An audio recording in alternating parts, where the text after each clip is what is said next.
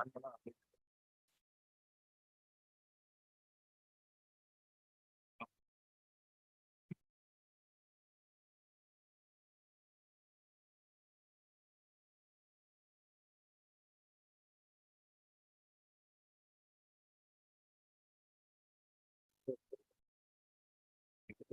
கூடாது. நம்மளே பயமா நீங்க இருக்கிறதே எனக்கு பயமா இருக்குது. தனியா விட்டு போறது எனக்கு. ஏதோ ஆஃப் பண்ண சொல்ல ஆஃப் பண்ணிருக்கேன். பண்ணிடுவீங்களா நீங்க?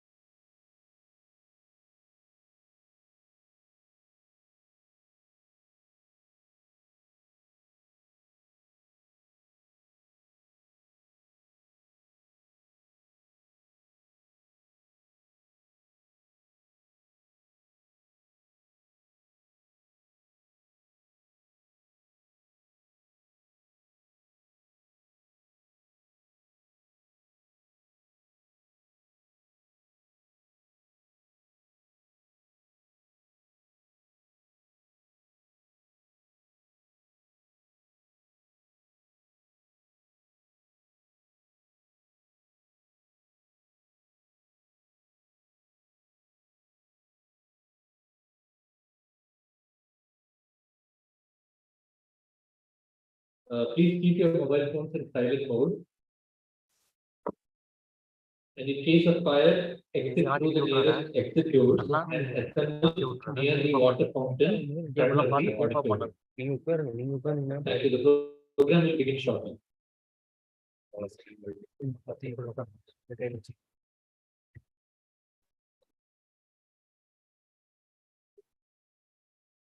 அந்த லேப்டாப் எதுவும் கனெக்ட் பண்ணல. லேப்டாப் அப்படிதான்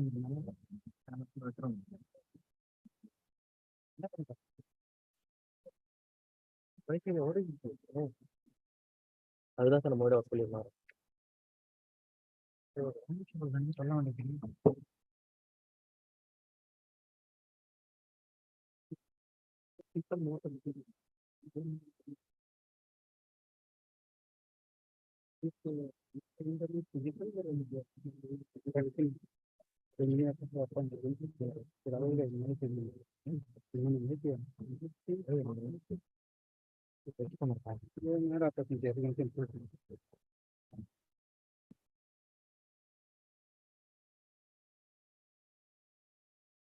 வேண்டியது கட் பண்ணிட்டீங்களா? கட் பண்ணலையா?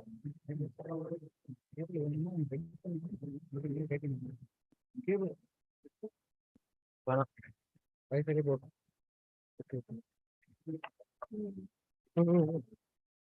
ஆட்கள் பதினஞ்சு நீங்க மட்டும் இருக்கிறீங்க. அது அப்படியே இருக்கட்டும், வீட்டுங்க அந்த அப்படியே இருக்கட்டும். இல்லை முடியல முடிஞ்சு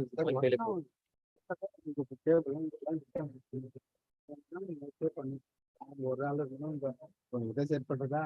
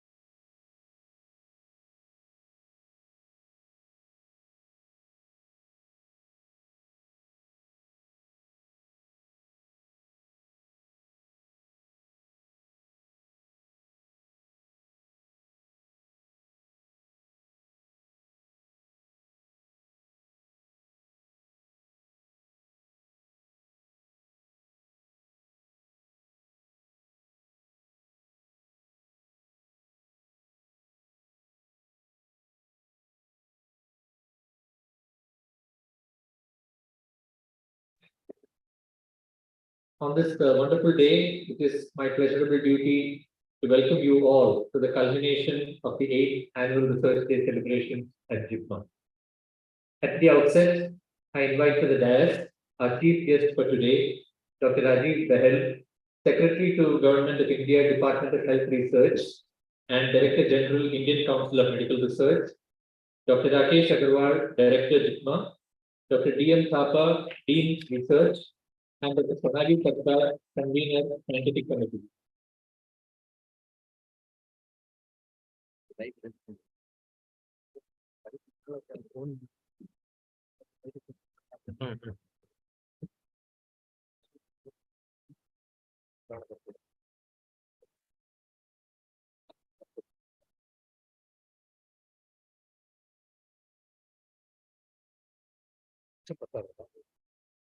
I request our Director and Dean Research to felicitate our chief guest.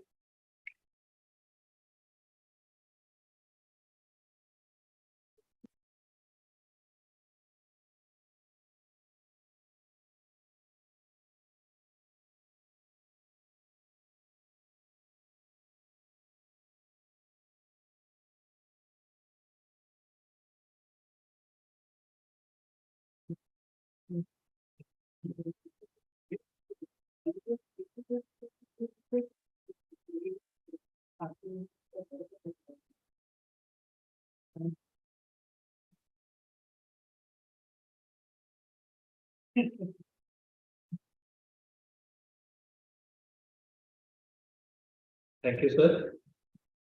Over the past 3 weeks, we have discussed, debated, and disagreed on many issues, and we are all wiser for the same. Perhaps that is what research is all about. The purpose of the JIPMER Research Day celebration is twofold.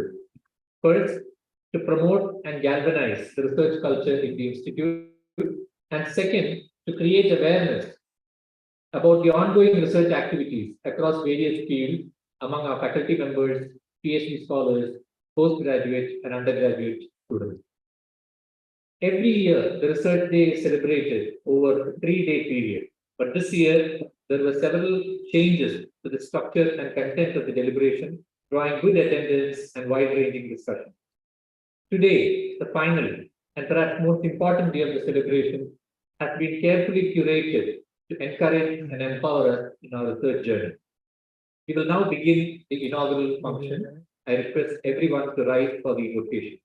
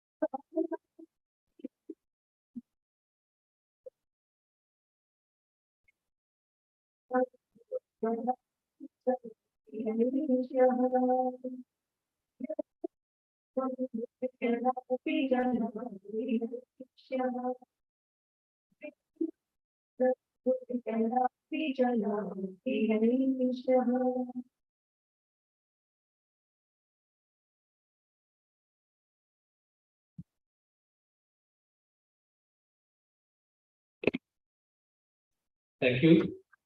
Now I request our director, Dr. Rakesh Agarwal, to deliver the welcome address.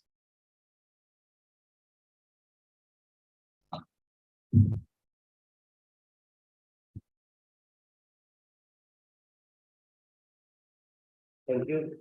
Good morning, Vanakkam, Namaskar. Dr. Rajiv Bahal, Secretary, Department of Health Research, Government of India, and Director General, Indian Council of Medical Research.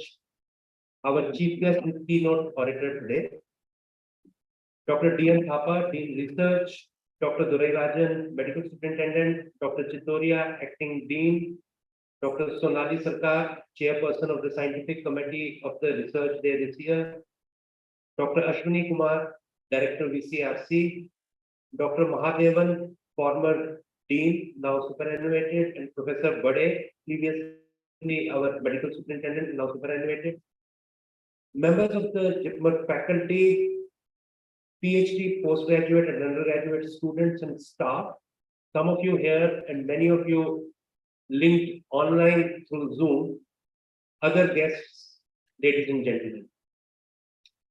It's a matter of great pride and pleasure for me to welcome all of you to this inauguration of the 8th Research Day celebrations of our institute, and more importantly, the keynote address on the occasion. Let me first introduce to you Dr. Bahal, and then a bit about JIPMER and our research day. Dr. Bahal is a physician scientist par excellence and an accomplished science administrator. Dr. Bahal began his career, like many of us, with an MD degree in pediatrics in 1993. But I think he knew his calling much better than many of us do, that is, research to change lives, and he knew it very early in life. Therefore, he decided to nix his position of senior resident at All India Institute of Medical Sciences in New Delhi, or the so-called academic track that many of us have followed, to instead join the research team at ICMR Advanced Center for Diarrheal Disease and Nutrition Research at that institute, under the tutelage of late Dr. M.K. Bhan, whom this institution is very familiar with because he was previously a president, to do field research and work towards a PhD degree in public health. He followed his heart. In 2003, he moved to Geneva to look after newborn and child health research at the World Health Organization, where in 2013, he rose to the position of head of research on maternal, newborn, child and adolescent health, a position that he held till his recent move in October 2022 to his current position. Dr. Bahal has immense experience on research on various aspects of child health, including nutrition, enteric and respiratory diseases, and non-communicable disease. He has conducted and coordinated several population-based as well as hospital-based intervention trials, observational studies, and implementation research to scale up interventions. He has supported population-based multi-country studies in over 20 countries in Asia and Africa, and has worked to strengthen health capacity in over 50 institutions around the world, mostly in the developing world. His work, published in top journals, has directly impacted health policy and programs such as use of zinc in treating childhood diarrhea, early initiation of breastfeeding, treatment of newborns with severe infection close to their homes by frontline health workers with simplified antibiotic regimens and clinical algorithms, and immediate initiation of kangaroo mother care after what he calls mother newborn ICUs. These interventions have helped save several young lives around the world every year. In recognition of his contributions to maternal and child health, the University of Bergen, Norway, conferred on him an honorary doctorate degree last year. Over the last 5 months, he has been working to transform the ICMR, and some of us heard from him directly in a small meeting that we had a few minutes ago. Let me just say to those who are not there, we should soon be seeing a more efficient, lean, exciting, and focused version of ICM. Unfortunately, I haven't had the occasion to work with you directly much, except for reading your papers on clinical trials in zinc supplementation for preventing diarrhea and respiratory infections that you did at All India Institute. I did that when I was working on a systematic review on the subject nearly 15 years ago. More recently, I've had interactions with him in relation to immunization program in the country, where I have seen his firm belief that health policy must be guided by robust data and good quality research. That's what we need in the country, sir, and thanks for that. And now let me change gears and move to JIPMER and its research day. Sir, we are among the top medical institutions in the country, being ranked sixth among medical institutions in the National Institutional Ranking Framework last ranking. The institute is engaged in providing high quality education in medicine, including its specialties and subspecialties, nursing and allied health sciences, excellent patient care and biomedical research. We have been celebrating a research day every year since 2015 with two objectives. First, to foster and promote research culture, and second, to inform our faculty and students of the newer advances in science. As in the past year, this year, we have had presentations by various groups at the institute, including undergraduate students, postgraduates, PhD students, and faculty members of their research work done over the last 1 year. We had 4 concurrent workshops on different research techniques over the last 2 days. And the culmination is today, the research day, with several activities related to promoting research planned for the day, including presentation of awards to the best research work in each category. With the main objective of the research day being fostering research culture, Dr. Behel, with his wide experience in conceptualizing, implementing, and finally translating research into health policy, it was an easy and the most apt choice for the keynote address today. And actually, trying to link it to something else that we saw recently at JIPMER, the response that our JIPMER family had to addresses given by Dr. Abhay Bang and Dr. Rani Bang, our guests at the convocations for the medical and nursing streams recently in late 2022, which was also on similar work. I think if it fits in and forms a continuum. When I requested him last month, his first response was, and I quote, "Rakesh, I'm not accepting such invitations yet," unquote. However, within 5 minutes, he very kindly consented. I'm personally grateful to you, Dr. Behel, for kindly agreeing to be here. I know you haven't been to many institutions for such things, but you have given us your time. Thanks a lot. Finally, to the audience, I can assure you that you are in for a treat today. Enjoy. Thank you, Nandri. Jai Hind.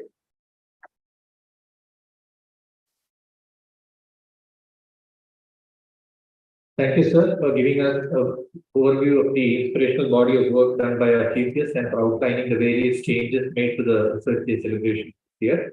Your vision will guide us in future iterations of the event. Now, I request the dignitaries to light the lamp that symbolizes truth, knowledge, and understanding.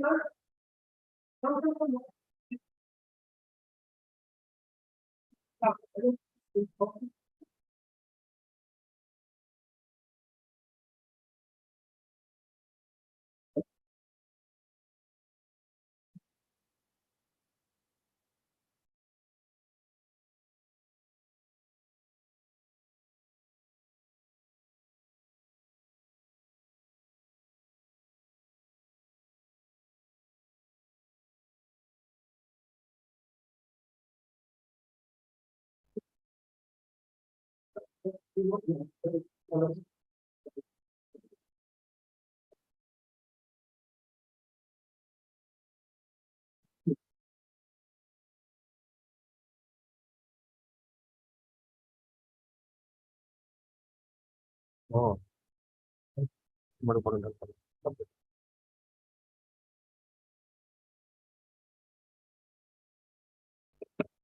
Thank you. Now we come to the most eagerly awaited part of the inaugural function. May I call upon our chief guest, Dr. Rajiv Behel, Secretary to Government of India, Department of Health Research and Director General, Indian Council of Medical Research, to deliver the keynote address.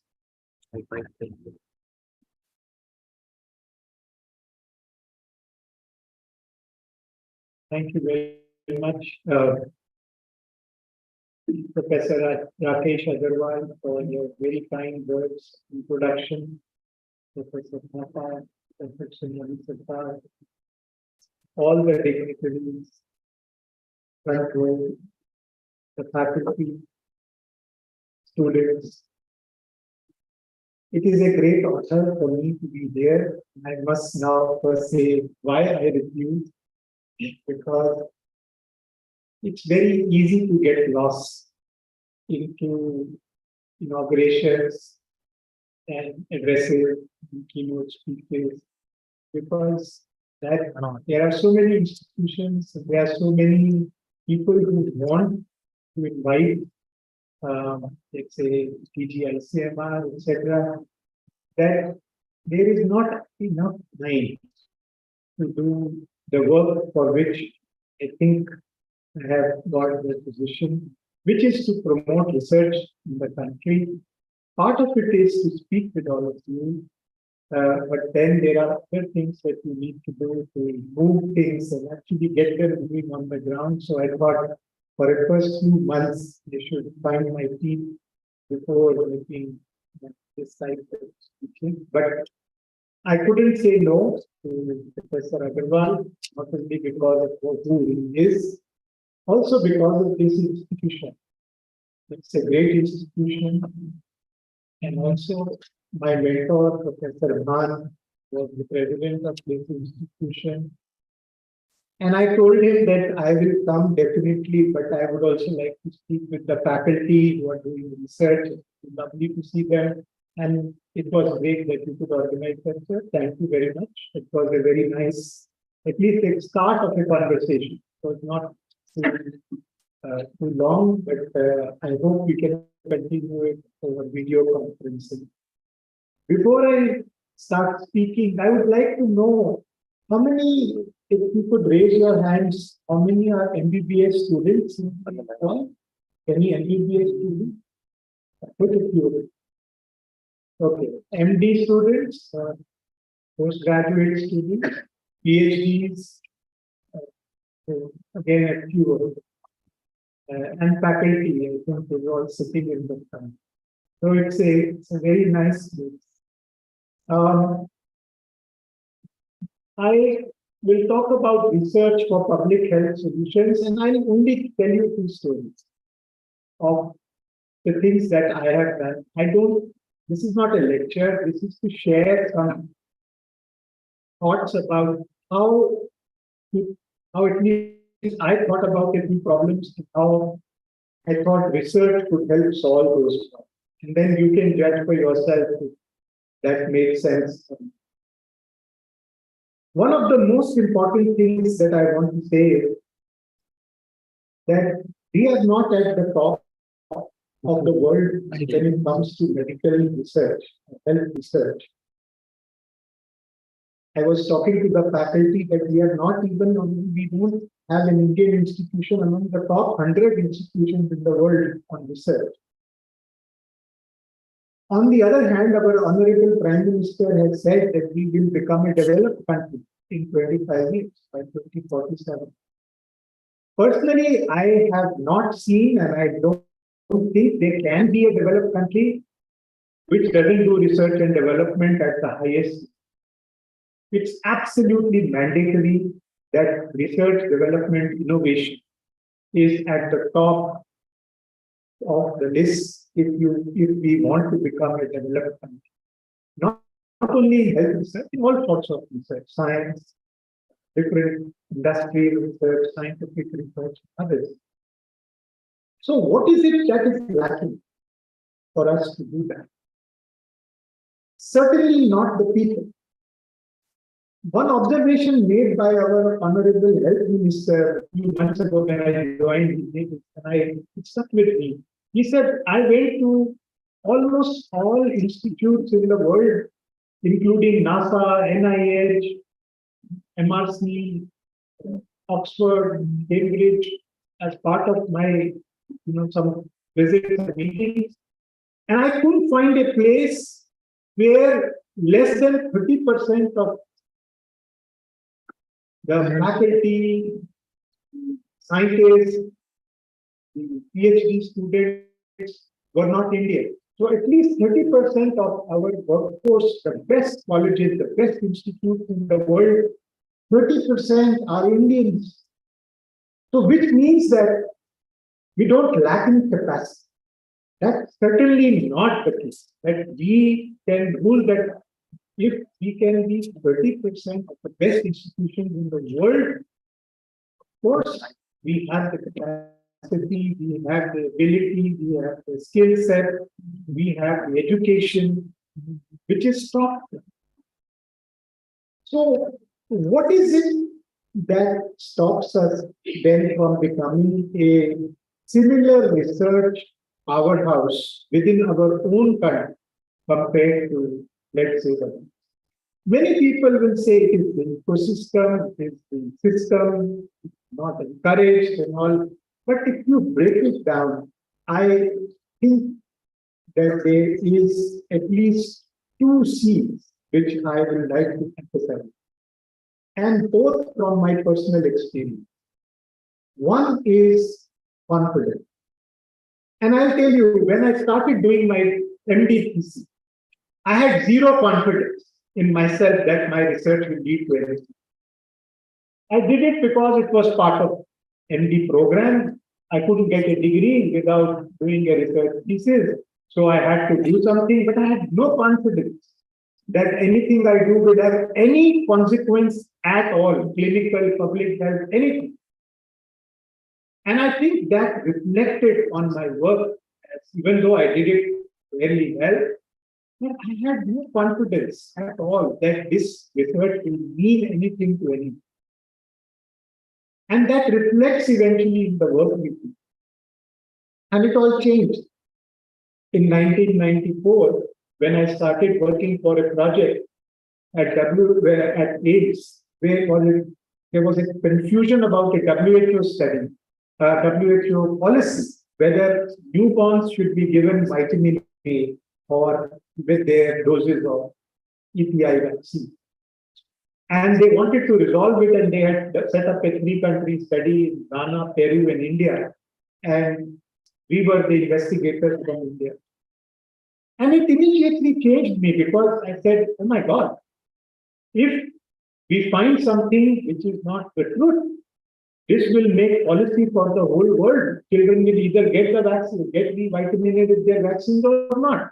So the importance of the things you are doing also gives you confidence that it is an important thing, you have to do it. This confidence is usually lacking.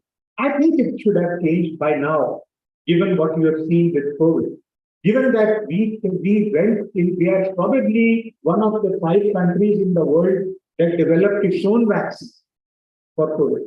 Good, bad, ugly, doesn't matter whether it was the best in the world or not. I'm not even debating that, but we did it.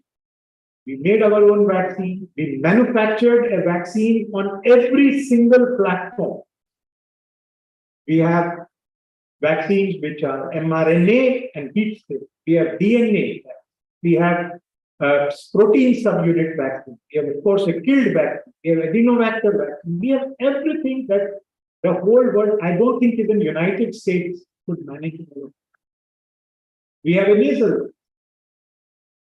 So today, to think that we don't have the confidence also doesn't hold true. So we should have that.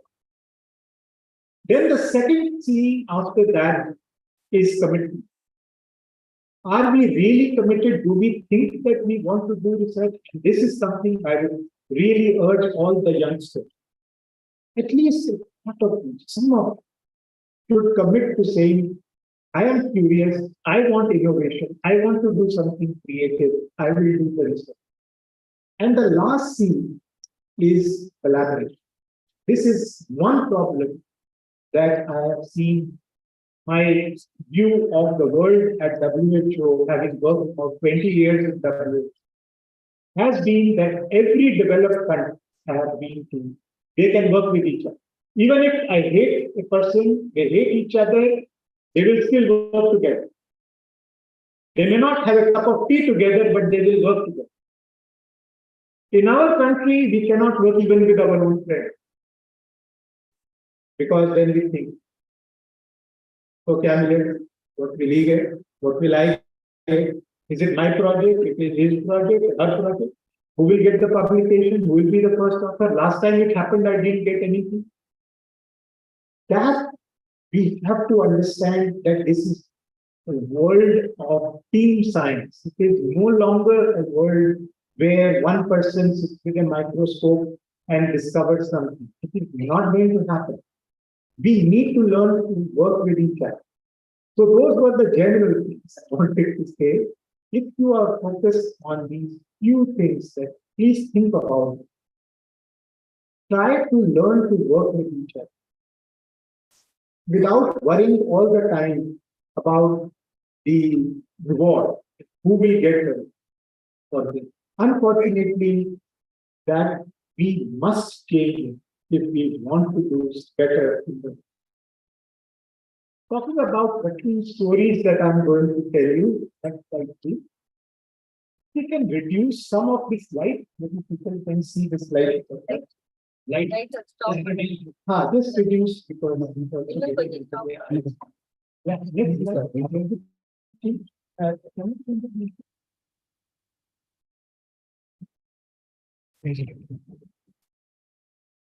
I think it's fine.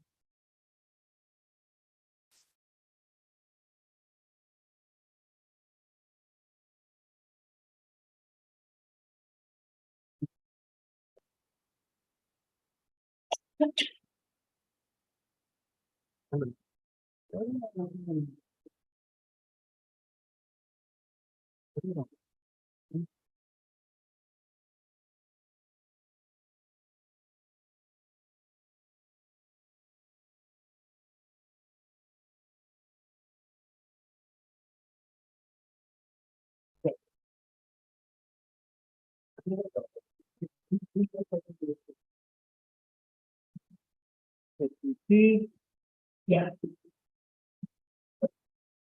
this one. Yeah, this one. Can you not hear me? Well, can you hear me? Okay. So the first story I'll tell you about is with kangaroo mother care. I know that all of you may not be interested or may know newborn health or maternal health, but the stories are stories, and it is not going to be a lot of technical things in them. If there are, I will try to make it simple. But it is very simple. Kangaroo mother care. Kangaroo mother care means that a preterm low birth weight baby is kept skin to skin with the mother. When mother is available, if mother is not available, whoever else can do it. That is the intervention. This is not a new intervention. It's been there for 30 years. It's a life-saving intervention. But my story is how that could be made impactful in a public health. So we launched at WHO a multi-country, multi-institution, multi-agency research initiative. And I'll talk about 3 issues. So 2050, yeah, I think we can. So it's a life-saving intervention, but has very limited impact. Why was it limited? Because nobody was using it. It was being used only in a few centers that called themselves kangaroo mother care centers. And maybe less than 5% of all babies who were born low birth weight were actually receiving the intervention. So that was the first problem statement. So the coverage is less than 5%.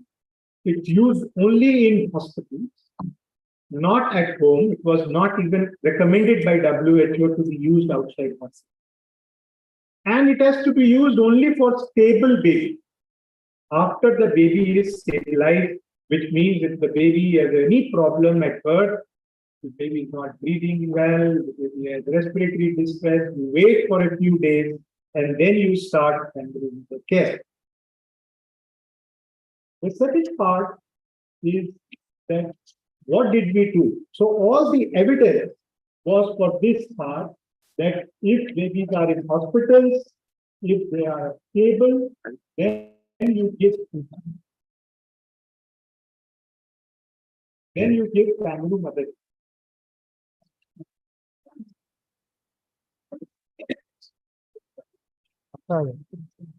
So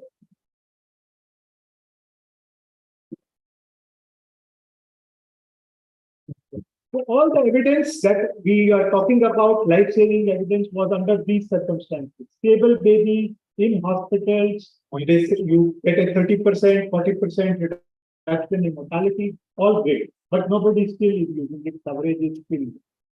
So we set up an initiative and ran it between 2016 and 2020 with 3 types of projects. One is the scaling up implementation.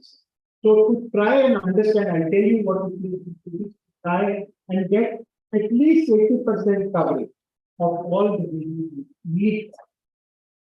The second one was a community KMC randomized control. Will kangaroo mother care work if babies are functioning or not? So to answer that question, to answer the third question, that can it be used in babies before they are stabilized immediately after birth? We did plan another randomized control trial called immediate. Why is that important? That is important because most of the deaths in these babies actually occur very early. So even though your intervention saves lives, you cannot start the mix.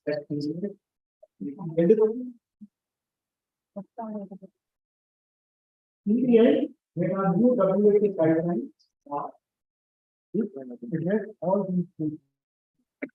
Kangaroo mother care is given to all preterm robust babies at least for 8 hours to 24 hours per day. Can be initiated in the facility or at home, should be initiated as soon as possible after birth and guidance on how to scale.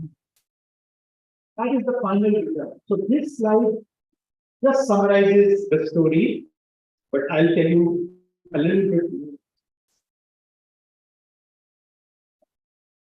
So in fact, this mother newborn ICU is a very different transformative concept in newborn.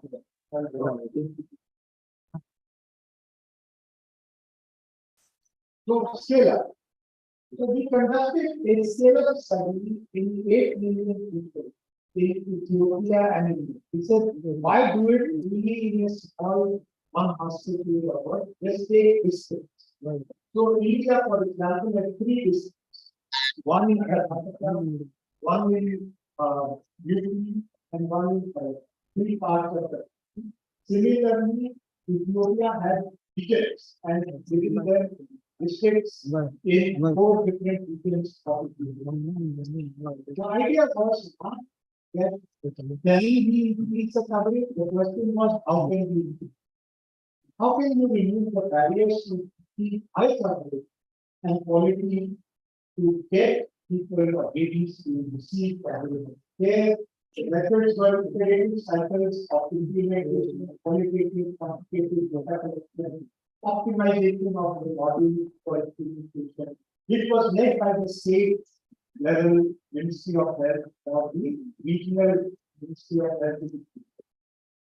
The final result was implementation of audit that developed and optimized that achieved 68 to 88% initiation of PhD, and 53 to 82% of rate of PhD. These data are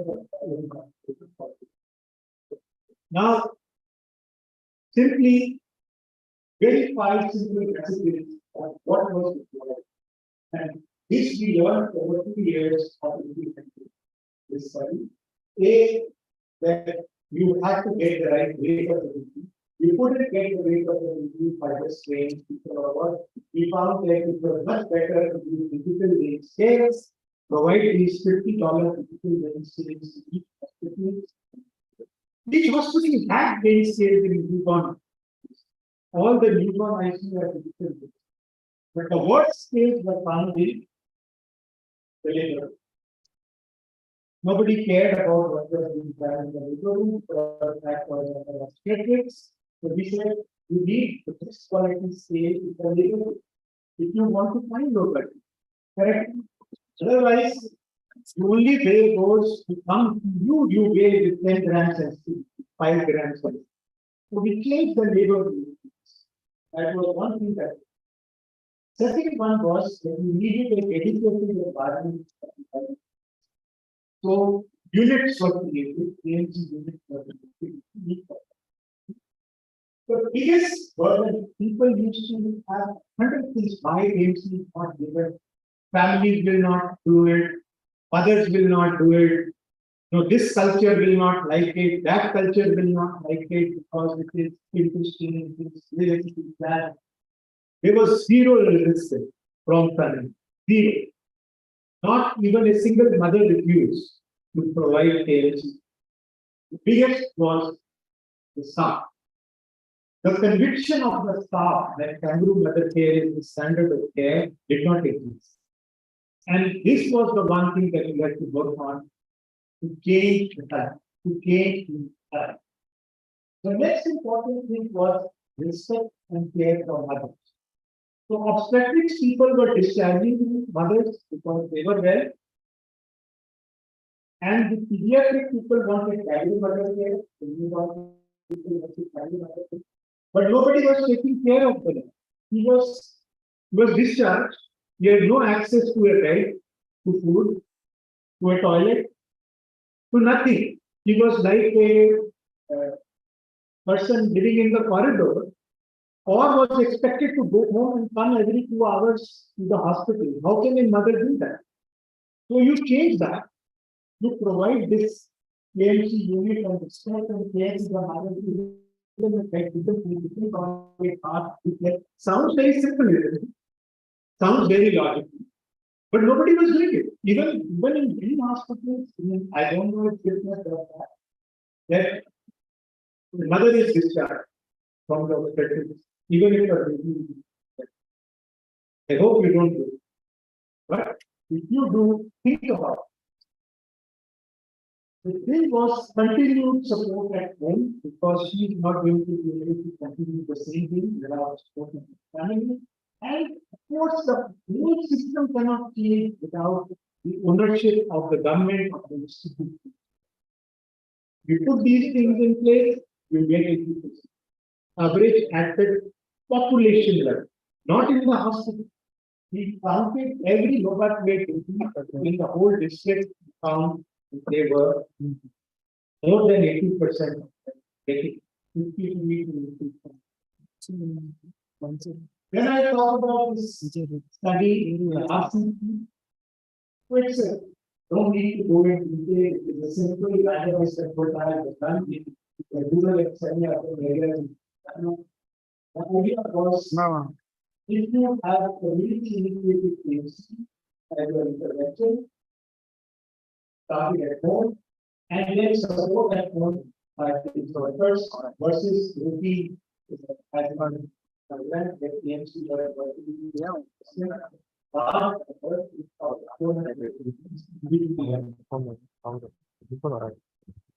results coming in the Lancet in 2019 that will be reduced survival curves. The first one is the innovative period, the second one is unfortunate. So two cases where you very easily initiate PhD for stable They were stable, they were not unstable. They were about 59. But when you did that, you got 30% reduction. A 25% reduction in mortality continuing up to 6 and we see it was included in the WHO guidelines of 2022. The last part of the story is the emergence of what we call the mother newborn disease. So this was the issue here that we did this slide because most of the deaths were early, but we can start finishing it because the babies have to be stable. So we said, let's try it out in a population which is small baby, 1 to 1.8 kg, all of them need care. When we start as soon as possible after birth by another surrogate of the mother. But the control is you still give KFC, but KFC only after the baby is stable. So that is the current recommendation at that time of the time. So standard of care versus the intervention of starting much earlier within the first 2 hours was done in hospitals in 5 different times. So the 3 components were skin-to-skin contact with the mother, starting within 2 hours, and continuing for at least 20 hours a day. That was the goal. Actually, the first 20 hours, every about 60 minutes. Counseling and support for exclusive breastfeeding and provision of all other care while the baby was still in skin-to-skin contact. So if you wanted to feed, you do that. You want to IV, you do that. You want to even CPAP, you do that. So then we realized how to do this. We had no way to do immediate family level care in the ICUs that we have built. All the NICUs that are built in India, including our district level SNCUs of 6 newborn care units, are built on the same model as JIPMER, as All India Institute of Medical Sciences, as Women and Brighams in Harvard, or as Great Ormond Street. Everything has exactly the same model. Babies are in smallpox, baby environments, or incubated. And they are just, there is no place to keep them up. So what we have to do is, we have to say, if we have to implement it, it cannot be implemented unless we create space for it, infrastructure. So this picture that you see is somewhere in hospital in Delhi. And this is what we call the mother newborn. Because basically everything that an ICU does, it has a monitor, it has oxygen, it has everything that we need, that we would, except this is a level 2, so it doesn't have the bedroom. Other than that, it is everything that the has. But the difference is that bed, which has that. And you can see the same in companion. In these 3 countries, also Malawi, Nigeria, and Ghana, it was improvised. There was no separate place, but one room was made into another NICU. In Ghana, there on the left side, you have another NICU, on the right side, you have the NICU. Here you see the same, and there was another part of the ICU which was continuing to be as is. So what we did was we brought the mother with the baby in the NICU, and when the mother was not there, he served. Provision of even respiratory support was done with KMC, oxygen, CPAP, you can see those pictures. 70 hours per day was achieved, even though the goal was about 20 hours, but there were reasons why, either for phototherapy, or that, or taking samples, or doing something else, any other medical procedure, we had to take these babies out for some time, or the mother had to do something else. The control was the usual picture. Babies in cots, they are better inside incubators, governors, etc. Different things. Just one thing to show. There was a 25% reduction in mortality. KMC versus KMC. The only difference being early KMC versus later KMC. 25% lower deaths. This was published in the New England Journal of Medicine in 2021 or 2022. 21. And not only was the mortality lower, hypothermia, and suspected sepsis. I want to say this. When I came to open this in Delhi, we wanted to start it. Manoj Jarani was the additional secretary head of NHS. And his first question while having tea was, but Dr. Behel, aren't you worried that these babies will get infection? In an ICU, we are introducing mothers. They are going in. And I told him, mothers don't bring infection. Nurses and doctors do. We bring infection. The mothers don't bring infection. In fact, the contrary. And this is exactly what we saw. 18% lower sepsis when mothers were handling their babies, rather than class 4 employees doing backup changes, nurses going from one bed to the other. As much as you want, try your hand hygiene, whatever else, there is always, mother is the best in terms of protecting her baby. And I'll come to that in a moment. So, overall impact of this research initiative with these three different studies, we created this mother issue concept. We still think it is a great concept.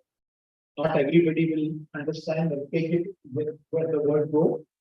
But if you try this out, you will see how different the care becomes personal.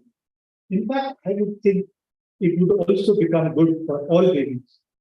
Because if there is one guardian angel that any one of us has, it's the mother. There is nobody who will protect the baby as much as the mother. The guidelines were updated, released in November 22. Global position paper on KMC was developed by WHO state, which includes all these findings, and implementation research on the KMC, this immediate KMC at scale is now being implemented. So it will be done in India as well, but in other countries, Nigeria. But there are 2 sites in India which will take now SNCUs, district hospitals, and run the SNCUs as mother newborn. So quickly moving on to the second story is this other issue of serious neonatal infection or suspected serious neonatal infection. So here my title is life-saving treatment for the unborn. So what was the problem? The problem that we identified, in fact, Dr. Abdul would have spoken about it. He was the creator of this idea that you can treat babies with severe infection outside of a hospital. But when we at WHO did a review in 2009, no country had taken that up to policy. Because the only thing we were saying is frontline community health workers will give injections of delta and oral preference. And nobody was willing to accept. After 10 years, between 1999, when Dr. Abe Bang's seminal paper was published, and 2009, not a single country had taken up that response. And our analysis was that they were reluctant to get lay people to use antibiotics, particularly injectable antibiotics. So at that time, there was an alternative model that we were working on.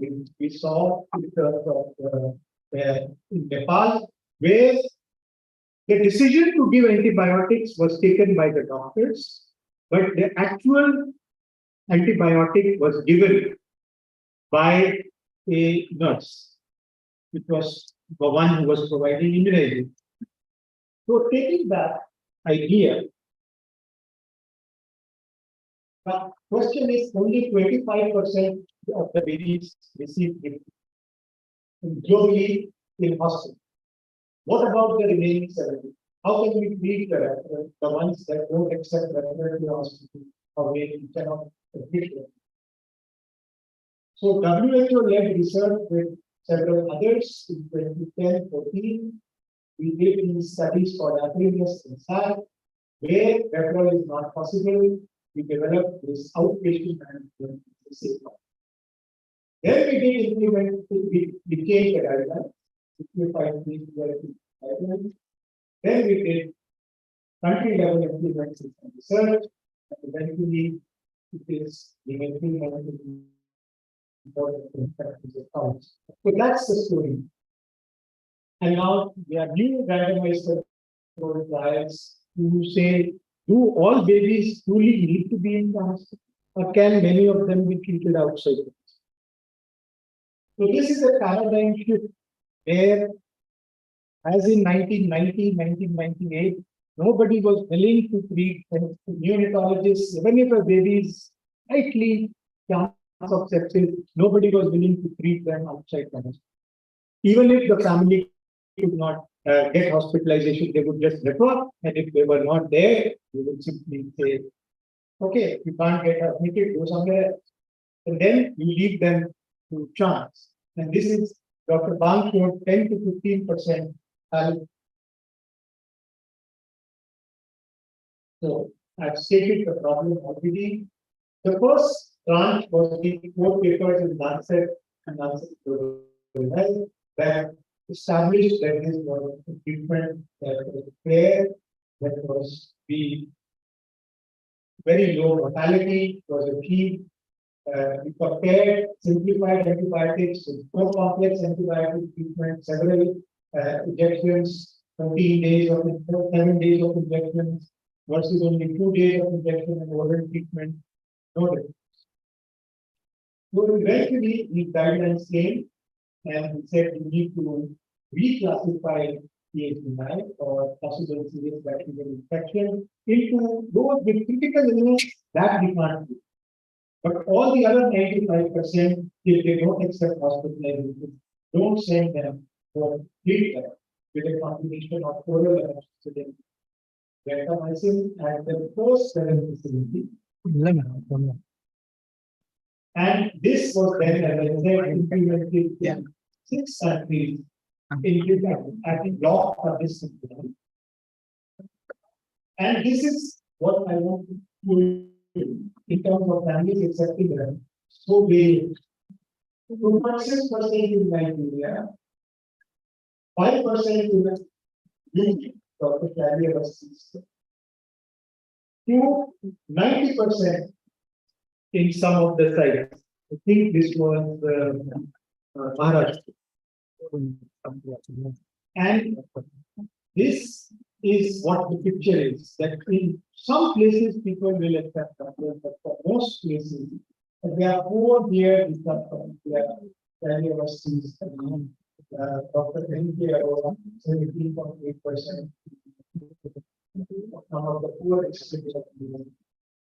And there is this one in Martin, where it was a little bit better, 37% in Martin. And this is what is the coverage of treatment. Assuming that 10% need treatment, what you can see is that we increase the treatment from 54 to like up to 54 to 97% of the expected people got treatment. And in the red color or in the pink color, what you see is those who got it at first.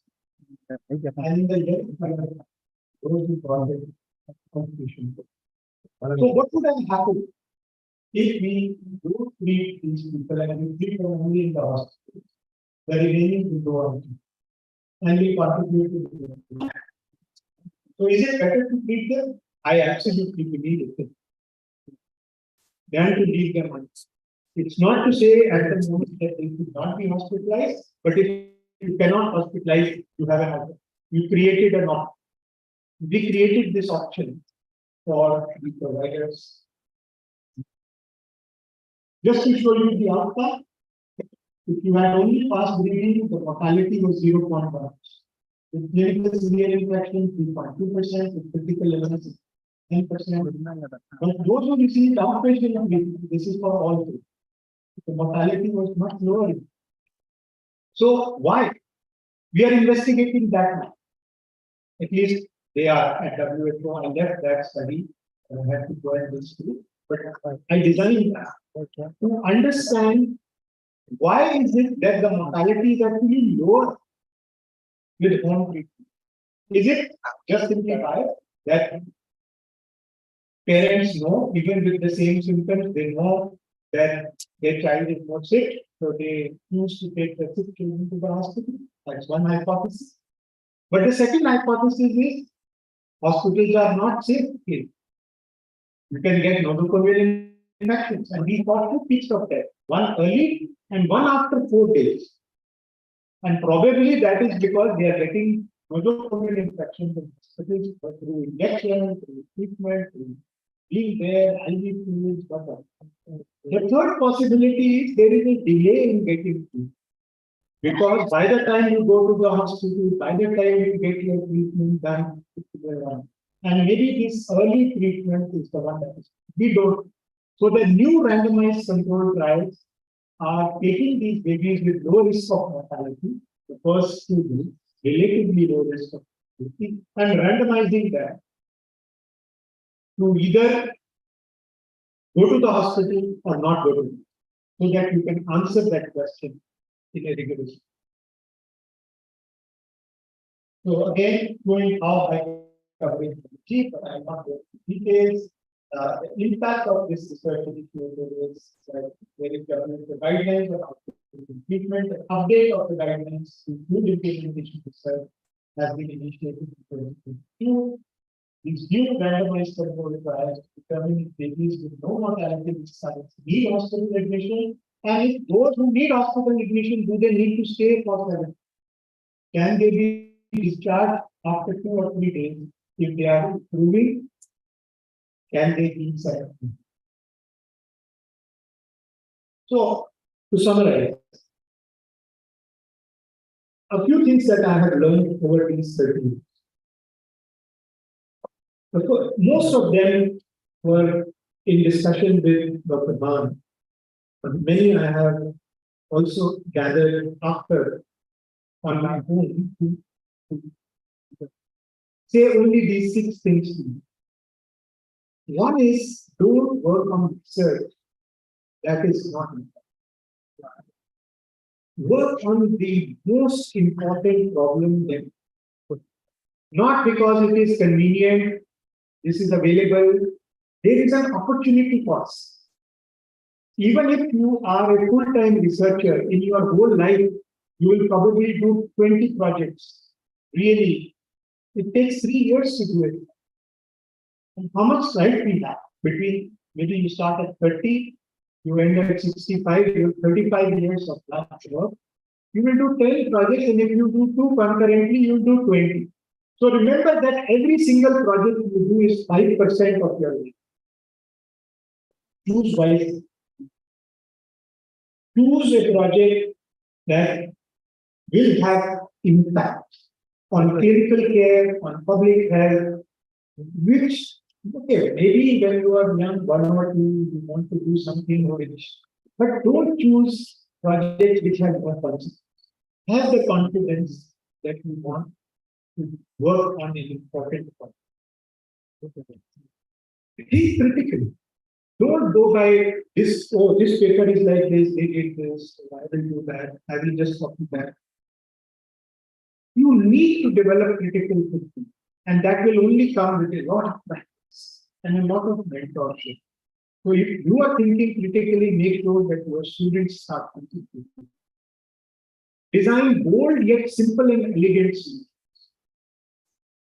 You don't need to have complicated studies or complicated solutions. In my mind, the easiest, in fact, if you listen to many of the Nobel laureates, they will tell you the simplest of things. They will tell you that the reason is very simple. I could have also done. Actually, those are the simplest ideas are the best. For those of you who remember the physics, remember Avogadro number. How did he get to it? Or remember benzene? How did they get to the structure of benzene? Simplicity. Think simple, but anyway. Don't think of the research project. Think of the research initiative.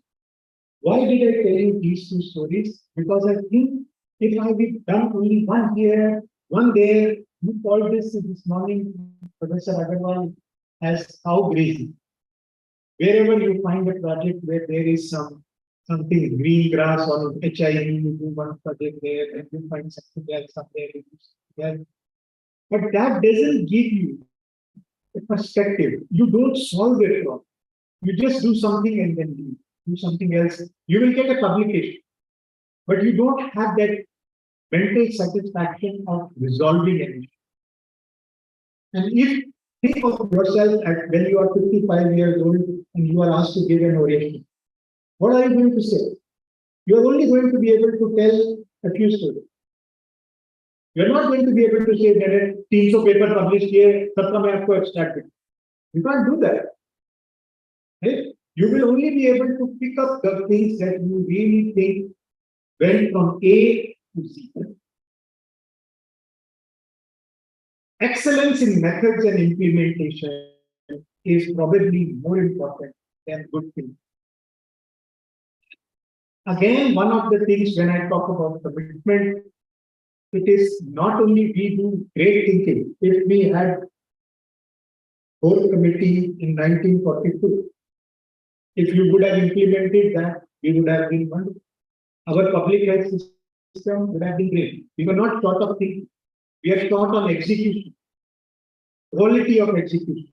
Execution requires commitment.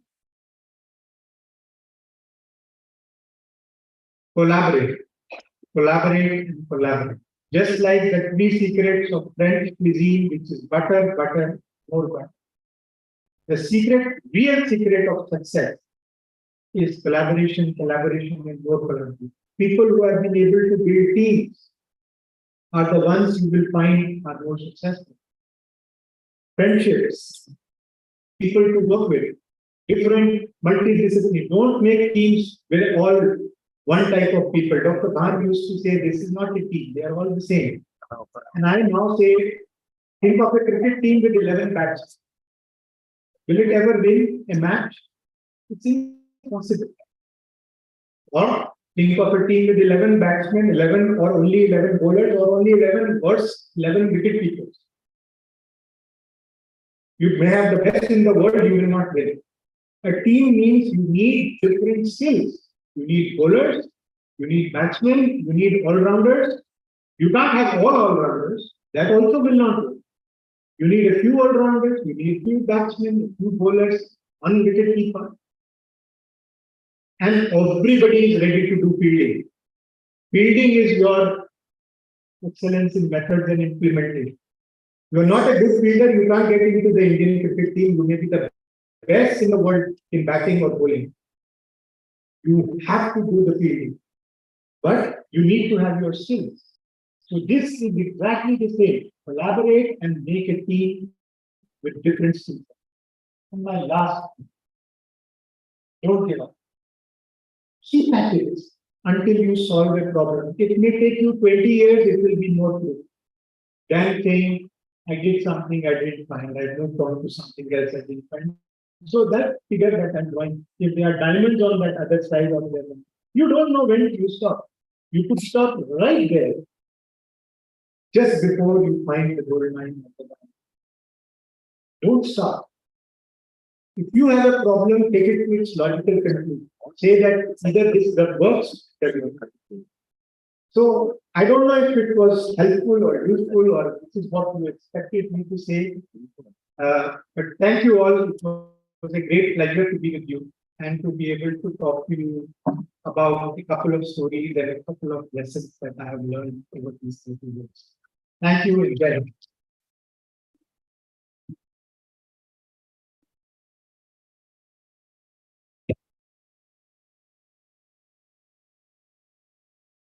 Thank you, sir, for your inspiring message. for sensitizing all of us to the importance of confidence, commitment, and collaboration, charting successful fulfilling research journey. Thank you also for giving us examples of simple yet impactful projects with significant implications for public health from your own body of work. Your vision and suggestions will guide and inspire us in our endeavors and fulfills the purpose of the research day. I now request our director to honor our chief guest with a memento as a token of our appreciation.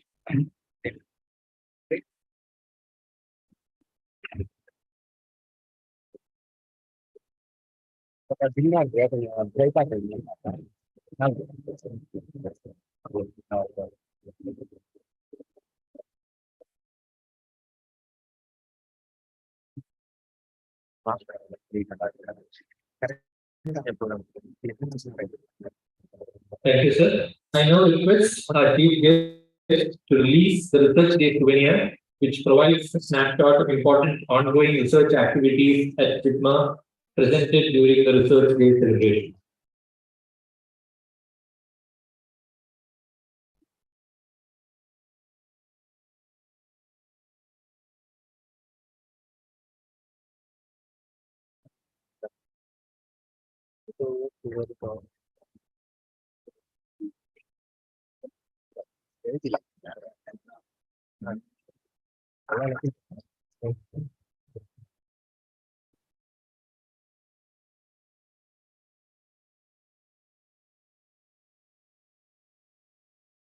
Thank you. With that, we have come to the closing stage of the inaugural function. I request Dr. D. N. Thapa, Dean Research, to propose the vote of thanks.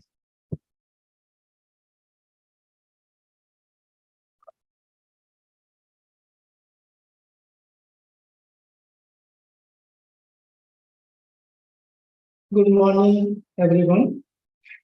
I feel honored and privileged to get this opportunity to propose the vote of thanks on this special occasion. First of, we are thankful to Professor Rajiv Pahel, Secretary, Department of Health and Research, Government of India, and Director General ICMR. On this occasion, giving his words of wisdom and three C's regarding the research, that is, we need confidence, commitment, and collaboration. Thank you, sir, for clearing our doubts and making our concepts very clear. We are extremely fortunate to have you with us. We are highly obliged to you, sir. Next, I would like to thank the torchbearer of this event, our director, sir. Many thanks to Professor Agarwal, our beloved director, JIPMER, for leading us, guiding us, making the changes this year to facilitate more participation and inspiring us in planning and executing the celebration from start to finish. We are really owe you a lot. Professor Durarajan, Medical Superintendent, Professor Kundra, Dr. Vikram Pate, Dean Academic, thank you very much for your guidance.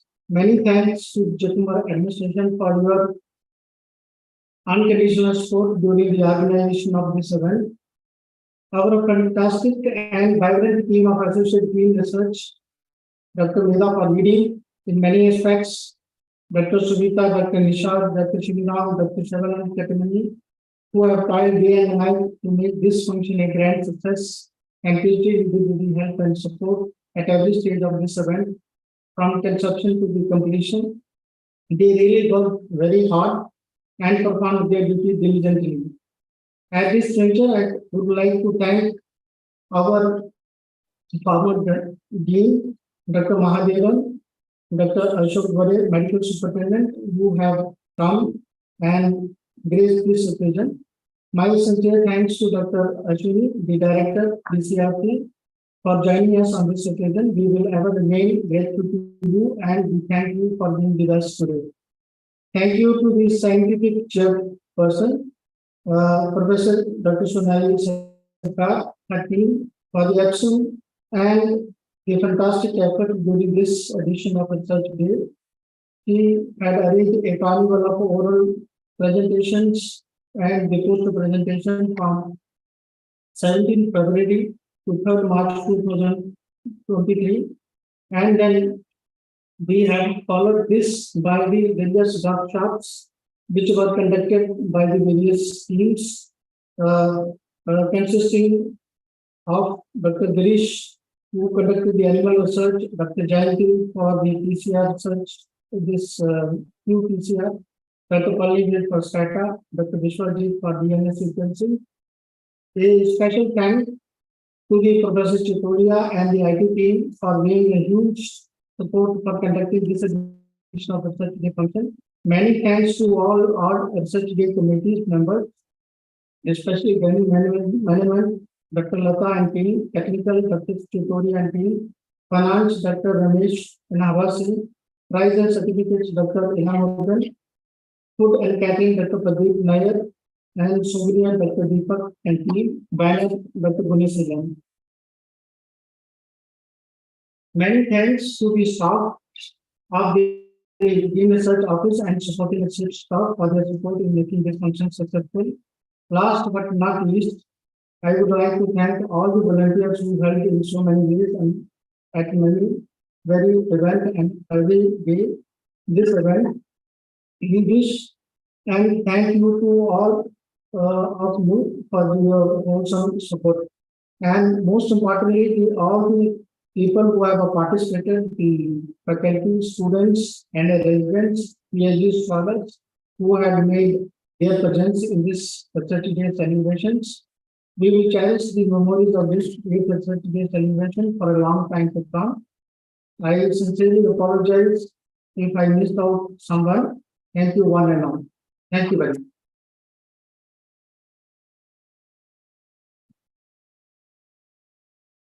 Thank you, sir. I request everyone to kindly rise for the national anthem.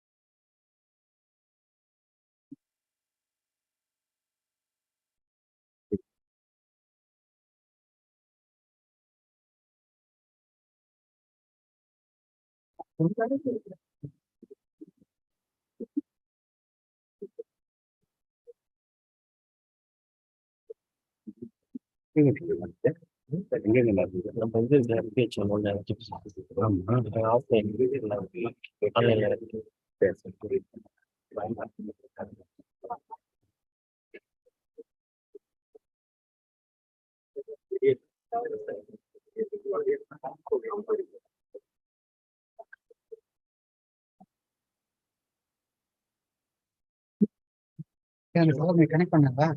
A very good morning to everyone present here.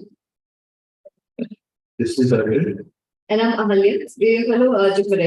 And now we privileged to be hosting you today for the remaining sessions.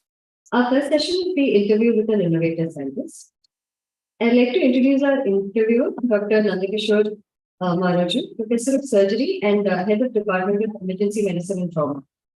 It is a great pleasure that I introduce our guest, innovator, oncoradiologist, and researcher in data science, Dr. Kritika Rangaraju, who presently serves as Assistant Professor of Radiology at AIIMS, New Delhi. Dr. Kritika completed her MBBS from Maulana Azad Medical College, following which she pursued MD in Radio Diagnosis in AIIMS, New Delhi. Her remarkable academic career includes the Fellowship of Royal College of Radiologists and postdoctoral fellowship in the Indian Institute of Technology, New Delhi. She received the Best Thesis Award in the Kakarla Subbarao Gold Medal Contest for her paper, Role of Breast Tomosynthesis in the Indian Scenario in 2013. In 2017, she was the recipient of the Invest in Youth Award by European College of Radiology. She was one among 10 candidates selected all over the world by the European Society of Radiology for the Editorial Review Fellowship in 2019. Her interests include the role of artificial intelligence in bringing healthcare to underserved areas and facilitating doctor-patient interaction. So Dr. Kritika Rangaraju and Dr. Nandakishore Maraju, I invite you to open the interview session.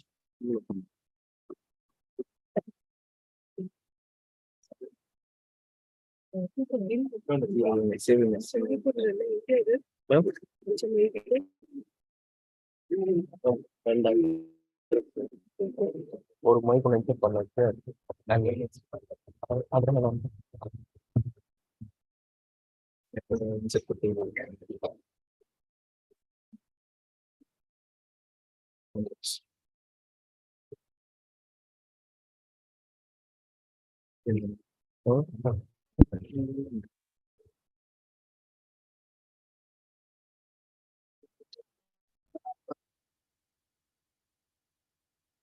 Good morning. So, there's someone who joins the previous program like UNI and goes on to complete an MD rate or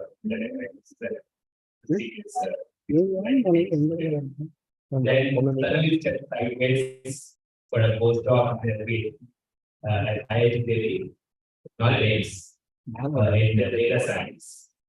Before switching back to your own institute as a faculty. Ladies and gentlemen, please welcome Dr. Kritika Rangaraju. And give it assignment with everybody.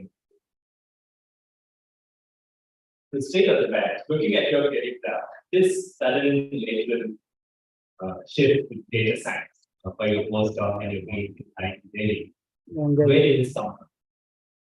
I should first thank you and thank everybody for having me here and all those very kind words. And I hope I will be able to do I really do my best to try to answer about the data science, I think I've tried several times to get back into a little bit of mathematics and a passion for programming in back in school. So I've always looked at data science, physics, and mathematics. To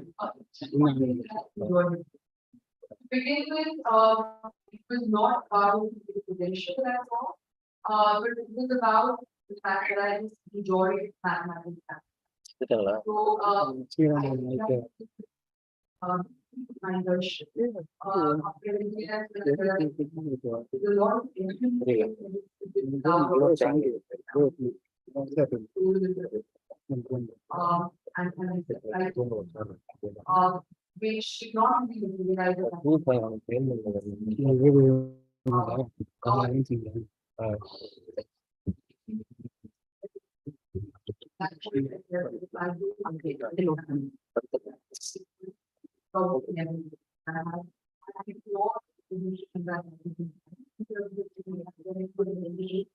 should not be utilized.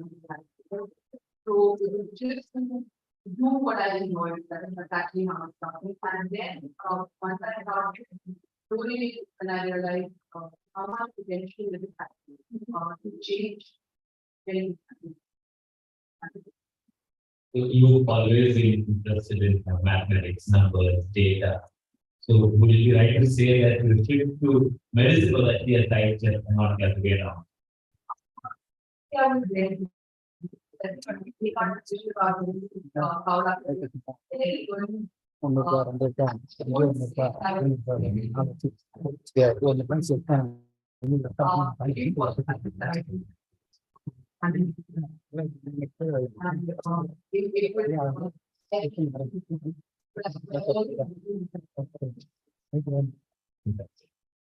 we're looking at you as an innovator that started a new path.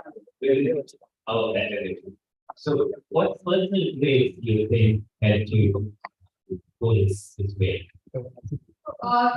Thank you for that. It's a great idea, but, it's all,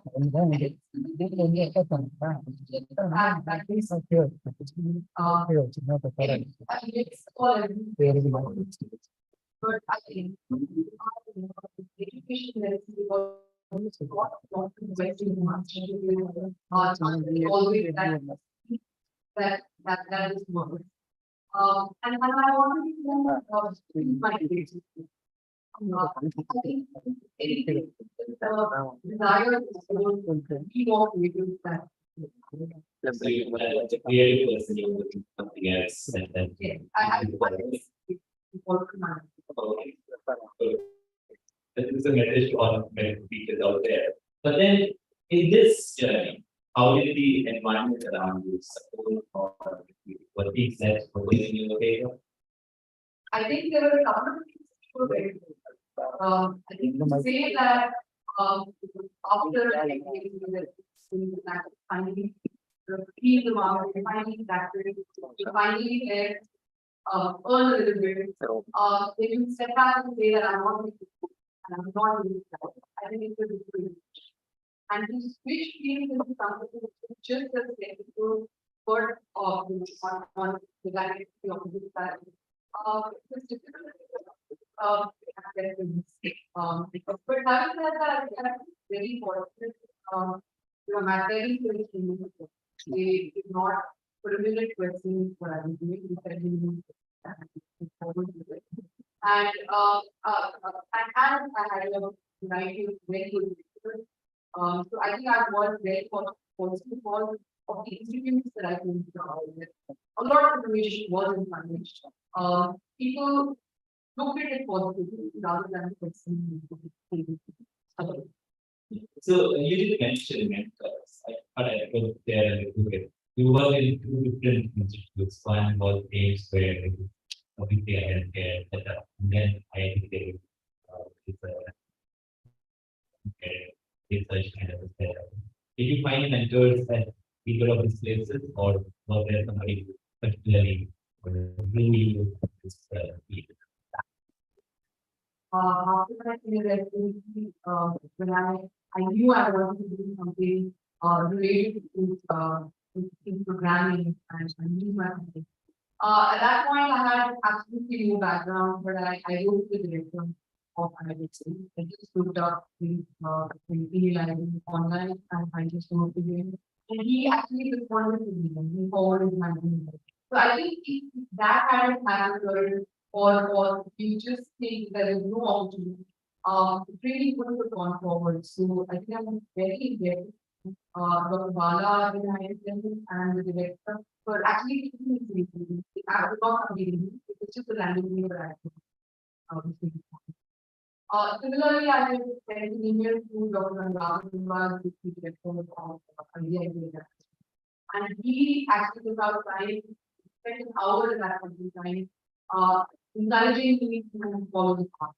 And that takes a lot of confidence. So I think one I think it's and similarly, I clearly again Professor Fish family into the design is the person of the contribution and the so these are different.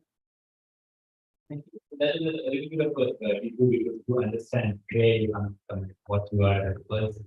I maybe probe a little bit in your area of interest. So you did your PhD and postdoc in data science design.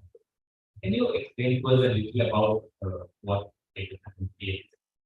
So I think data science is what we do in this.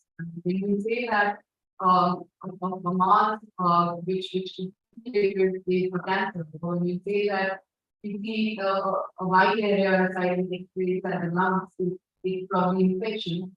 It's because you try to look at a lot of data and you attach it to its consequences. And what you're looking for patterns in data, so at some point, actually all of medicine is actually nothing but data. And when you do it more mathematically, when you say that there is a mathematical reason to a particular output or a particular endpoint, I think that's really what. So, So when we use data, one numbers and that, we use it as so what differentiates a data science expert from somebody who is really using it? How would you take this data work further with it? So, there, I think the dimensionality of that analysis we could do. What the computer and what today's neural networks are capable of doing.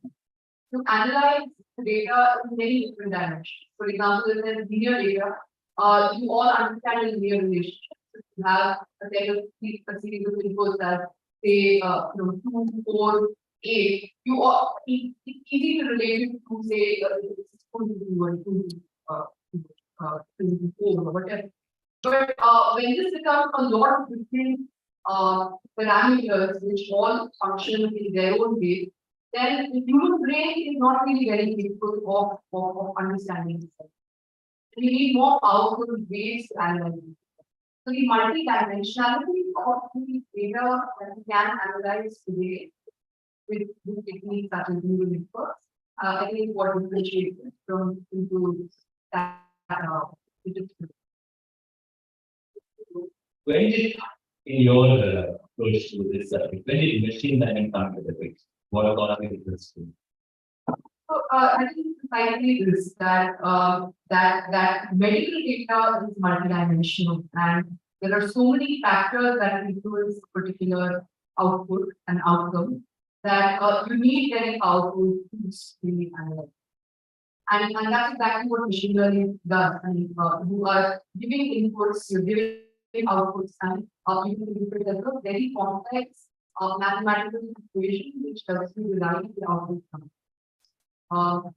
Maybe an equation is a moment, but you definitely need very powerful tools to analyze such complex data. And I'm lucky in the fact that when I ventured into data science, when neural network and deep learning became more popular. So you start looking at Google photos, showing up and identifying things remarkable activity, with Facebook, and we said that people put those tags on people automatically. And that's when I said, what people do this in medicine. I come from medicine. So when I looked at that, then I said, what people do this in medicine. That's what we do. Then would you say that radiology is a natural extension of data science because you still, even if you became estimate, it's still a lot of data, visually it has a base. I think actually all of this is an extension of medicine. Because this is what we try to look for patterns in the way the patient is presenting. And the reason I think we've gone forward in radiology so much is because we digitize that. Because digitization has happened for in radiology. But supposing we were to start digitizing all of the conversations that we have with our patients, all the red sounds that we record, then practically everything is very minimal. You could be able to pick up patterns in it. Absolutely.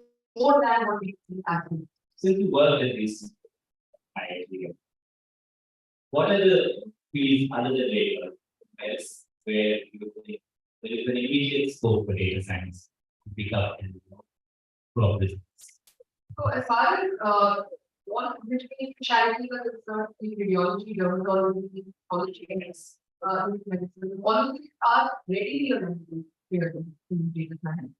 But having said that, everything in today's day can be recorded, and the real change will come when we start digitizing our OPD cards. Then we start recording conversations in the OPD.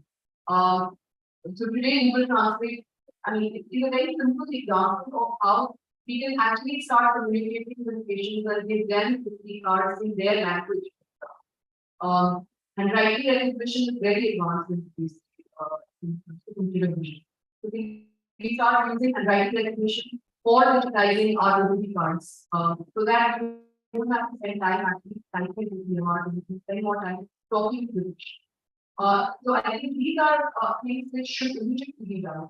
Apart from IT, there's also a lot of work that's gone on with IT and how we can actually control the amount of drugs we give to patients. I mean, we do antibiotics instead of big doses and doses to what requires by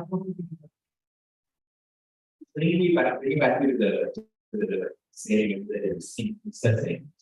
You're working at a critical intersection of say radiology, healthcare, and machine learning. Can you tell us something about your research? So, I've worked largely on two areas so far. One is breast cancer. So, my primary area of work in data science has been breast cancer.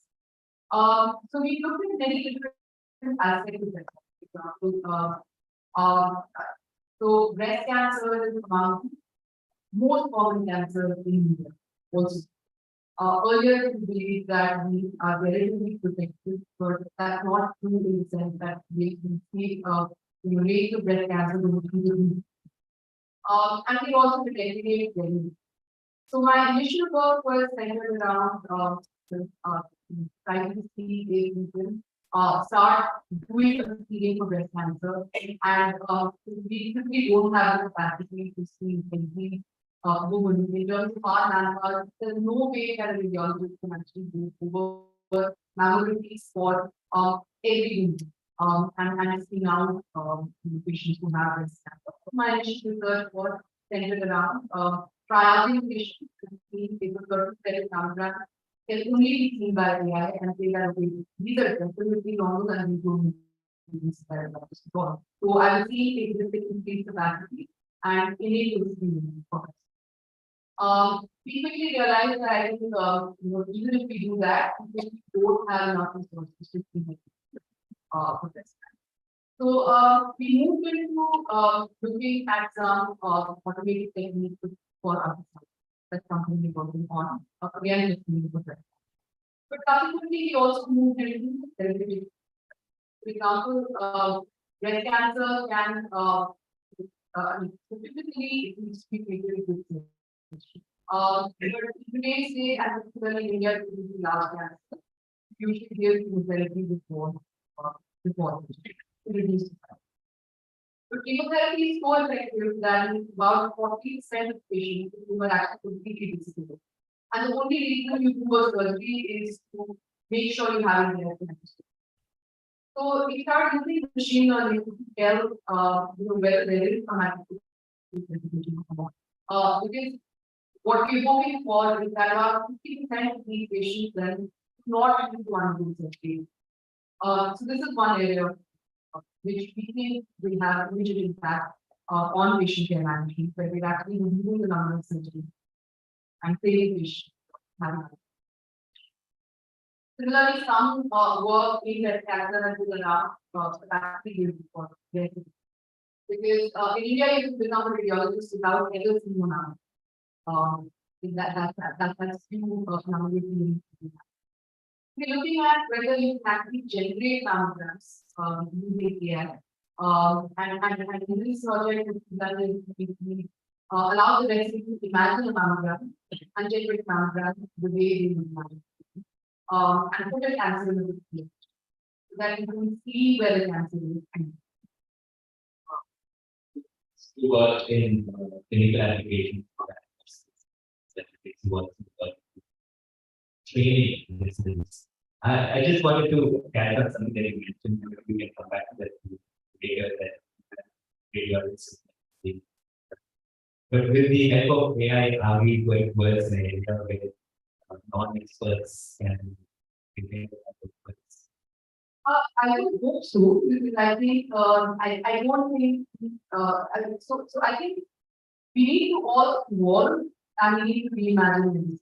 I mean the experts and to some extent, yes, I mean, I do believe that a certain set of the of images they start being seen by people who are not necessarily experts in that field. It would build capacity to do more than you're using your expertise better for things that actually need training, a lot of training which should not be taken into account. So I think So data scientists need data sets. I'm aware of data sets may have been by ideal scientists that are open available as public repositories. So we in this hospital, several hospitals across the country are sitting on huge data repositories.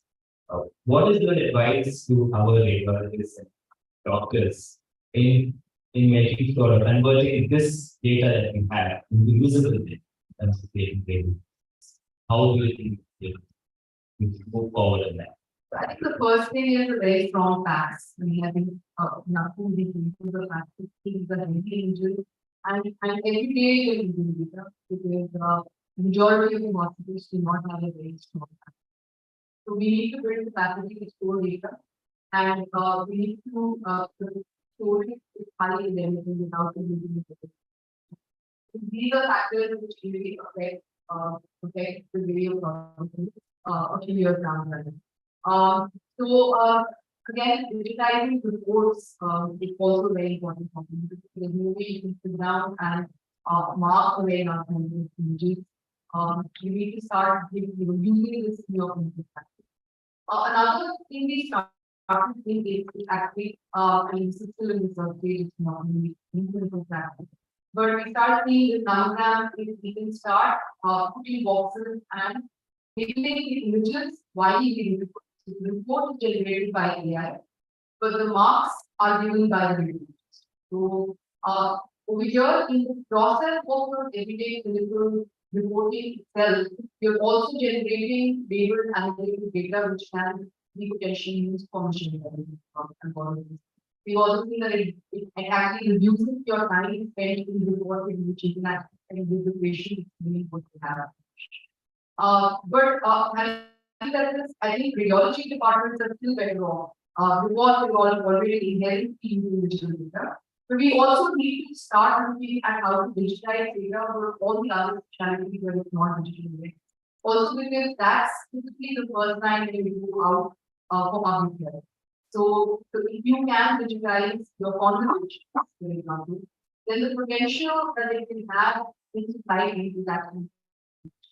So I think that should be potential. Thank you. So as we keep our conversation on, I want to invite anyone in the audience has questions that you would like to. We have a mic to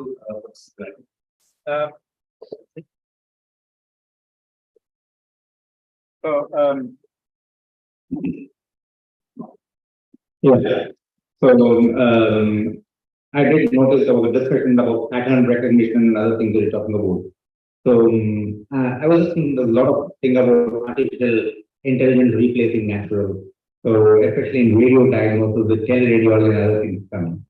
So is your kind of work or similar work going to render radiologists kind of threatened in terms of job? That's totally never been.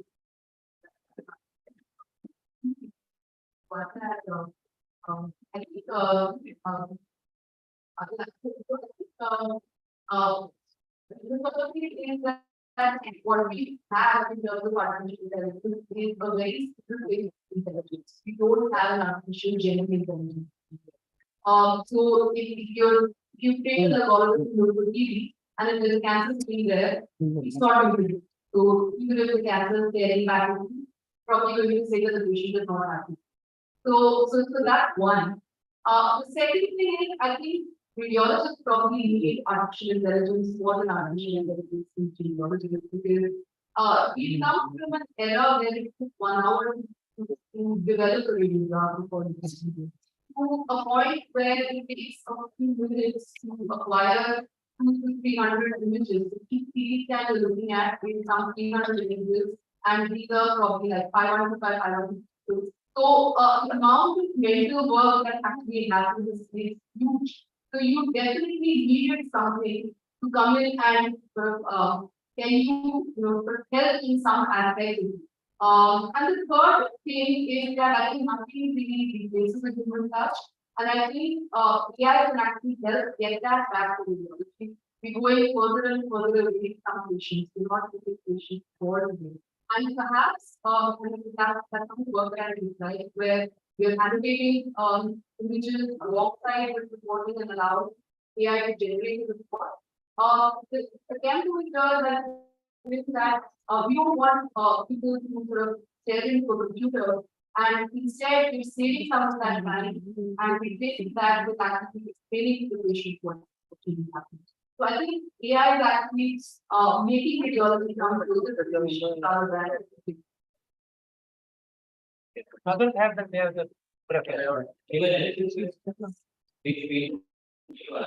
we have a few minutes that we can. On latest,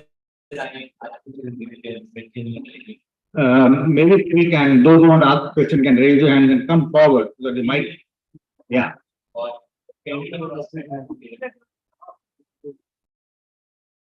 Those of you who are planning to. Anyone else who wants to ask a question, please be ready.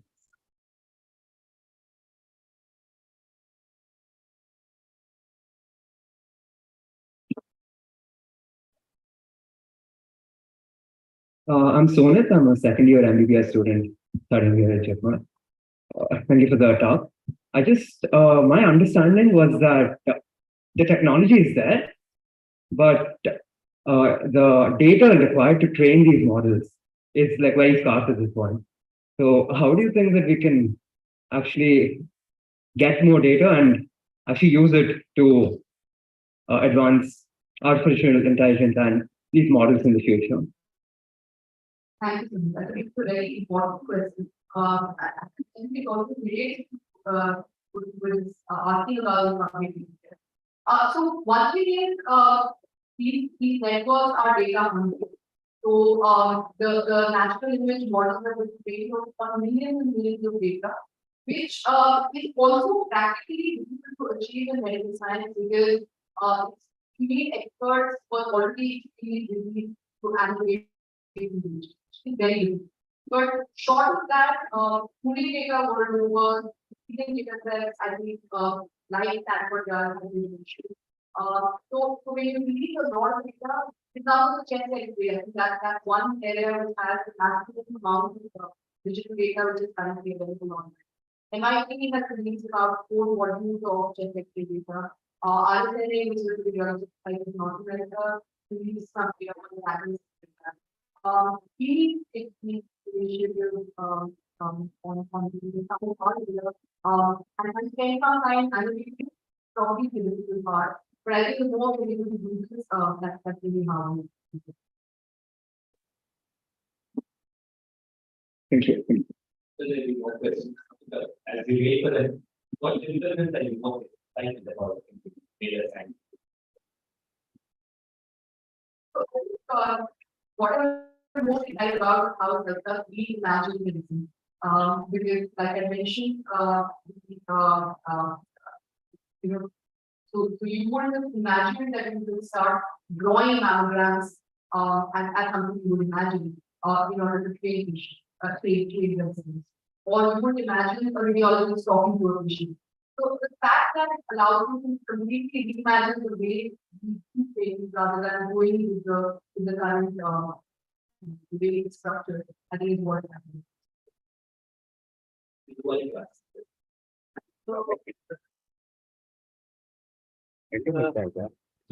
Okay, so that's okay. Sorry, I will provide the doctor because I don't like to my people. My question is more personal. When you decided after your radiology to go to IIT, I don't know whether you were married or not. What did your parents think? If you were married, what did your husband and in-laws think? Did they think you were crazy? What they supported? Because I think we keep talking about radiology. What we need to talk about is something more about you. So I think You said that, sorry, I don't know. so I think very important on this. You've done that. So So in fact, I was married, I had my first baby when I was doing my postdoc. So I think extremely fortunate in that sense, because I think my parents who always been were very supportive at it. They never questioned me. They also said, you know what you want to best. And my father actually happened to was with HCL for like 40 years. So he understood the potential of IT. My husband is usually an ophthalmologist and he goes to the PhD right now in basic sciences, so he's doing such genomic work. So I think I know that this does not apply to one also. And in that sense, I think I will.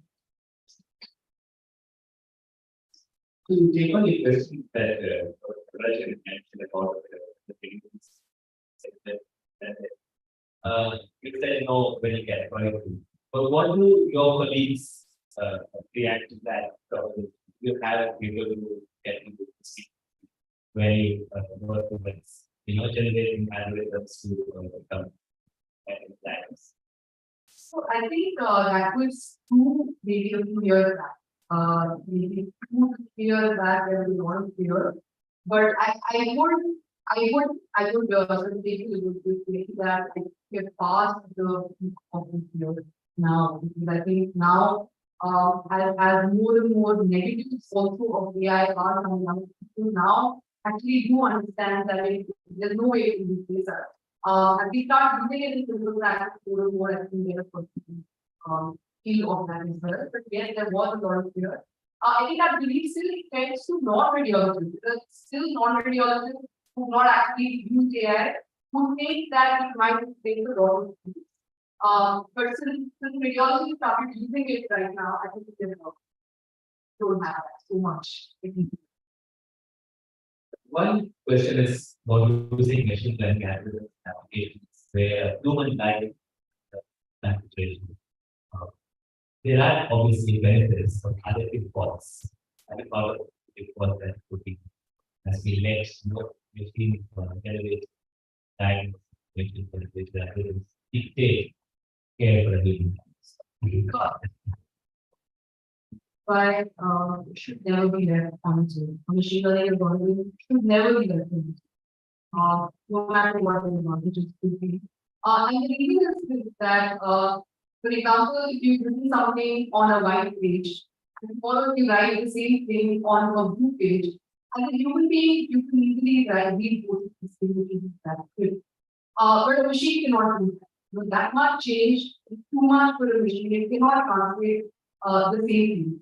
So and there are studies that show that a little bit of noise that has been added to the image completely change the output of machine learning. So a machine cannot think, and you will only train it for a particular task.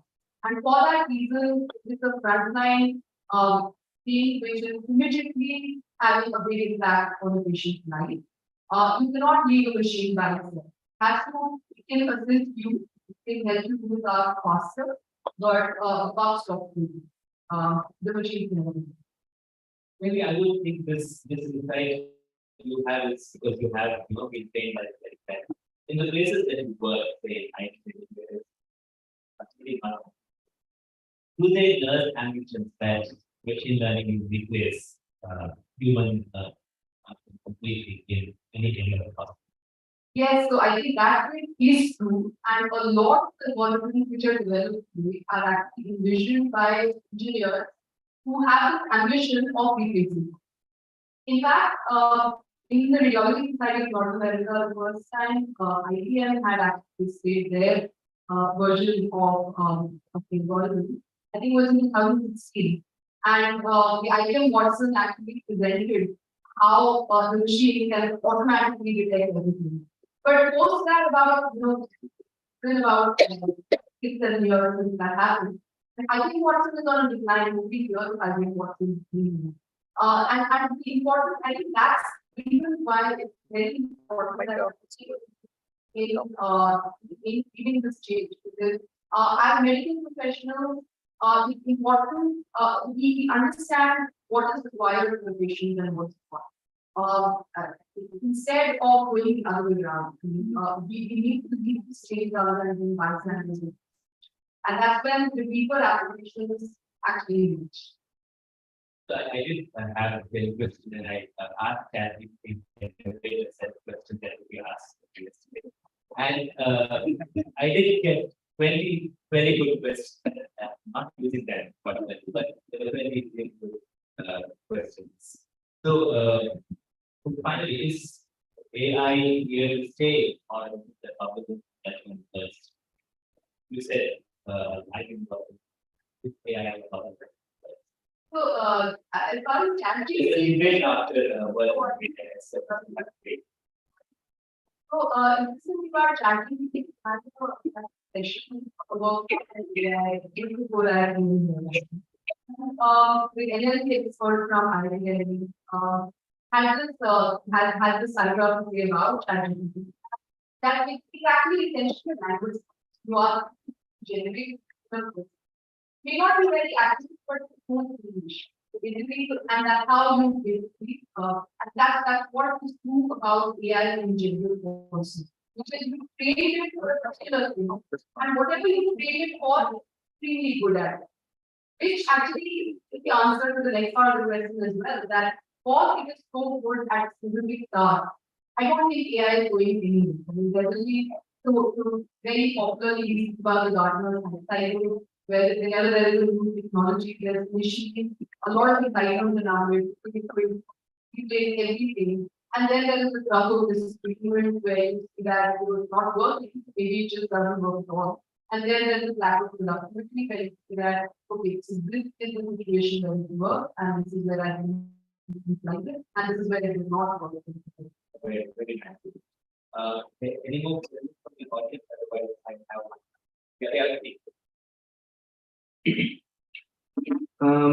Very good morning, madam. Myself, Dr. Vendas. I'm from Community Medicine Department.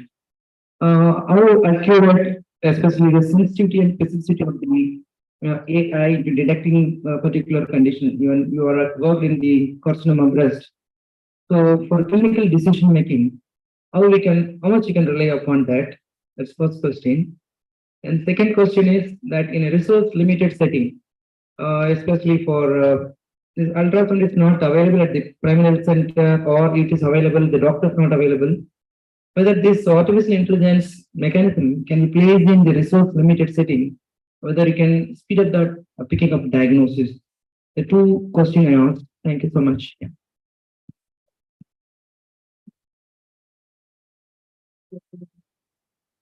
Where we can actually make it down. The first question on how useful, how reliable it is, I think we should all be aware of the disadvantages of it while we use it, which is that you train it on Western breath, for example, may not translate to Indian breath.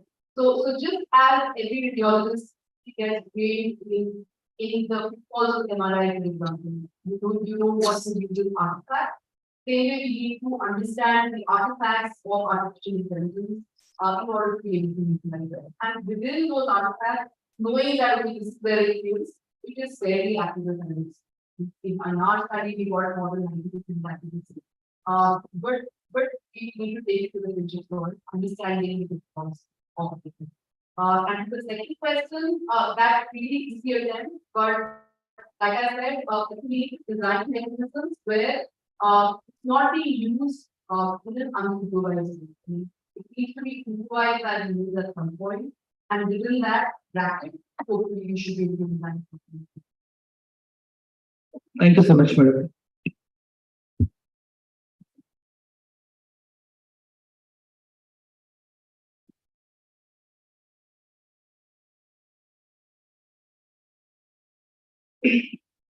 Good afternoon. I'm Dr. Deepika Somani, pharmacology resident. So I have a couple of questions. So one is, as we're moving towards real world evidence and the technologies that are transforming it, so I'm pretty much interested towards that. So one thing is, how do I develop my career towards that?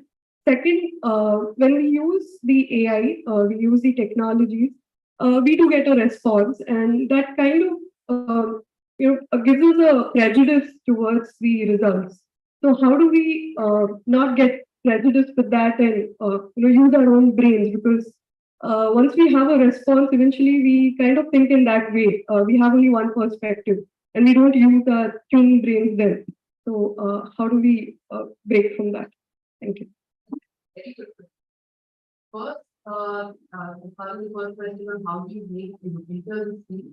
I had the fortunate position, I think we are HDM.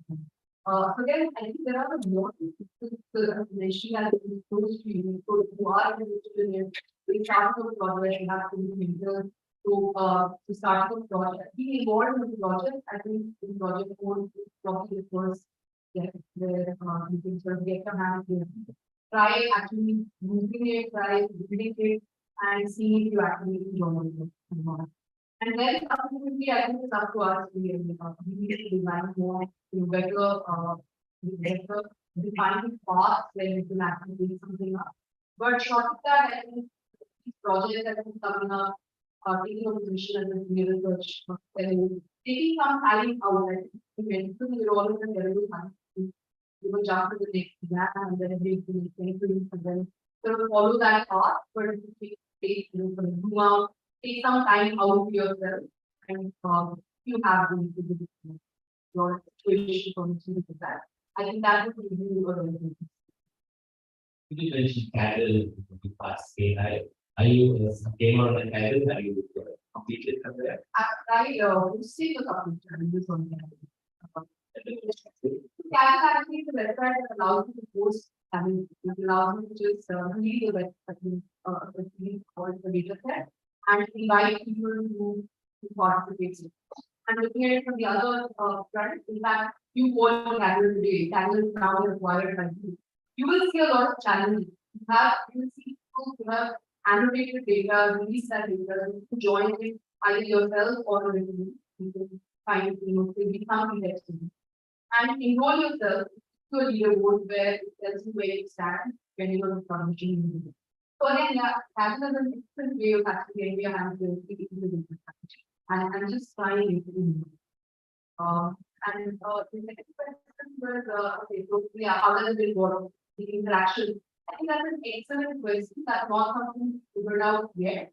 It is and in fact lessons from the past to this in the 1990s is when integrated detection actually got FTA approval from for now. So we got an FTA approval for saying that the computer can actually access secondary year in detecting that. And that was another time when the word was pronounced that radiologists are not required anymore. But at that point in time, there was an Indian article after that in the last sentence where they actually showed that when you look at the interaction with the human, once the machine falls out of a particular area you can see, the human becomes influenced and more convinced to call it a cancer. As a result of which we ended up having biopsy patients for a lot more than otherwise happened. So the false positive rate of biopsies actually ended up extremely high after planning. So I think that's still a hurdle that we have to cross with very well-defined studies. We need to not repeat the mistake we made in the 1990s. We need to design studies where before finding how it works, we're able to study how the different practices. And there is no replacement for learning about AI. Why I think all of us need to educate ourselves about how AI works, what is AI, the problem that defines AI, so that we understand that what it's telling us is just a problem. When we are more educated, we will use it better, and that's how we do it. Just one more thing, ma'am. If I want to join your team after my MD, how do I join? Sure, ma'am. Thank you so much, ma'am. Thank you. Last question.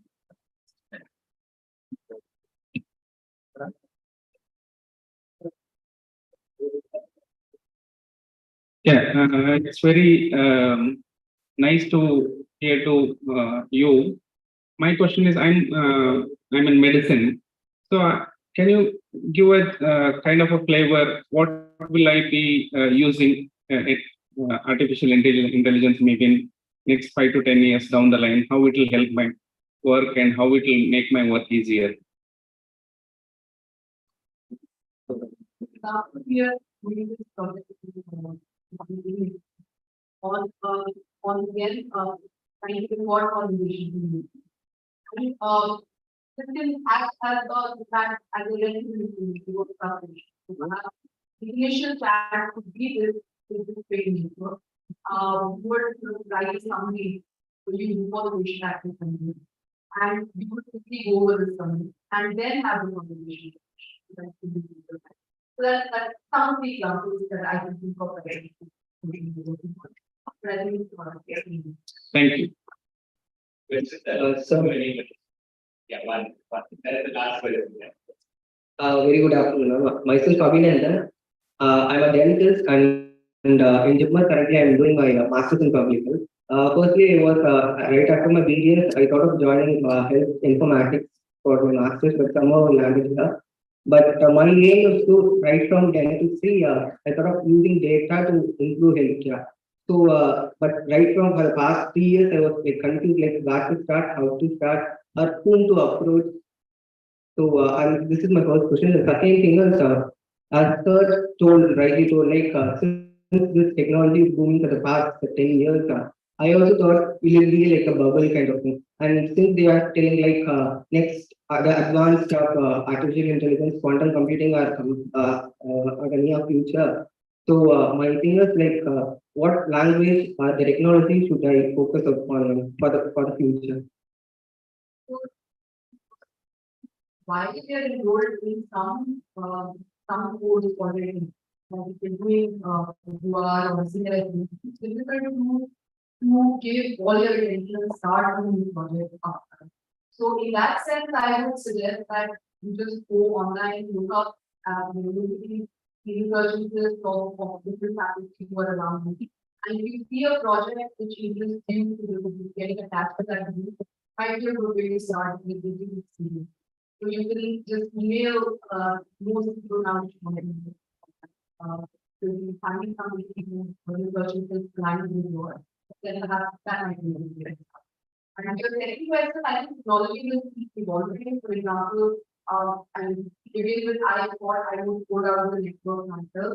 But then I realized that when I started with 3.6, by the time I learned 3.6, 3.8, and 3.6 for the by the time you would get to your GQ, it would keep evolving in all the that pace. So it's not the pace is actually a month or so, whatever you learn is going to get out of it.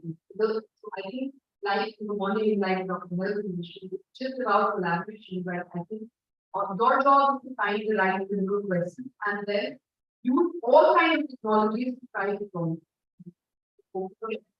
I don't think technology will be amazing. Collaborate with the right people, community evolving. As you know, that is activities we have, unlike AI, which needs to be human evolved. Thank you. It's a very question that this question will branch. So as last question, in brief, what is your advice for non-domain experts looking to adopt machine learning?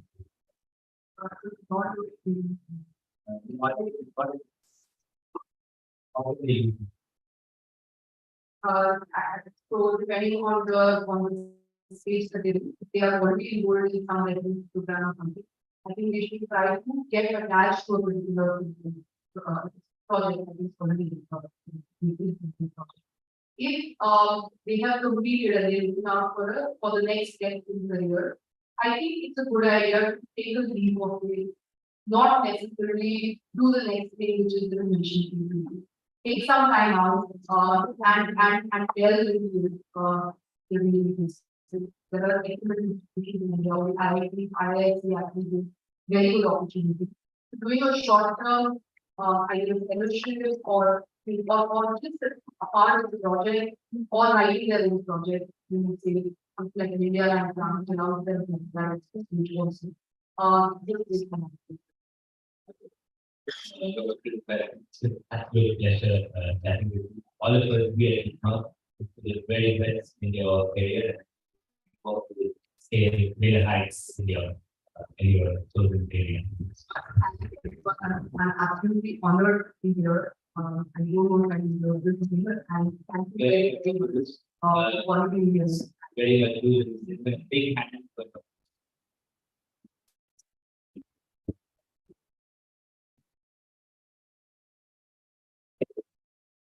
Innovations breed breakthroughs and breakthroughs propel growth. Thank you very much for the interview, Mark. Your avant-garde outlook is inspiring, and I'm sure many of us would love to ride in the coattails of that ideology. I invite Dr. Meera Rajappa, Associate Dean, and Dr. Nandakishore Manoj to felicitate Dr. Kalam.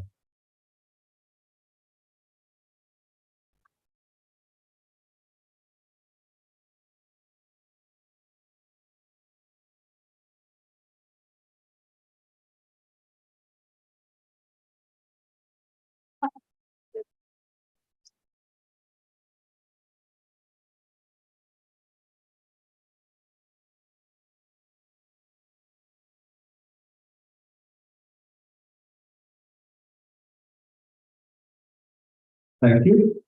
Next up, we have the Faculty Research Awards in the Basic and Clinical Sciences.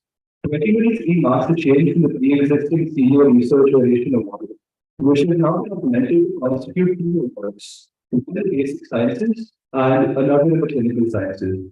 The awardees have been chosen based on the amount, quality, and impact of research work published as a faculty member at JIPMER in the last 5 years. Dr. Zakira Bobby, Senior Professor, received the award in the Basic Science category.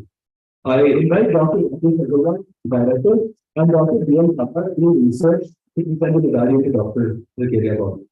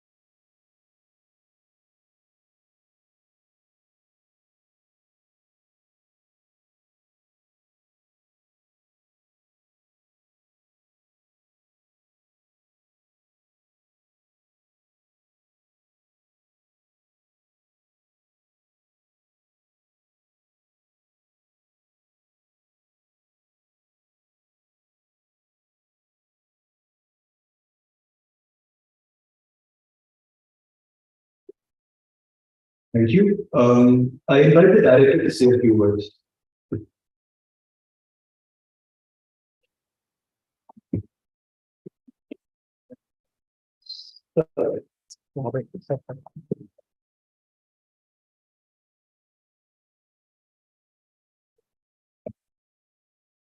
I think I'll keep it short.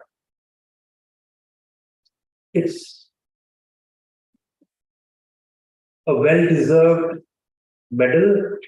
Dr. Zakaria is a very, very senior member of the faculty and has done a lot of research work over the years. This prize was meant to be looking at last 5 years of work, but he has many, many more years of work, and he's contributed a lot, not only through research, but by guiding a lot of PhD students and a lot of MBBS nursing and allied healthcare students. Thank you, Dr. Bobby. We are proud of you, and my heartiest congratulations on the occasion. Thank you.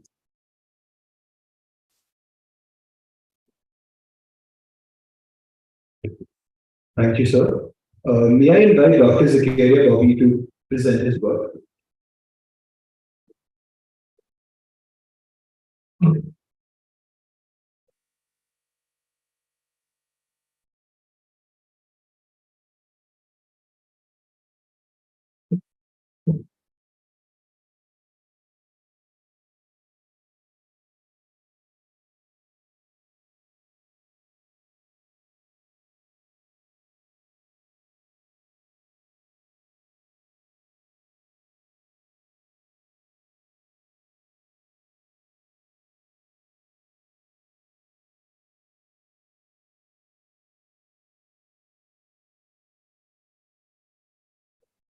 They are in different. I hope it is okay if we go and see that.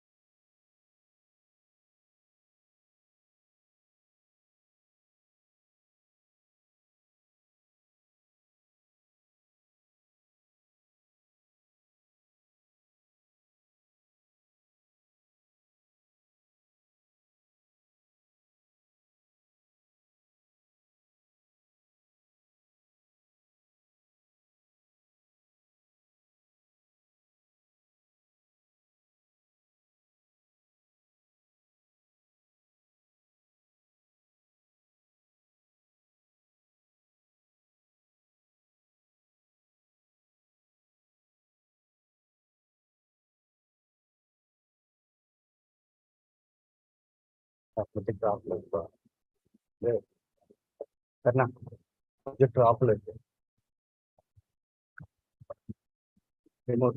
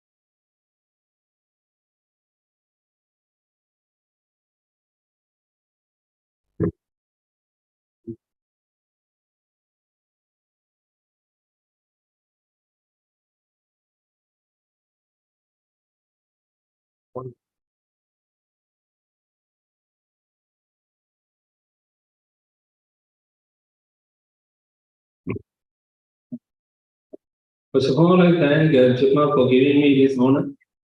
And in fact, it has been a long journey for me in JIPMER. I had, during this long journey, I had the privilege of guiding several students for PhD. Of late, in the recent past, we were involved in placenta research in collaboration with the Department of Obstetrics and Gynecology.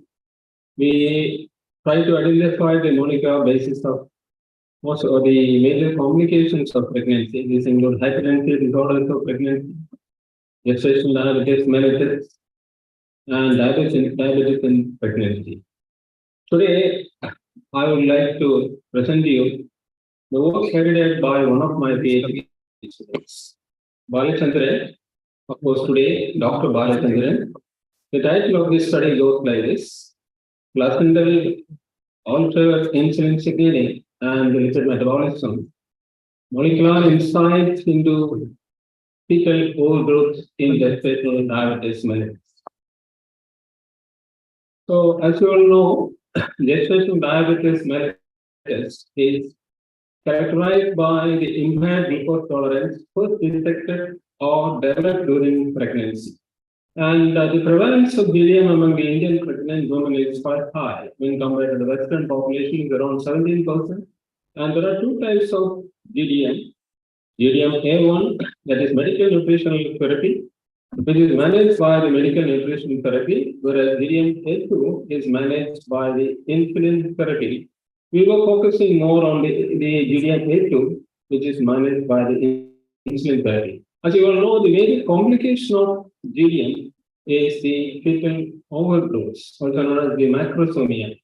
So we basically wanted to identify the potential targets for therapeutic intervention by looking into the pathway of the lipid metabolism and insulin signaling pathway. And it has been observed that there is an increased transport of movement of nutrients from the mother to the fetus through the placenta, causing what is known as the fetal adiposity. And that leads to the macrosomia and the complications of pregnancy related to the GDM. Then the short-term complication, the long-term complication is that it can lead to the fetal programming, can lead that ultimately results in type 2 diabetes mellitus, obesity, and cardiovascular diseases later in the life of both the mother and the newborn. So, in that introduction, I will come to the statement of the problem. We basically focused on the three compartments of identifying to understand the molecular basis of the pathology of GDM. But only the maternal circulation, the maternal side, what happens there? We all know that there is insulin resistance, and then that leads to bad glucose tolerance. That can also lead to dyslipidemia. And this dyslipidemia can also lead to two important biochemical complications. One is oxidative stress, second one is the low-grade inflammation. That happens in the maternal side. Now, these changes that happen in the maternal circulation, can it have an impact on the functioning of the placenta? Can it lead to placental dysfunction? Therefore, we looked into the biochemical changes that happens in the placenta, especially the syncytial trophoblasts, which is the barrier between the maternal circulation and the fetal circulation. And then the third compartment is the fetal circulation. And what we were looking for is the biochemical mechanisms by which there is movement of more and more glucose from the maternal circulation to the fetal circulation, not only glucose but free fatty acids. What is the molecular basis of that? That ultimately leads to the deposition of triglycerols in the fetus, causing fetal adiposity, ultimately leading to the poor maternal and fetal outcome. Notice that the unfavorable intrauterine environment of oxidative stress and inflammation can lead to fetal programming that can culminate in the development of type 2 diabetes and obesity, cardiovascular diseases later in life. So that is the statement of the problem. So with that, the objectives of the study was to look into the biochemical, the molecular basis of the altered insulin signaling and lipid metabolism in GDM, and to achieve this way, to address this aim, we had two objectives: to investigate the blood biochemical parameters related to insulin resistance and dyslipidemia. Also, we looked into the placenta for the differential expression of proteins and genes related to the insulin signaling pathway and altered lipid metabolism. So basically, it's a cross-sectional study involving primary pregnant women of age between 18 to 30 years. We had two groups of the study. One is the controlled pregnant women, healthy pregnant women, which we call as CPW, and the second one is the women with gestational diabetes mellitus on insulin therapy. So the gestational diabetes mellitus was diagnosed based on the International Association of Diabetes and pregnancy study criteria. And we had certain exclusion criteria. We excluded GDM who were only on medical nutrition therapy, pre-gestational diabetes mellitus, hypothyroidism, pregnancy-induced hypertension, infections in the current pregnancy, and autoimmune disorders. We excluded from the study. And what samples we collected? Basically collected three types of samples: maternal venous blood in the third trimester at 32 plus or minus 4 weeks of gestation, umbilical cord blood, the cord blood, the fetal blood at delivery, and also we collected placenta at delivery. Based on the information available in the literature, the sample size was 40 each for the venous blood collection and the cord blood collection, and the placenta collected was 20 in each of the two groups. Now, what did we do with the samples? The methodology. How did we go about the study? The biochemical parameters were investigated with ELISA and calorimetry. For the differential expression of genes and proteins in the placenta, we made use of the qPCR, real-time PCR, and Western blotting as well as immunohistochemistry for our analysis. So we used the proper probability statistics using STS-19. Coming to the results, with that I come back to the problem. As I told you, we were looking into what changes that happen in each of the three compartments: the maternal circulation, in the placenta, and in the fetal circulation. What happens in the maternal circulation? We know there is impaired glucose tolerance. Impaired glucose tolerance can lead to oxidative stress, and oxidative stress can lead to low-grade inflammation. That's really happen. So maternal markers in gestational diabetes mellitus, we investigated the presence of insulin resistance, oxidative stress, inflammation, and dyslipidemia. Why we are investigating them? They are all related to each other. Insulin resistance can lead to bad glucose tolerance. Impaired glucose tolerance can lead to oxidative stress. Oxidative stress can lead to inflammation, and it can also lead to dyslipidemia. They are related to each other. Now, when we look for insulin resistance, as expected, there was an increase in the level of glucose, increase in the level of insulin, and there was an increase in the level of HOMO-IR, that is a calculated index of insulin resistance. We made use of C-peptide because the patients were already on insulin therapy. So we made use of C-peptide for the calculation of insulin resistance, which was already elevated. Another parameter which was found to be elevated is insulin-like growth factor 1, GD group when compared to the CPW group. And what about oxidative stress? The index of oxidative stress is malondialdehyde, MDA, the end product of lipid peroxidation. That was found to be elevated, and the total antioxidant status was found to be compromised. The ratio of MDA and DAS is known as oxidative stress index, that was found to be elevated in the GDN group. What about the inflammatory markers? As I told you, oxidative stress can lead to inflammation. We found an increase in the level of hsCRP, decrease in the level of adiponectin. Adiponectin is an anti-inflammatory cytokine. It was found to be decreased. Leptin adiponectin ratio was found to be increased. Resistance was found to be decreased. It's an indication that is the indication of pro-inflammatory state in the maternal circulation. And this entire glucose tolerance, oxidative stress, and inflammation can lead to dyslipidemia. In the maternal circulation of the GDM, we found hypertriacycloprolemia, and there was also an increase in the level of the lipoprotein containing triacylglycerol, that is VLDL cholesterol, was found to be increased. And in summary, in conclusion, we can say in the maternal circulation, in the maternal side, we come across insulin resistance, maternal dyslipidemia, maternal oxidative stress, and maternal inflammation. Now, what happens in the placenta? The changes that you observed in the maternal circulation, the maternal side, can get influenced. And what is the impact of that in the placental syncytial trophoblasts? So we further investigated the changes that happen in the placenta, again in terms of oxidative stress, inflammation, insulin signaling pathway, and lipid metabolites.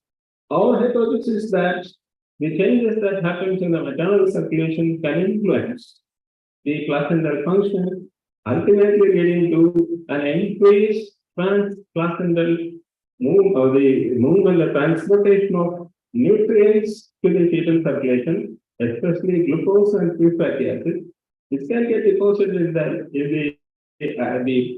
fetus, causing fetal adiposity, ultimately leading to poor maternal and fetal outcome. Does that happen? Is there any derangement in the placental function? And is there any derangement in the biochemical pathways that take place in the placenta. We again look for oxidative stress, inflammation, influencing pathway, and lipid metabolism. When we investigated, we found NDA placental tissue and increase in the level of NDA, an index of the oxidative stress, a decrease in the level of total antioxidant status, an increase in the MDA total antioxidant status ratio, confirming oxidative stress. Now, whenever there is oxidative stress, the tissue, our system tries to respond by producing a defense antioxidant machinery. Here, there is an activation, we found an activation of what is called NRF2 antioxidant response element pathway. NRF2 is a nuclear transcription factor. It is sequestered in the cytoplasm in the resting stage in association with a repressor protein called HIP1. Whenever there is oxidative stress, the NRF2 gets dissociated from HIP1 and it moves into the nucleus. Where it interacts with what is known as antioxidant responsive element by it induces the synthesis of the antioxidant machinery in the form of antioxidant enzymes, catalase, and superoxide dismutase. That's what really happened in the placenta in a state of stress like in GDM. We found an increase in the level of NRF2 in the GDM placenta when compared to the control placenta as proven by the Western blot analysis and by immunohistochemical analysis. And that shows that an increased expression of NRF2 in the GDM placenta. Whenever there is an increase in the expression of NRF2, that can go hand in hand with the increased expression of the antioxidant enzymes, catalase, and superoxide dismutase. Does that happen? We found an increase in the expression of the protein catalase in the GDM placenta, again confirmed by immunohistochemistry. An increase in the superoxide dismutase in the GDM placenta when compared to the control placenta, again confirmed by immunohistochemistry, and that means there is oxidative stress happening in the placenta of a GDM mother. So in some way, there is increase in MDA, decrease in total antioxidant status, increased expression of NRF2 protein expression, and increase in the expression of antioxidant enzymes, catalase, and superoxide dismutase. Then this data we could publish in the paper European Journal of Obstetrics and Gynecology Reproductive, and then we look into what happens to the inflammation. As I already told you, oxidative drives the system towards more subclinical inflammation. And one protein we could analyze, estimate here is NF-kappa B. NF-kappa B 365 will be getting induced due to oxidative stress that leads to the production of pro-inflammatory cytokines. We found an increased expression of this protein in the GDM placenta, and by external blotting analysis, again further confirmed by the immunohistochemistry. What happens to the insulin signaling pathway? When there is oxidative stress and whenever there is the inflammation in the placenta, that can drive the system towards changes in the insulin signaling pathway. Oxidative stress is known to cause insulin resistance. But when the system senses insulin resistance, there is a counter mechanism that happen in the placenta in the form of enhancing the synthesis of proteins. This can promote insulin signaling.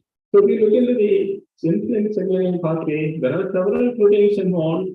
Because of the limited time, I will not be explaining all the functions of the proteins. The insulin-like growth factor binds to the insulin receptor. It will trigger the phosphorylation of the receptor, and it also causes the phosphorylation of the substrate called IRS1. It can recruit the protein PI3 kinase. PI3 kinase, when it is recruited to IRS1, it can cause the conversion of phosphatidyl inositol to PI3, which can further recruit ATP and PDK, phosphatide dependent kinase, causing the phosphorylation of ATP. ATP can inhibit GSA and ultimately it can lead to the recruitment of glucose transporters to the plasma membrane. So We looked into some of these proteins in assessing what happens to the insulin signaling pathway. We did not find any difference in the levels of insulin receptor, both in terms of messenger RNA and the protein. But we found a decrease in the level of insulin receptor substrate 1 in the placenta of the video mothers, with an increase in the expression of the gene in the form of messenger RNA. And it was again confirmed by the immunohistochemistry. We found an increase in the level of the PI3K P100 alpha, 110 alpha protein, again a key protein in the insulin signaling pathway. We found an increase in the level of AKT1. Also, we found a decrease or an increase in the level of GSK3. GSK3 protein is something which stands for insulin resistance. That means we see some of the proteins getting overexpressed, some of the proteins getting suppressed. The system senses oxidative stress and promotes the expression of certain proteins so that insulin signaling pathway is altered in favor of more and more movement of glucose from the maternal circulation to the fetal circulation. So ultimately, the key protein here is GLUT1, the glucose transporter 1 that is present in the placenta. We found increased expression of the gene as well as the protein in the GDA placenta when compared to the control placenta. So the final conclusion is that whenever the system senses oxidative stress, which promotes insulin resistance, the counter mechanism is the enhanced expression of proteins which can promote insulin sensitivity. Ultimately, when these proteins are enhanced, there is more and more recruitment of glucose to the membrane, causing the transplacental transportation of glucose from the maternal circulation through the placenta to the fetal circulation, causing the increased availability of glucose in the fetal circulation, which can get converted to triacid glucose and then get deposited in the fetus as causing adiposity or fetal overdose. This results we published in the journal Placenta, and finally we looked into what happens to the lipid metabolism. In the lipid metabolism, we estimated the triacylglycerol content in the placenta of the medium and the CPW. We found an increase in the triacylglycerol content in the medium placenta when compared to the control placenta. And what you see here on the right side is the staining with oil red oat staining. It stains triacylglycerol, and there is deposition of triacylglycerol in the medium syncytial protoplasts, and that leads to something similar to the fatty liver. We identify something called fatty placenta that can lead to further pathological complications. Here, there are so many proteins involved in the lipid metabolism. So you see here, maternal circulation, there is triacylglycerol-rich lipoproteins. They can be acted upon by the lipoprotein lipase or endothelin lipase, liberating free fatty acids. They can move into the placenta. In the placenta, they can get deposited as triacylglycerols, and these triacylglycerols can be subjected to hydrolysis as and when required. They can move from the syncytial trophoblast into the fetal circulation to raise the level of free fatty acids in the fetal circulation, where it can get deposited as triacylglycerol, causing macrosomia or fluid overdose. So there are several key proteins involved in the lipid metabolism, like LXR, SREBP, fatty acid synthase, the steroid desaturase, PPAR, gamma, several proteins are there.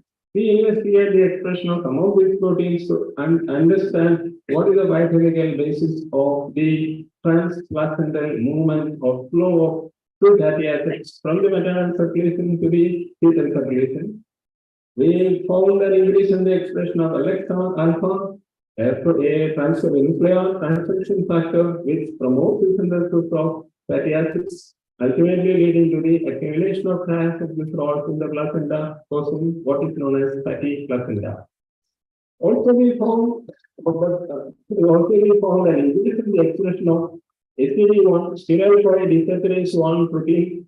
This protein facilitates the deposition of triacylglycerol in the placenta by introducing double bonds to the fatty acids. We found an increase in the expression of fatty acids in the we found a decrease in the level of PFAR alpha. PFAR alpha is a nuclear transmission factor which enhances, promotes deoxidation of fatty acids.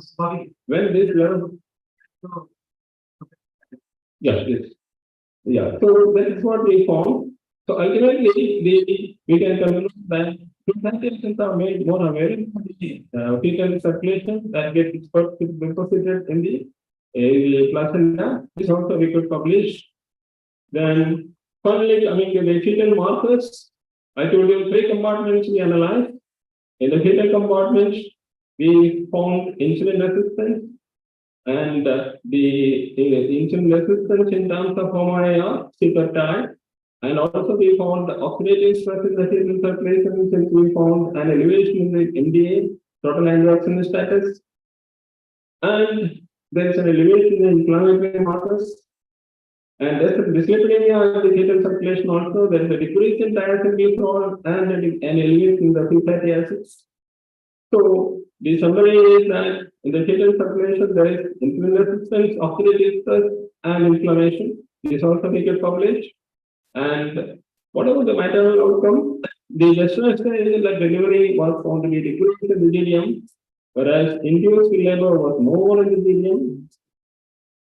The fetal outcomes, the birth weight and the continuum index were found to be elevated in the delirium group, and we found excellent correlations between the continuum index and some of the parameters which support our finding. And in conclusion, we can say the changes, biochemical changes that happen in the maternal circulation causes the movement of brings about changes in the placenta, leading to inflammation, altered enzymes again, oxidative stress and lipid accumulation, ultimately causing the transplacental flow of glucose and fatty acids, free fatty acids which get accumulated in the fetus, causing fetal adiposity. So what is the applied value of this study? Anti-hyperlipidemic drug therapies can be planned. Our idea was to identify key potential targets for the therapeutic intervention. Two of them are GSK3 inhibitors and NR2 activators and antioxidant supplementation. But what is the major limitation of this study? Delirium women were already on treatment with insulin, and not only that, basically it's a cross-sectional study design. We cannot draw major conclusions out of this. So with that I conclude.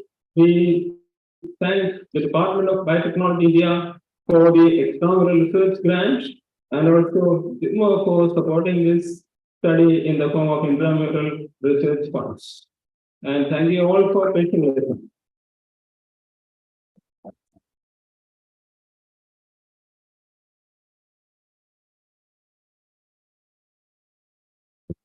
Thank you, sir. May I invite the Director and Dean Research, Dr. Zakaria Bobby, with the citation and check.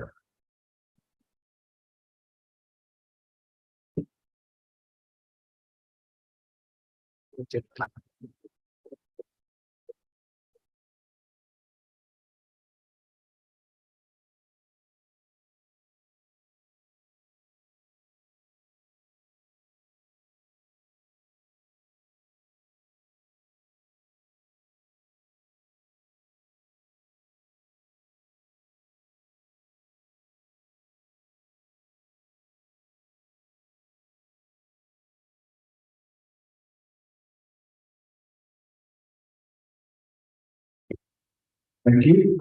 Next up, we have the Faculty Research Award in the Clinical Sciences category. I'm happy to announce Dr. Sunali Sarkar, Professor, received the award in the Clinical Sciences category.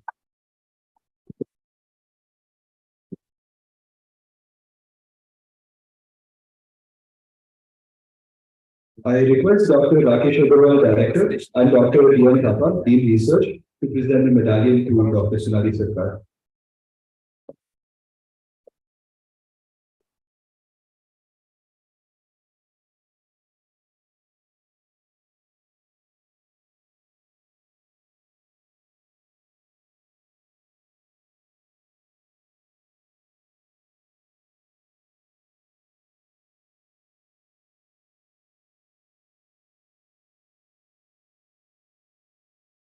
Yes.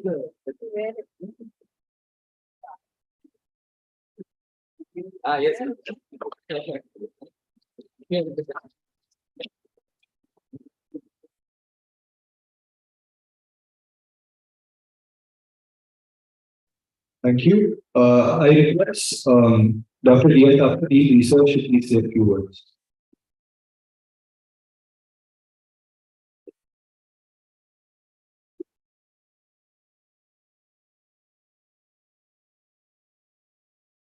It's a pleasure to introduce Dr. Sonali Sarkar. We all know Dr. Sonali Sarkar is professor of community medicine.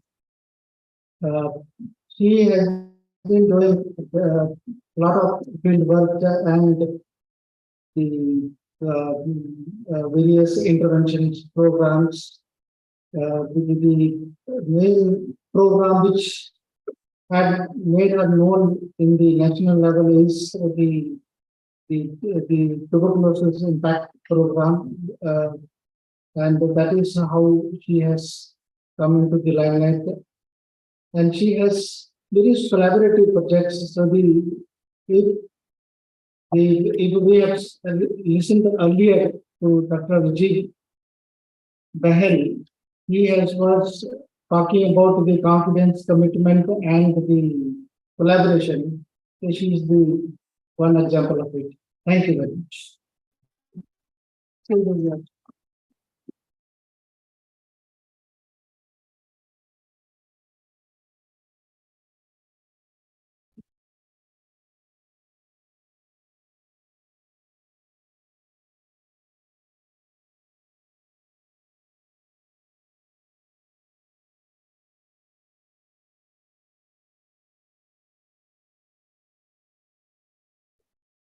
Thank you, sir. I request Dr. Sonali Sarkar to present her work.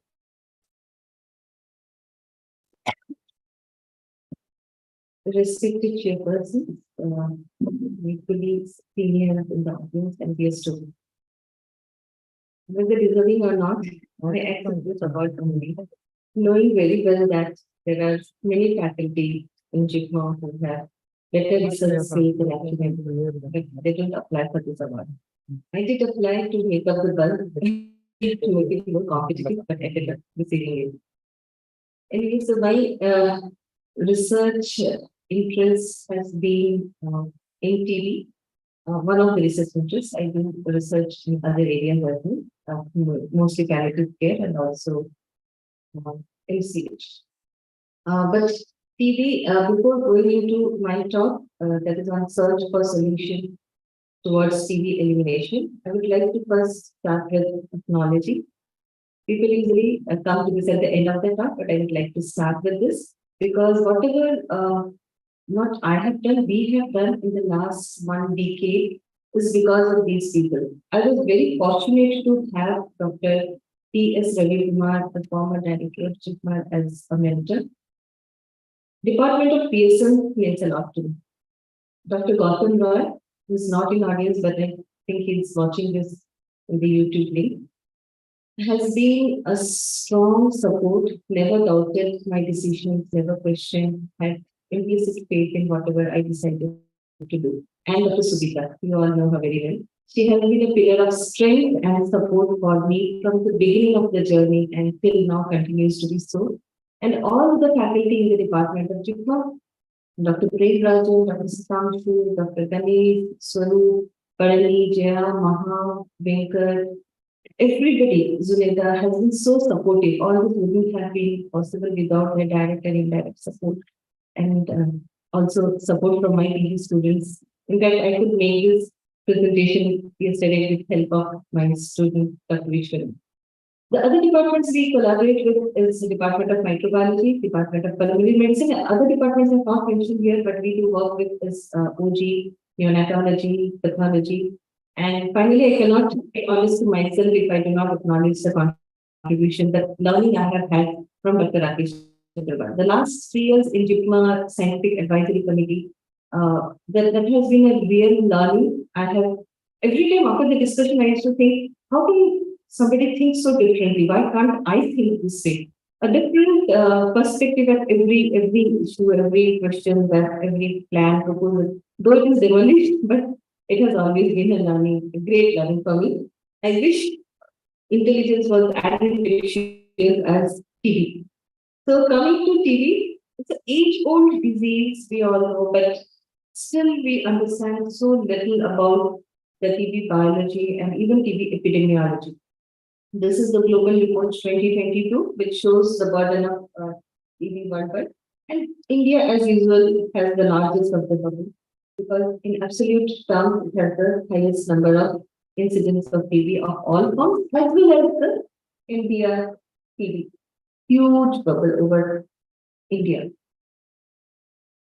What happened during the COVID pandemic? Of all the countries, there was reduction in notification rates. But again, if you see, India had the worst reduction in the notification of cases of TB. And in the first time in 1 decade, we have actually had an increase in the mortality rates from TB rather than a decline. So the India TB reports 2022 say there is a decline, though very minimal, it is a decline. And the incidence of all forms of TB is now 188 per 1 lakh. But the recently conducted prevalence of TB in India, nationwide survey of all states and union territories, excepting Ladakh and Lakshadweep and Andaman Nicobar Islands, says the prevalence is quite high. Of all microbiology confirmed TB, aged more than 15 years, it's nearly 316 per lakh. And prevalence of all forms on all ages is 312 per lakh. The prevalence varies between the states, and with this report, we make out that the burden of TB is different.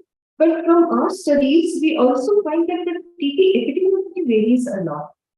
Though there are known risk factors and known conditions that affect dry TB, but still there are huge differences between regions, between states on how TB is caused. So before 2013, research in TB was happening. Of course, there were large trials, even drug trials, vaccine trials, but it was led by institutions like the National TB Institute in Bangalore, National Institute of Research in Tuberculosis in Chennai, NITRD in Delhi, and National Government Institute of Leprosy and Microbial Diseases, were the leading institutions covering doing research on TB. But still, the research was happening in silos. There were research in therapeutics, vaccine, epidemiology, operational research going on, but not in a collaborative manner. Everything happening in isolation. So clinical, epidemiological, microbiological, basic sciences all need to come together, because TB is a very complex disease. There are so many factors. We call TB a social disease. Biology is also so poorly understood, such a complex disease that if we study one aspect of it, we do not reach anywhere. All aspects have to come together. And large cohorts for TB were not there worldwide, and of course not in India. So with the beginning of 2013, there was a call for proposal from NIH, a joint call for proposal from NIH and DBT, which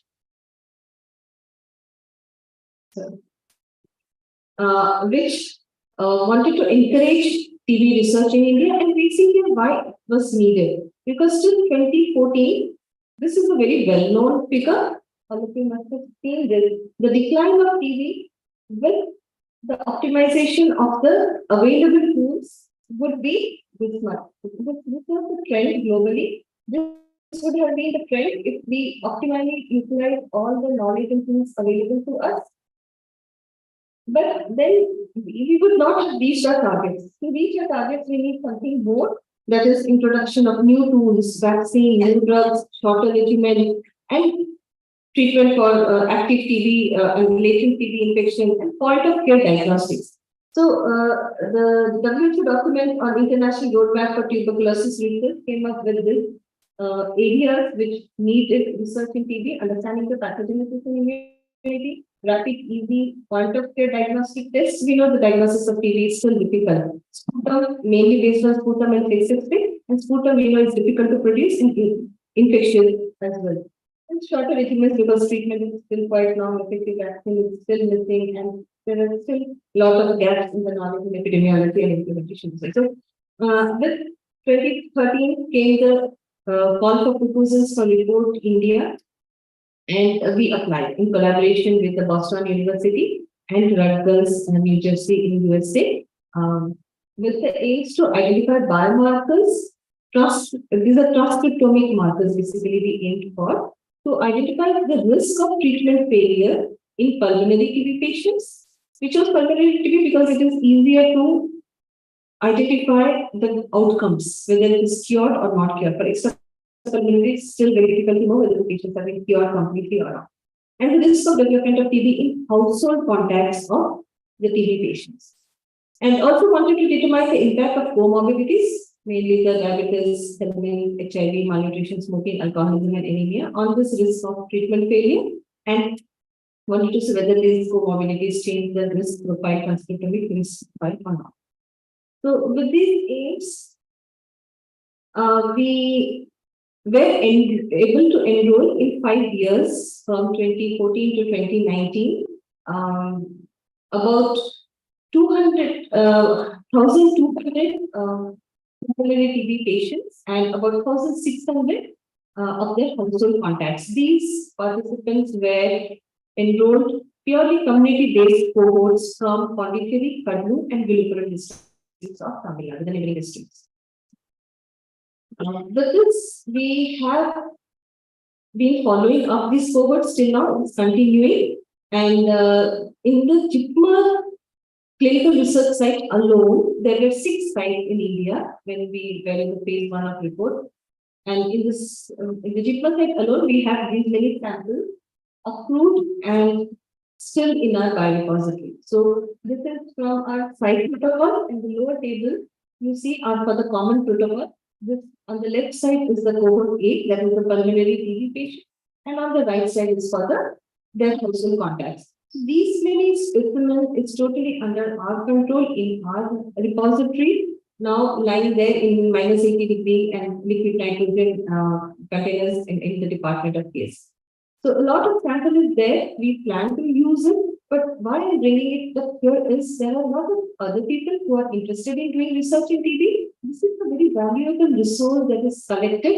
All these samples are accompanied by well curated data. I mean, this was a very rigorously done study, as rigorous as done in clinical trials, and the data is very good, and all the risk factors and parameters, biochemical, everything is available along with these samples. So whoever is willing can come forward and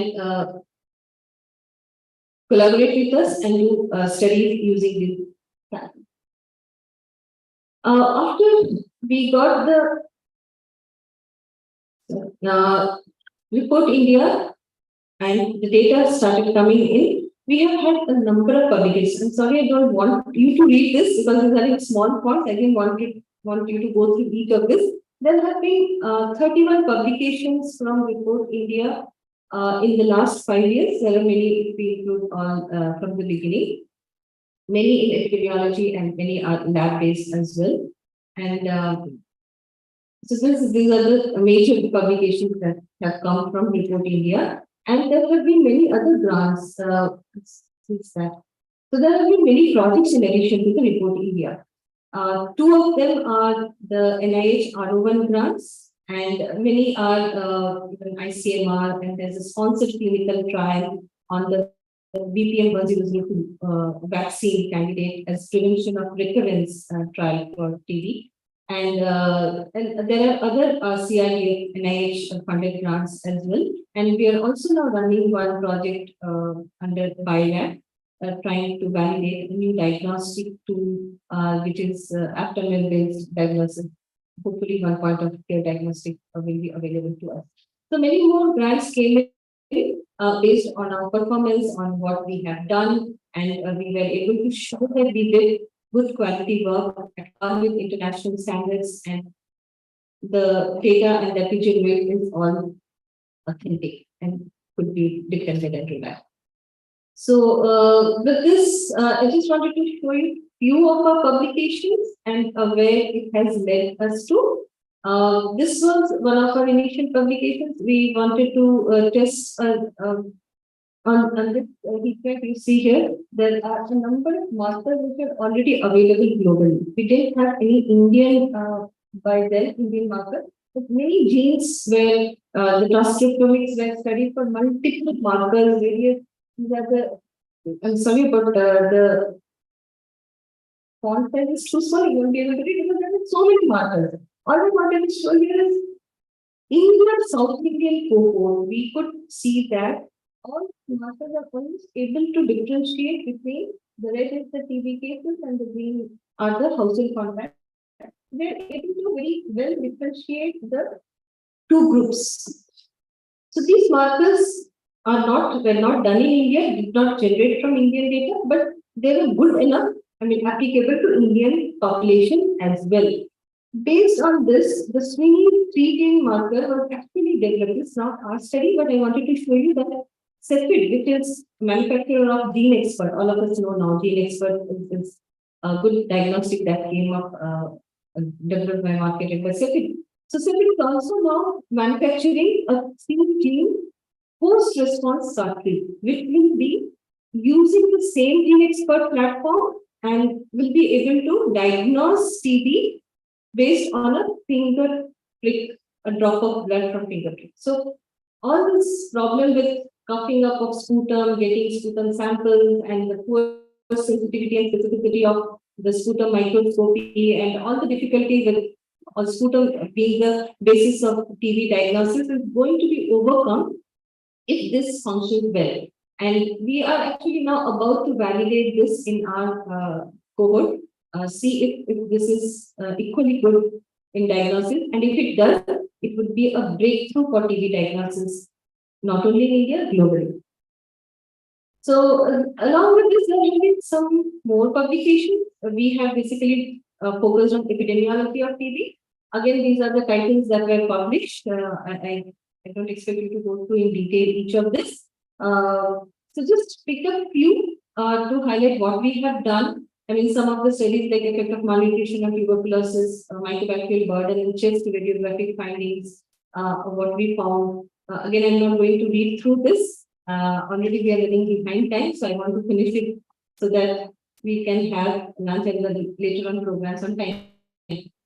Few more studies, some interesting findings about the interaction of malnutrition and diabetes mellitus in prevalence of TB and TB infection. Prevalence of risk factors associated with latent tuberculosis infection among, again, our cohort was household contacts, not in the community.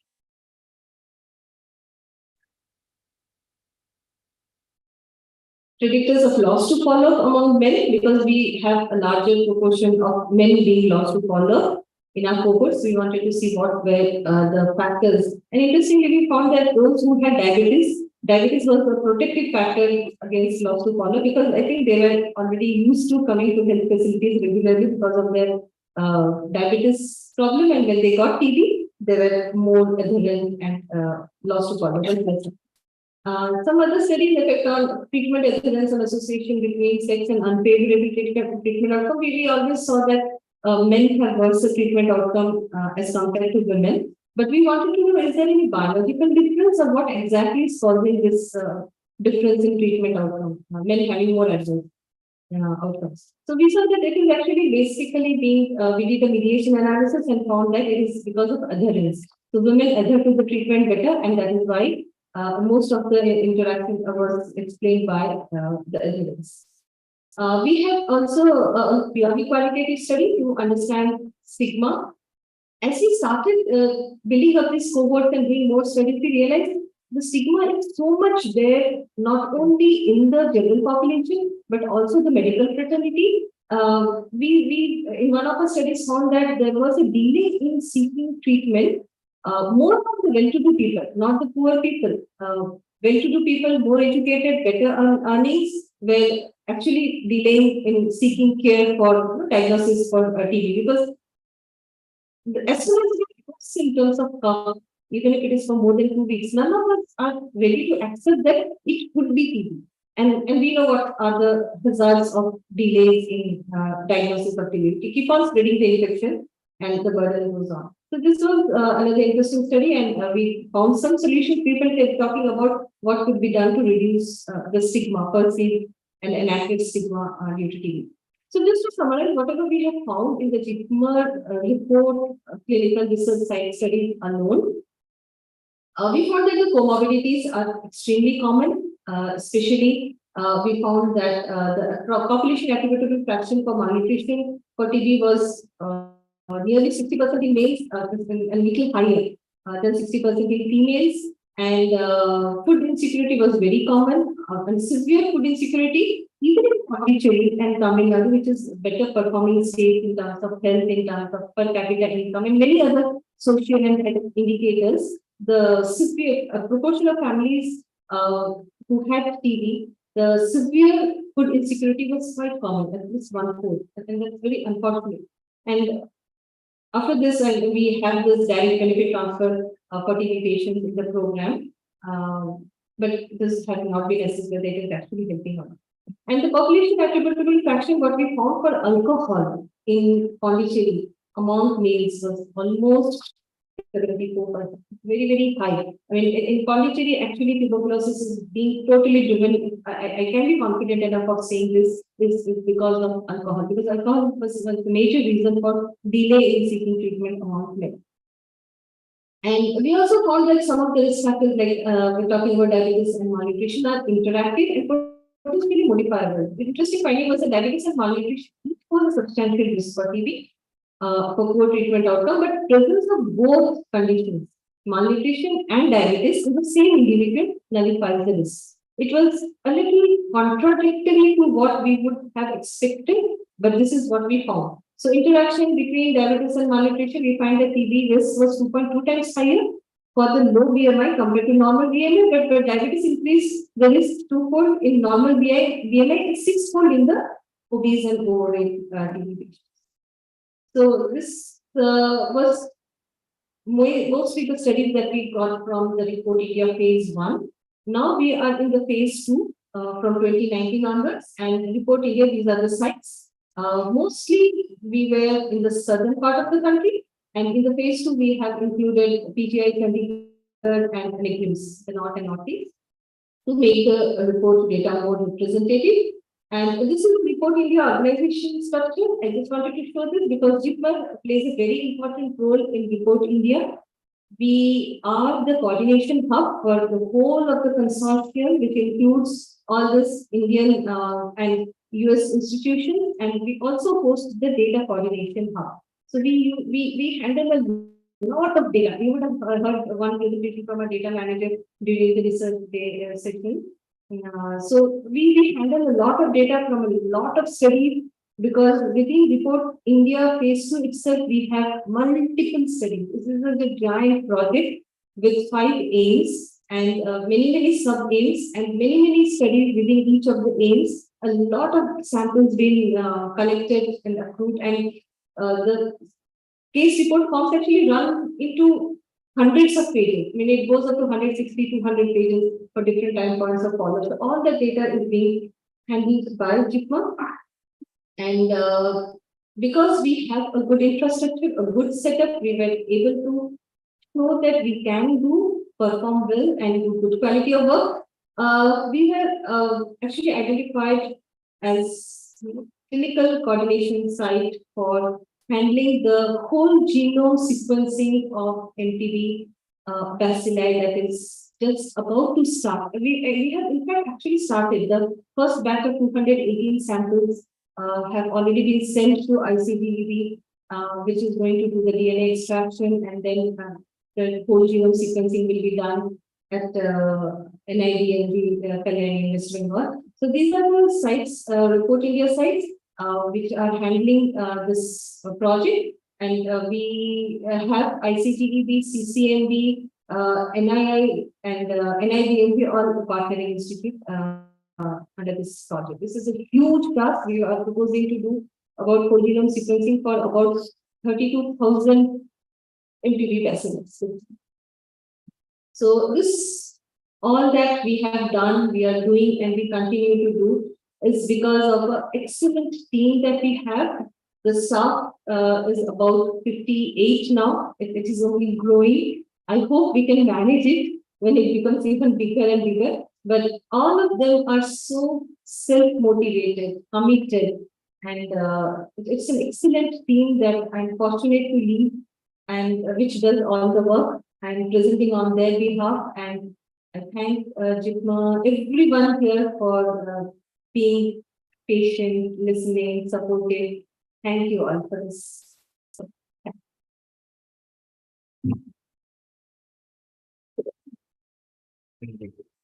Thank you for that presentation, ma'am. May I invite the Director and Dean Research to present Dr. Sunani Sarkar with a citation and a letter.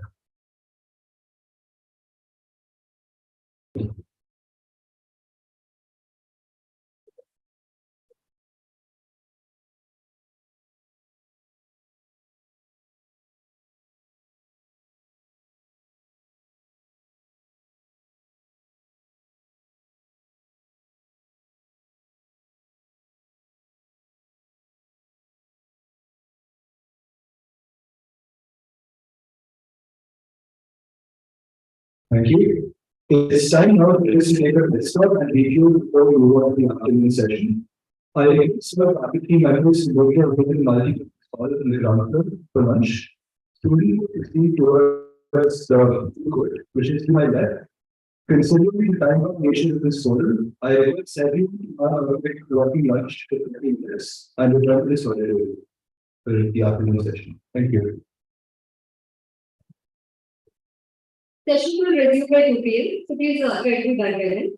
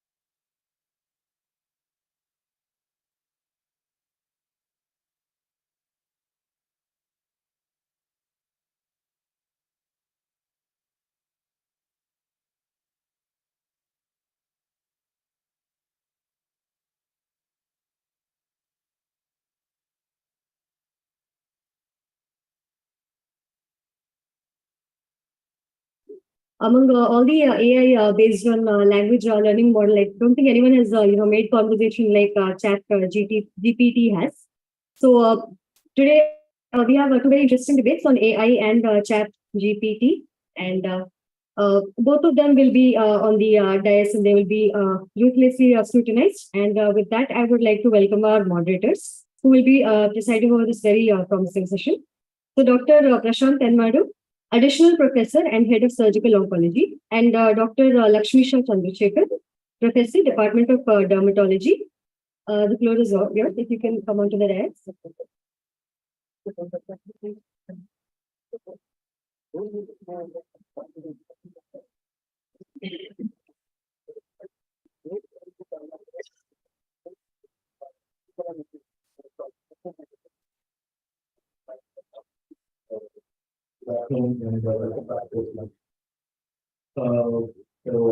We have two interesting debates for the next 45 to 50 minutes.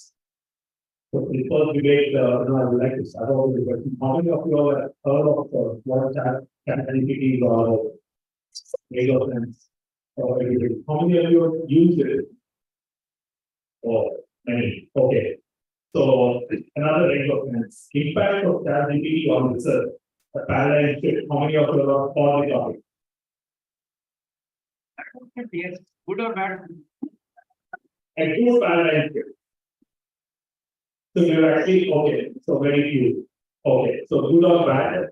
We debate by another than the nation and Dr. Wesley. So to see all the topics, I would like to invite Dr. for medical oncology. And then he will take us through, and then we'll have to wait and watch what happens. Read the topic.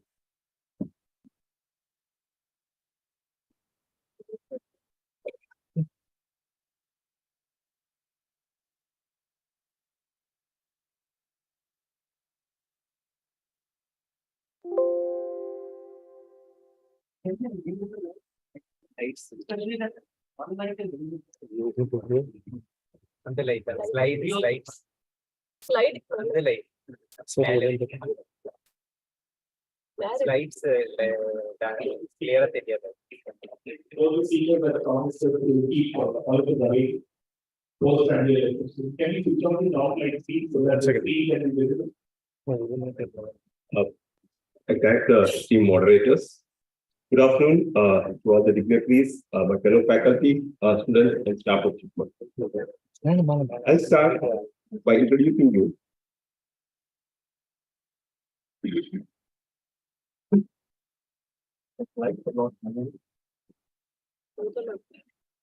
They don't want you to speak. Already one. Like that.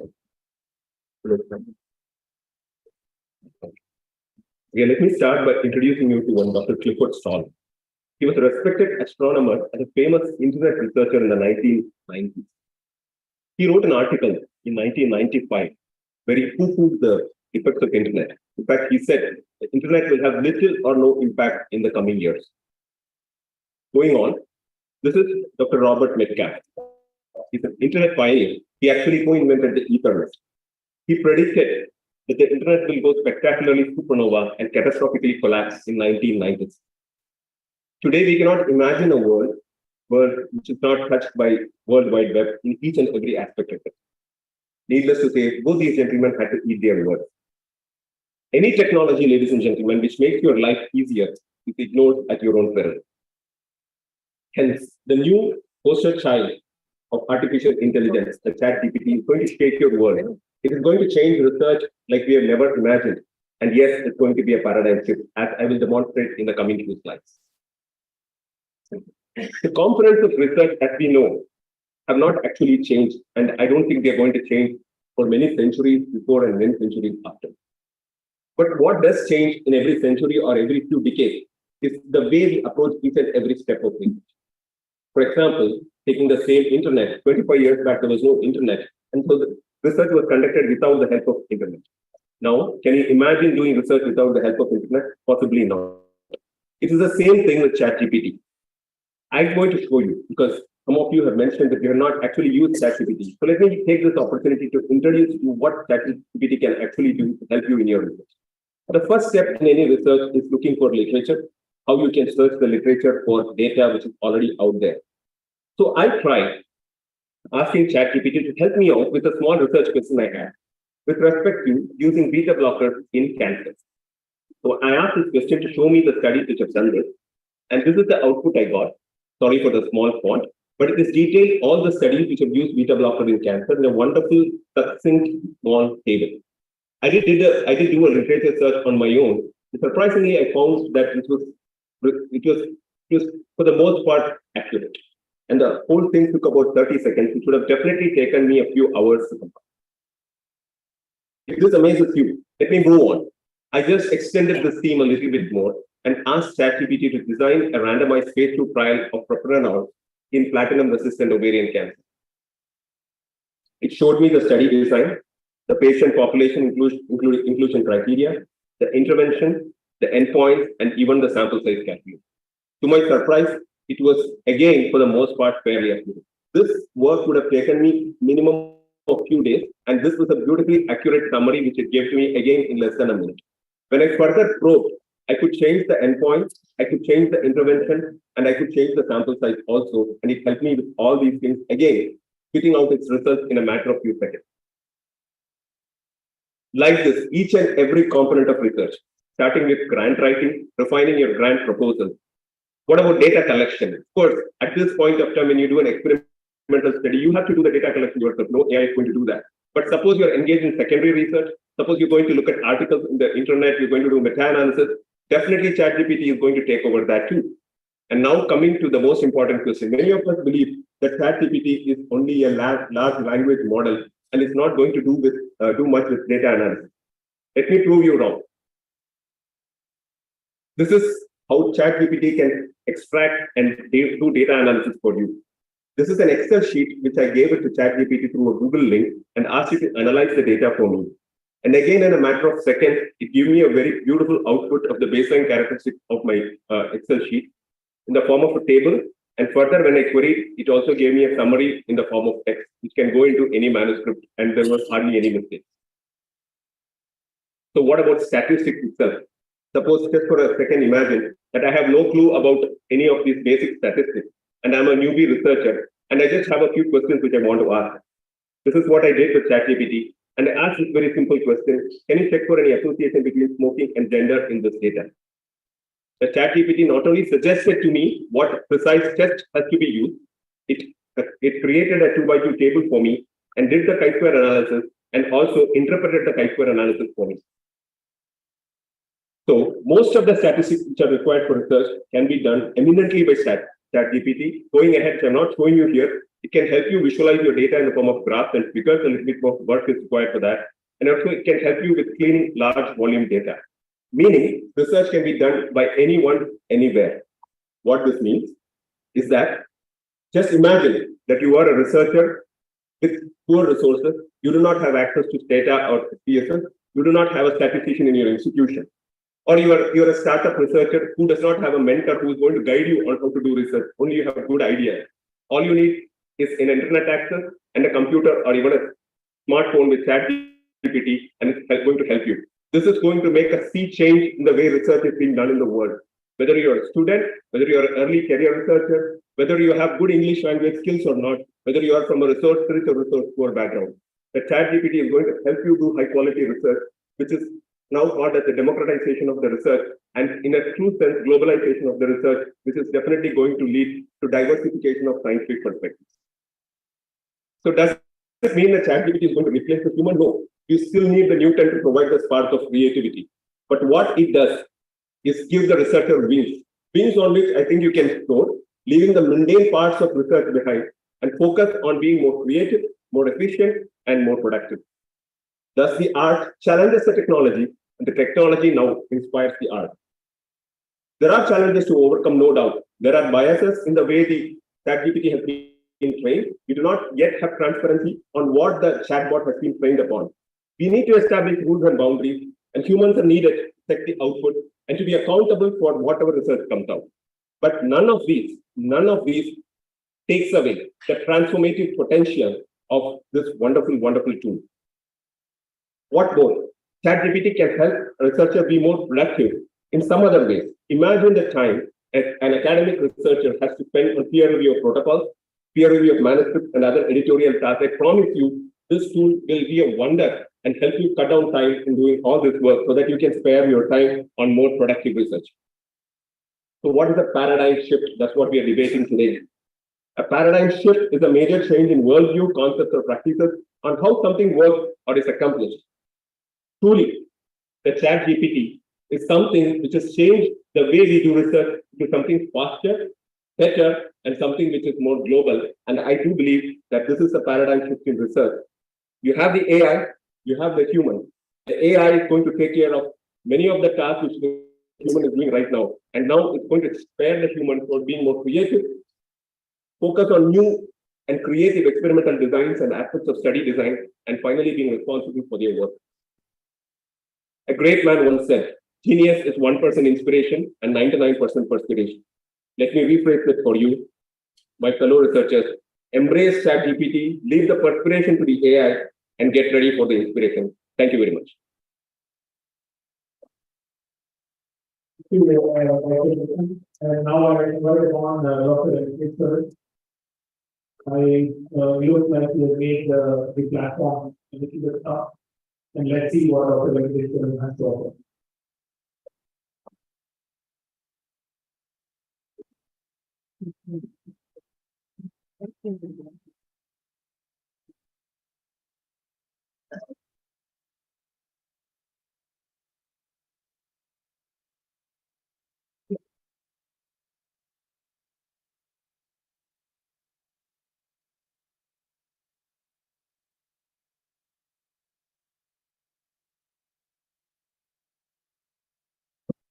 Good evening, all of you. I thank the organizers for this opportunity. So, as such, even before the debate was, yeah, thank you. So, before I pick up this topic, I know that this is a quite challenging topic because talking against ChatGPT is something very new, and all of us have a lot of optimism. And talking against ChatGPT is quite a task, but I thought I have some points to discuss, and already PG has spoken and made the task much more difficult. So I am going to talk that ChatGPT is just another tool instead of a paradigm shift. So it's just another tool that speeds up things. Google is another tool. So we are just going to I'm trying to make a point that it's just another tool, not a paradigm shift. So before I begin, so this is a disclaimer I have.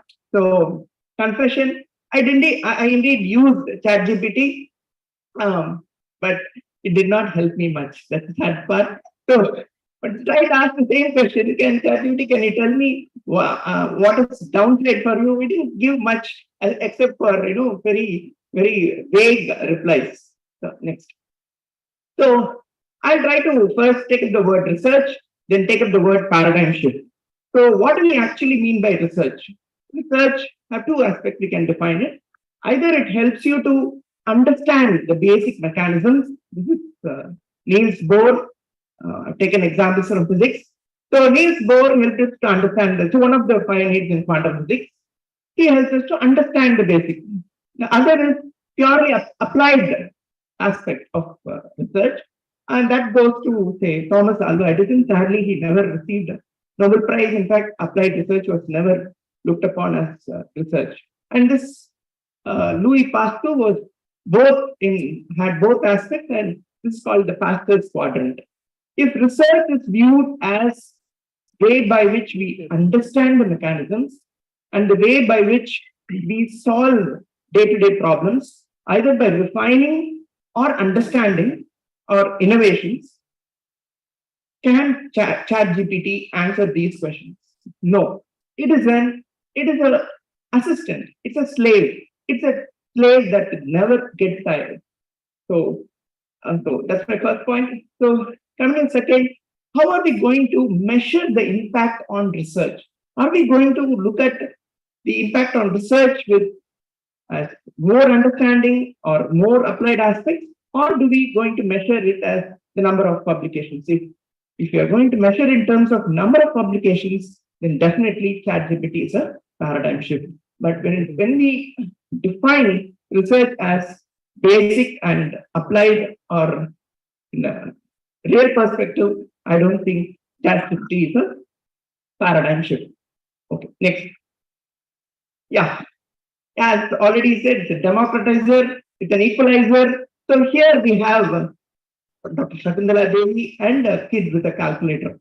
When the calculator came up, do you think calculator solved all the puzzles in mathematics?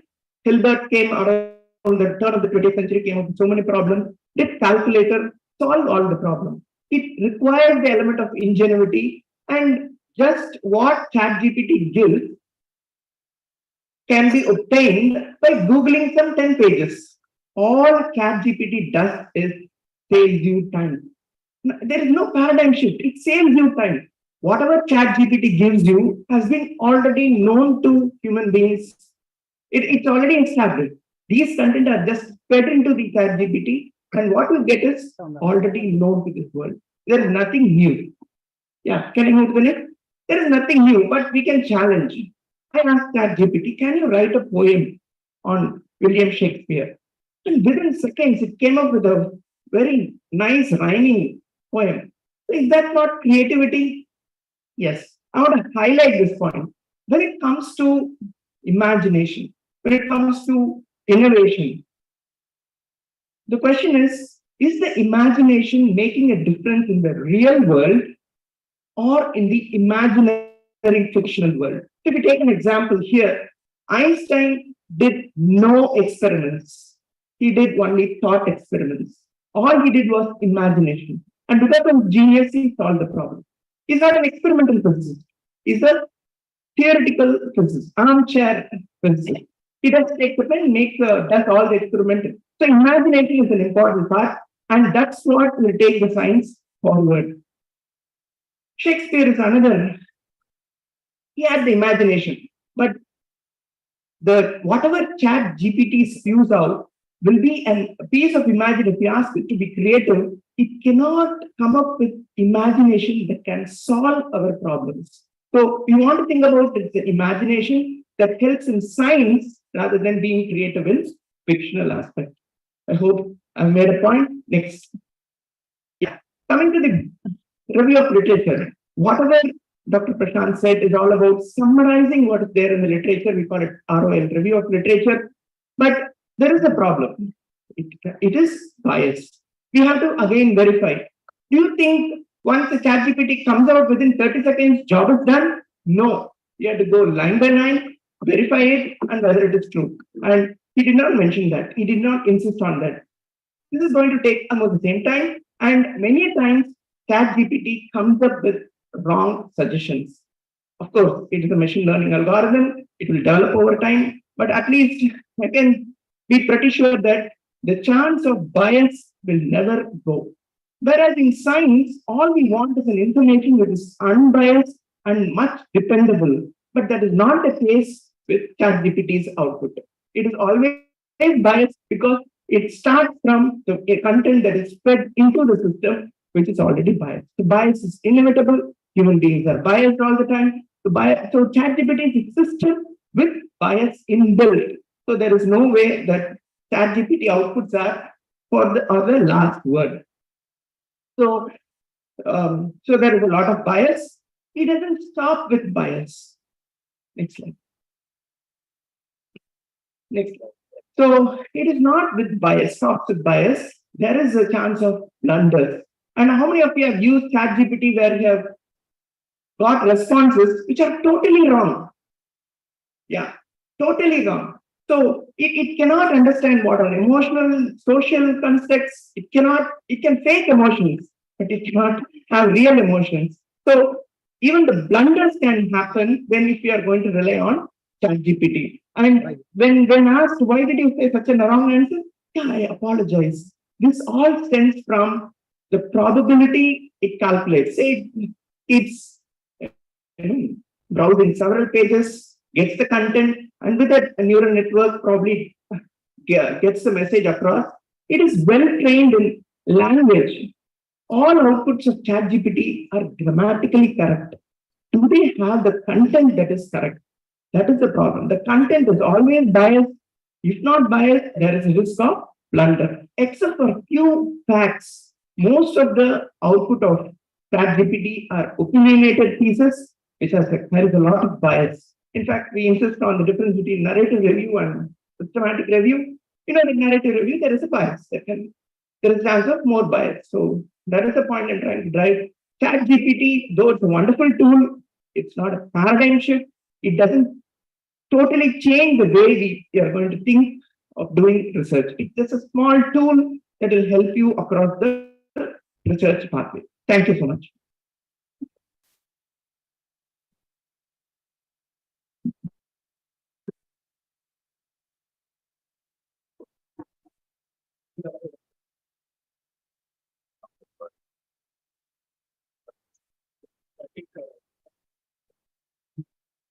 Calling for a reversion, but so because both of the speakers have actually made their point extremely well, and so I would like to invite Dr. Rakesh to give his expert comments on what his experience on what's happening, and then we will have 2 to 3 questions from the audience and a few comments from the experts.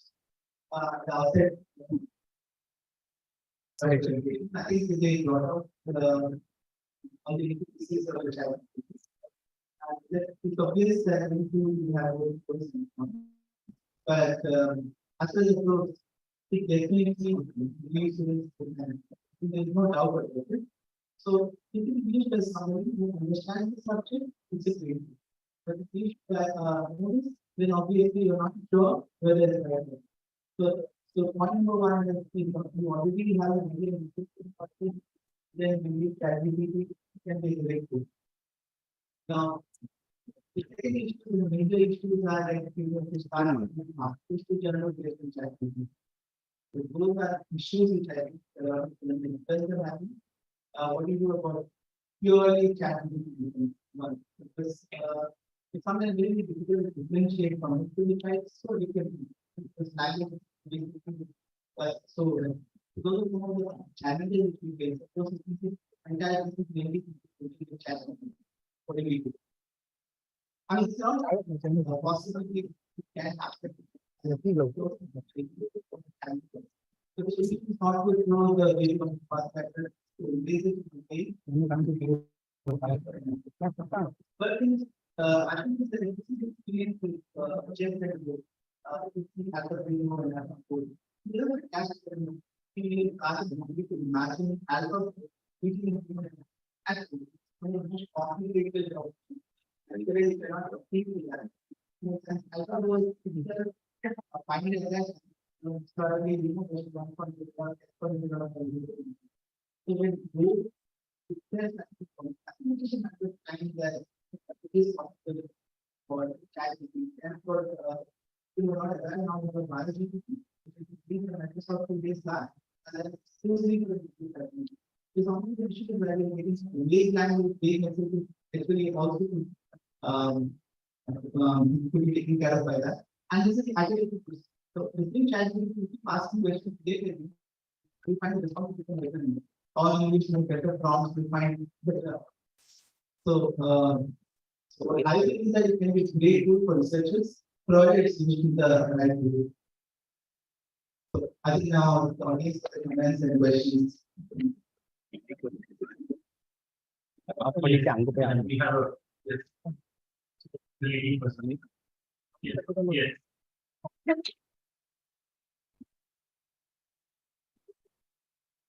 You could ask any questions to the speaker. I would like to add a comment to the against part of, whether it's just a tool or not. So, considering ChatGPT is more so like having a preformed information and it's not real time basically. So, because it has a preformed answers to the questions that we give, and also it depends on the kind of question and how we phrase the question and we ask. Most of the times, whenever I have tried using, and if I have just changed the question, the answer would be totally different. And yes, most of the time, sometimes I have got some good answers, but more or less, some of them are vague. Having said that, again, when for the core part of ChatGPT was spoken, where it kind of increases the creativity, I have different thoughts on that, because I feel it kind of gives us one perspective, and as humans, we kind of follow that perspective. We get prejudiced by the kind of answer that is being given by something which we are thinking is pretty much better than a normal human brain. So I feel it's kind of killing the creativity of humans when compared to increasing the creativity, because we tend to follow one perspective rather than using our own perspective or any other different perspective. So again, I would say that it is more so a tool rather than a paradigm shift. Thank you. Thanks very much for the comment. As you said, most of these there's an element of bias to which can actually happen. Then we may get bias to Dr. Kalam and then Dr. Yeah. First of all, I would like to compliment both Prashant and Venkat for the lively points they have put forward. So Prashant was saying that it is a paradigm shift, that it's going to kind of accelerate the mundane thing which is available with research. But research, if you see, there are two attributes to discovery part in research, which partly Venkat was trying to touch on. That is, one is a goal-directed inquiry. But another part of research, by which actually major paradigm shift in research have happened, is by serendipity. Serendipity's discoveries have changed the world. They are the two paradigm shifters. So I would like to learn from Prashant. Does ChatGPT have this element of serendipity? Oh, wait. I will give you more time. I just want to make one more point. Just going to go ahead. Okay, fine. Okay, I think I'll stop it. Because I know probably not. I don't think they have inherently developed a tool which will have an element of error or something like that. So, I mean, it's not just in research itself. I think the entire biology itself is based on error, if you think about it. Error itself is what leads to evolution. So, error is an important component of evolution. So, that is not, it's a very good point. It's not, I don't think any researcher will deliberately introduce error into the tool which he is developing. But yeah, something like that is an interesting thought. So I will add a disclaimer when I telling about serendipity. Actually, it does seem to help that element of serendipity. This is not that you cannot really call serendipity things which don't fall under our radar. Say, for example, baricitinib. Baricitinib was found to be effective in COVID. Actually, nobody ever thought that baricitinib will be an effective agent. Actually, it turned upon an AA-based drug screen. Baricitinib was zeroed on. People zeroed on baricitinib as a potential drug target based purely on an AA-based discovery. So, I don't know. So, I have talked both for and against. But let it. It's there. So, well done, both of you. But I think, Prashant, I'll try to be provocative. I think you were biased. The drug trial protocol you got said an alpha error of 0.10. I don't think Prashant Ganeshan, even in his sleep, would accept ever an alpha error of 0.10. I think you were too biased, and because you know it, you could correct yourself after the ChatGPT. If you did not know, if you were the rural researcher that you were talking about, how would you even know that you needed to correct it?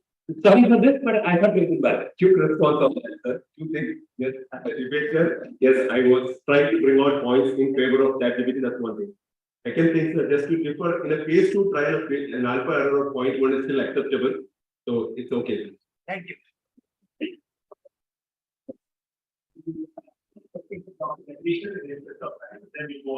I would like to add to a response to Dr. Lakshmisha. He was afraid that residents or any of the researchers could use ChatGPT to write the whole article.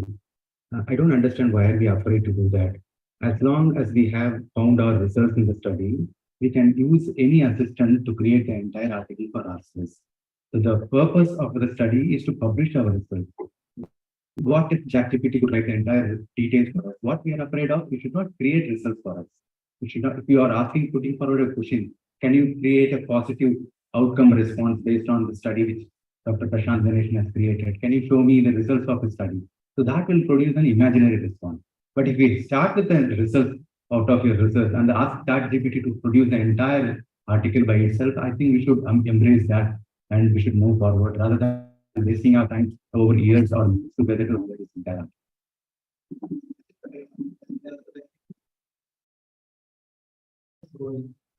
And all which I most important point of the debate, that's how we actually still leave the house open. So now to end this debate, I will ask for the raise of hands. Impact of ChatGPT on research. Is it a good paradigm shift? Raise of hands. I've changed the topic now. Bad paradigm shift. Sorry, how much the key points? Okay, we'll open for another debate in the next research. Okay, next. I would like to invite one two young lads who are actually going to take you all through the integration of AI for clinical medicine. Is it an essential step to improve healthcare?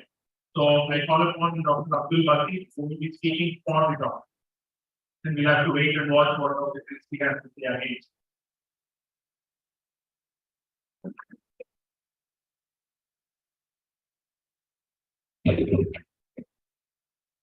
Good afternoon, everyone. Sorry to interrupt, but let's take a out of both. How many of you are thinking that AI is going to have an essential step to improve healthcare? Do we need a debate? So I'm going to have it off. Yes. So, good afternoon, everyone. Respected chairperson and the members of the audience. Today, I will be speaking for the motion integration of AI with clinical medicine, an essential step to improve healthcare. Artificial intelligence is a system, machine-based system, which makes prediction, recommendation, or decision for human-defined objectives with varying levels of autonomy.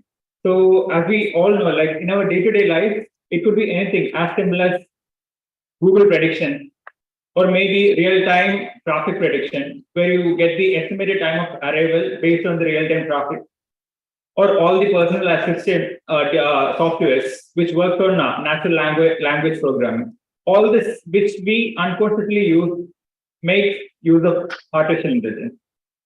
And for our device, clinical medicine includes everything which deals with the diagnosis and treatment of diseases, including prevention, promotion, curation, and palliation. So before talking about the need for artificial intelligence, let me start by talking about the health scenario in India. Let's see whether it's required in such a setting. And as we can see in the image, you can see that the healthcare provider or doctors, they have been increasing over the past 5 decades. But still, in our country, the healthcare crisis is like much worse compared to the WHO recommended proportion. And in such a situation, AI will definitely help to elevate at least some of the components. And it has an influence from all components leading from promotion, curation, and even palliation. And looking at the promotion, everything, every day, like we take it for granted, right? We use smartwatches, but it works on the principle of artificial intelligence. If you're sitting idle for a long time, it prompts you to move around, or maybe it asks you to do breathing exercises when you're stressed out, or it analyzes and it helps you to normalize your sleep pattern. Everything is based on artificial intelligence. Or be it something simple like calorie calculation. For example, we have app where you can just click a photo and it will customize and personalize your calorie goals and say how you can modify so that you can gain the calorie requirement as per your need. Now coming to a real life scenario, you all might have seen this circular which was released in our institute.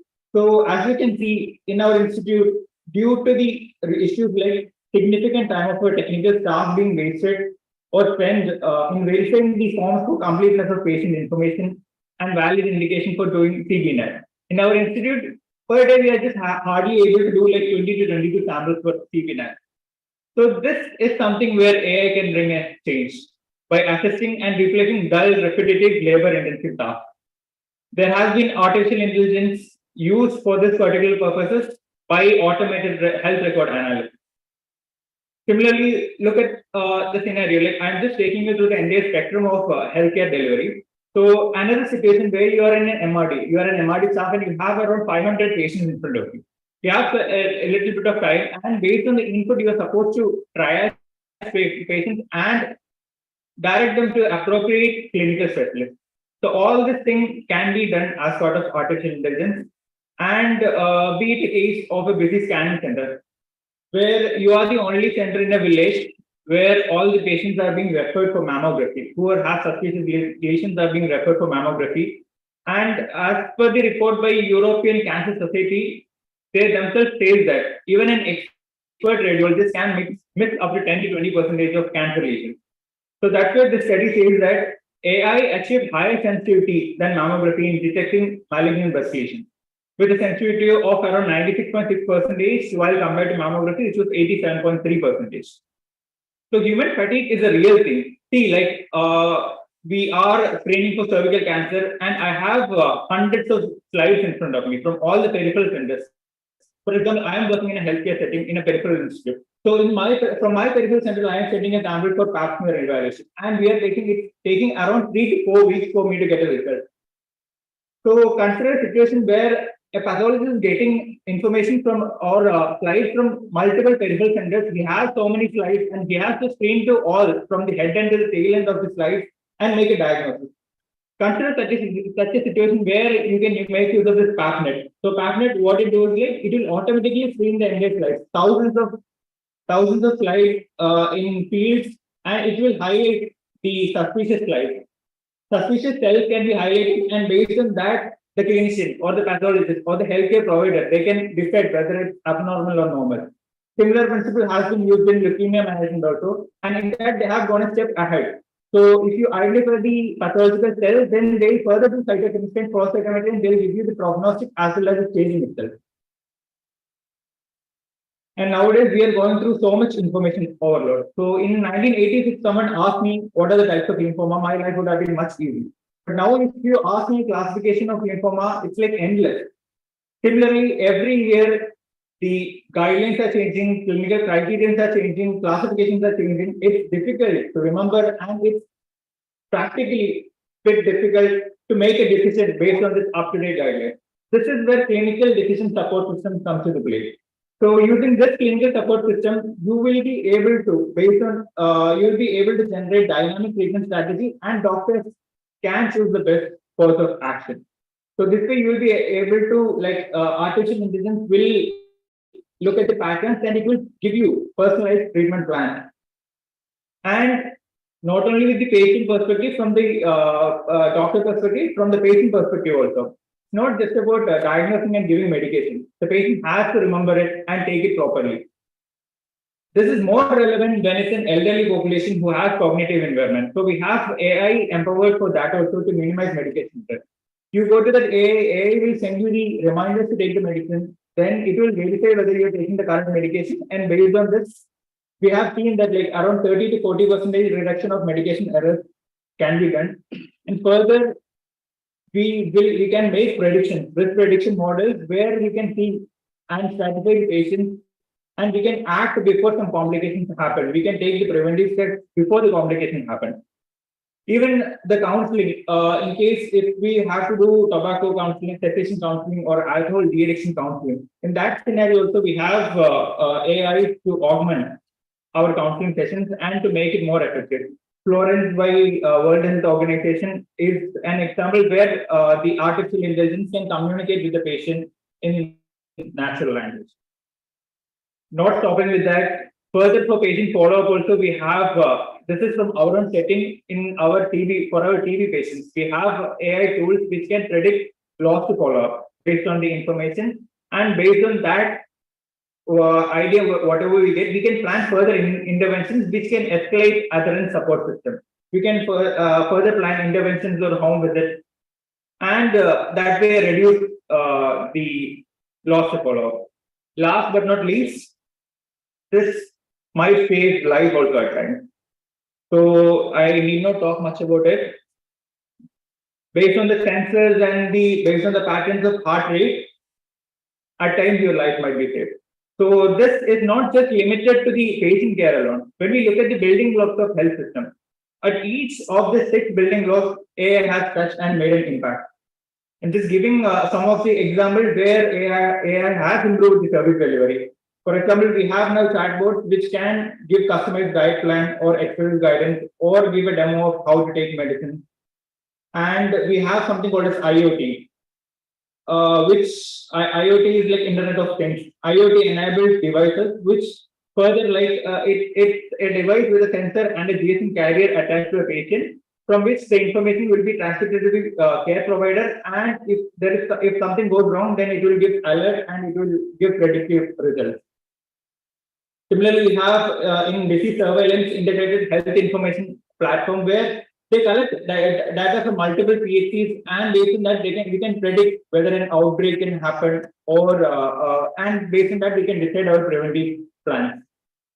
Similarly, for inventory control also, based on the machine learning, we can decide what all things are required at an health system level, and what all epidemics or diseases are going to increase in next upcoming months, and based on that we can make our inventory management better. Just to summarize, the benefits of AI is like much more in terms of relieving and task sharing, and replacing some of the administrative jobs, and more importantly, in augmenting our clinical care. I'm not saying that AI can replace the human touch, but it can definitely add more power to our day-to-day calculation. And in fact, we are using AI in our day-to-day activity. We are just not admitting it. Every day, many of our activities are empowered by AI. So with this, I conclude. Thank you.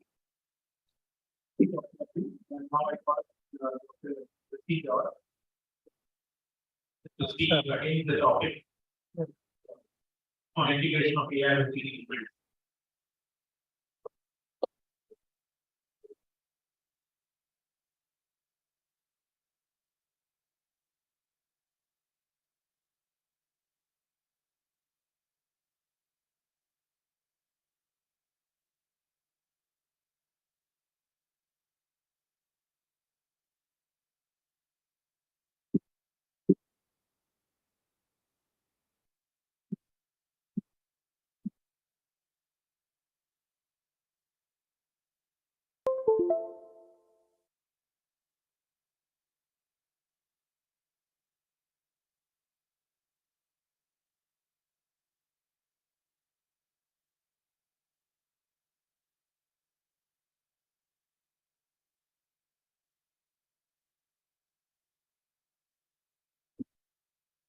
Good afternoon, everyone.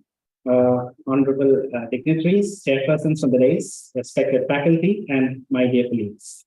I am Christy George Joseph, a second-year postgraduate from the Department of Pulmonary Medicine, and today I thank for you to oppose the motion for the House that the integration of artificial intelligence in clinical medicine is an essential step to improve healthcare.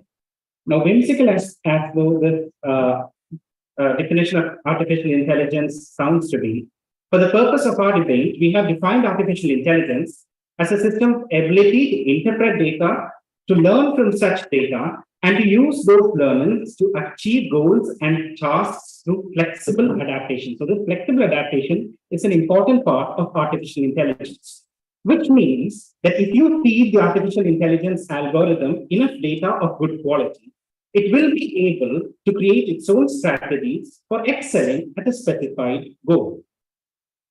So here the point is that you need to provide it with a lot of data. Leo Tolstoy once asked, how much land does a man require? Today we are faced with the question, how much data does your AI need to be provided? In this example of where artificial intelligence AlphaZero beats the world's best supercomputer at a game of chess, it had to go through 44 million gains in order to achieve this task. So let us extrapolate this to clinical care, where you have millions of people with different, who come to you with different clinical problems, often with overlapping diagnosis, and who are going to have varied plans as well as differentials. How much data is your artificial intelligence going to need in order to run all this through and come up with a final plan for you? And where does this data come from? This data comes from our notes in clinical practice. And let us face it, our clinical notes are incomplete, imperfect, and are underused. We as doctors are quite bad at clinical note-taking, and for this reason are often the butt of jokes. Abdul has pointed out how the number of doctors has increased exponentially. Yet, you and I still see close to 30 patients per day in the OPD. And having to translate our notes into a format which AI can understand is not the need of the hour today in a resource-poor setting such as India. Leaving aside the whole matter of privacy, we also know that artificial intelligence, by sifting through this data, may sometimes be and may end up being biased. In this example, where Amazon used artificial intelligence to sieve through CVs which were submitted for it, or resumes which were submitted for it, what the computer model did was that it observed resumes which were submitted over a 10-year period where there was a male preponderance in society. As a result, the system taught itself that men were superior to women, and it itself weeded out applicants who were women. The impact of such a bias by artificial intelligence in clinical healthcare is mind-boggling. If it is a bias which is done by a human individual, that can be corrected, whereas a bias which is done by artificial intelligence may often go unnoticed for a long period of time, which can result in disastrous consequences. And it is not just that. In this example, when they studied an artificial intelligence model to predict sepsis in a New York university, what they found was that in the initial 3 years, it showed a very good positive prediction. After which, artificial intelligence took a downturn. The reason was simple. Clinicians started using different ICD codes. However, artificial intelligence was not updated about it. So even though the environment in which the artificial intelligence was in had evolved, the intelligence itself sadly failed to keep ahead with time. So we are faced with a problem that we need a lot of data to feed the intelligence. There are privacy concerns with the data. The data which the intelligence sees and reads by itself may end up making it biased. And not just that, you're going to need to have trained manpower to oversee this data for a large period of time, the end point of which cannot be seen right now, and which in a resource-poor setting such as ours, or even in a research-rich setting, is not an essential step for the improvement of healthcare. This brings me to my second point, the matter of trust. Clinical medicine is based on transparency. It is based on the fact that we are able to follow our thought process. But for artificial intelligence, where it just chews up the data and spits out an answer for you, you do not know what its thought process was at reaching to the final answer. For example, as a part of my pulmonary training, we come across a lot of patients whom we suspect to have pleural effusion or tubercular etiology. You do a diagnostic test, you send it for a lot of investigations such as these. If it turns out to be positive on cultures or CBNAT, well and good. If not, you're going to have to analyze each of these results, put it together to see finally what you're dealing with. So if I were to present this to my senior or my consultant, I would talk about it being an effusion which is lymphocyte predominant, which is exudative, which is negative for malignancy. We would go back and look at the cytologist report again. Is there a paucity of mesothelial cells? We will look at the CT. Is it going to give us any clues? We'll be looking, are we missing out on any sinister diagnosis such as a malignancy before we finally say that yes, this patient may be diagnosed as a case of an extrapulmonary tuberculosis. However, when AI gives you just choose up all this data and spits it out. Maybe an AI which is trained on US patients will tell you that lymphocyte-rich exudative effusion has to be treated as a case of lymphoma. As a clinician who is practicing in a country which is endemic for tuberculosis, we would not be willing to agree to this. So this lack of transparency, this lack of knowing what its data process is, it results in depriving patients of their autonomy and the principles of non-maleficence.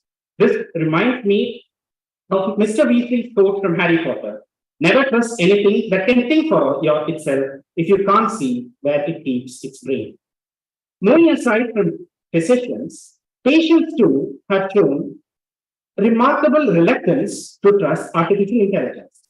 This stems from the fact that they believe that artificial intelligence is not failure to them, rather it is inflexible and it is standardized. Whereas they feel that they are human beings who have to be taken with their own particular problems, which have to be seen from a unique perspective. This is highlighted by a research which was carried out in the year of 2019, which pointed out the reasons for resistance to medical artificial intelligence.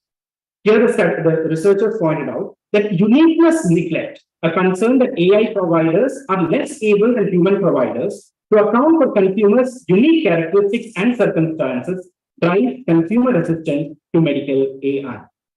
So neither do physicians also have a trust in the AI models, and neither are the consumers willing to accept. So riddle me this: what first aid treatment in an emergency is administered by you? As we scratch our heads and look at your ENT surgeons for help, this question is open to the floor. The answer to this is words of comfort. The core principles of clinical medicine are and still remain to be compassionate care, human empathy, and the human touch. And no machine learning or no computer program is ever going to replace them, which makes me firmly believe that the integration of artificial intelligence is right now not an essential part for the development of healthcare. Coming forward, what about AI and errors? We have already established that AI may result in errors, and we are not able to find out what is the thought process which goes behind that. Unfortunately, what usually happens is that these errors are not picked up for a long period of time, which can result in catastrophic scenarios.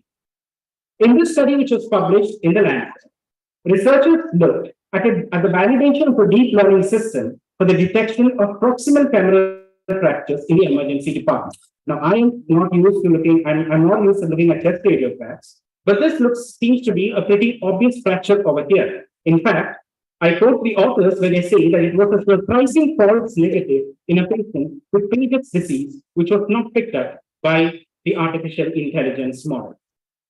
They had quoted another surprisingly false negative one, where there was a heavily displayed subtrochanteric injury. However, they have tried to justify it by saying that a human with the eye of faith is able to see a nice curve along sentence line, and it is possible that the model could have misinterpreted. Now, they do say that what the mind knows, the eye sees. Artificial intelligence might be able to know with its mind, but lacking both a physical eye as well as the third eye, it may result in errors for which you and I, as a prescribing physicians, are finally going to be responsible. We have heard of cars which have been pulled back because of defective brake system. Are we going to have a scenario where you're going to call back patients also once they have gone back from your OPD? Is it after 3 or 4, after how many number of such misdiagnosed X-rays are you going to call back all your patients with Paget's disease and have a run over their scans again? Which brings us again to the question, where does the blame lie in case AI makes a misdiagnosis? Is it with the doctor or is it with the developer of AI? This would require for people who have both clinical skills as well as computational data, both of which we are lacking today, and running after which right now is not an essential part for the development of clinical health. Lastly, I would like to talk about the overdependence on AI. It is no secret that machines are temperamental, be it from the fact that they would require a particular temperature to be used, or the fact that they would require fast networks for their neural networks to relay information. And so, be it an act of God, such as a cyclone or a tropical storm, or even an act of man, as we and other premier institutes faced in the past 2 to 3 years. Any crippling attack can bring healthcare to its knees if it's going to be dependent on AI. The same was also shown when Google tried to use artificial intelligence in Thailand to capture images of the conjunctiva for early diagnosis of ophthalmic conditions. However, because of poor connectivity to the net, the images were not uploaded. And because of the poor pixel size, it resulted in the practitioners having to take repeated photographs, resulting in both patients as well as nurse practitioners being frustrated.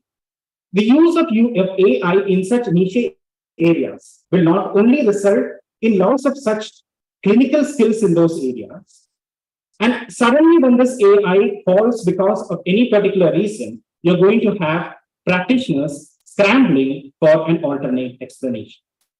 Therefore, because of the fact that you would require rigorous training of AI based on data which we scarcely have to afford and we do not have the time to make, the fact that AI has a non-transparent thinking process which cannot be explained by the physicians to gain the confidence of their patients. The fact that there is trust lacking both on the part of patients as well as the physicians, and the errors with catastrophic consequences, I believe that artificial intelligence in its present form is not essential in its integration for the advancement of clinical healthcare. Thank you.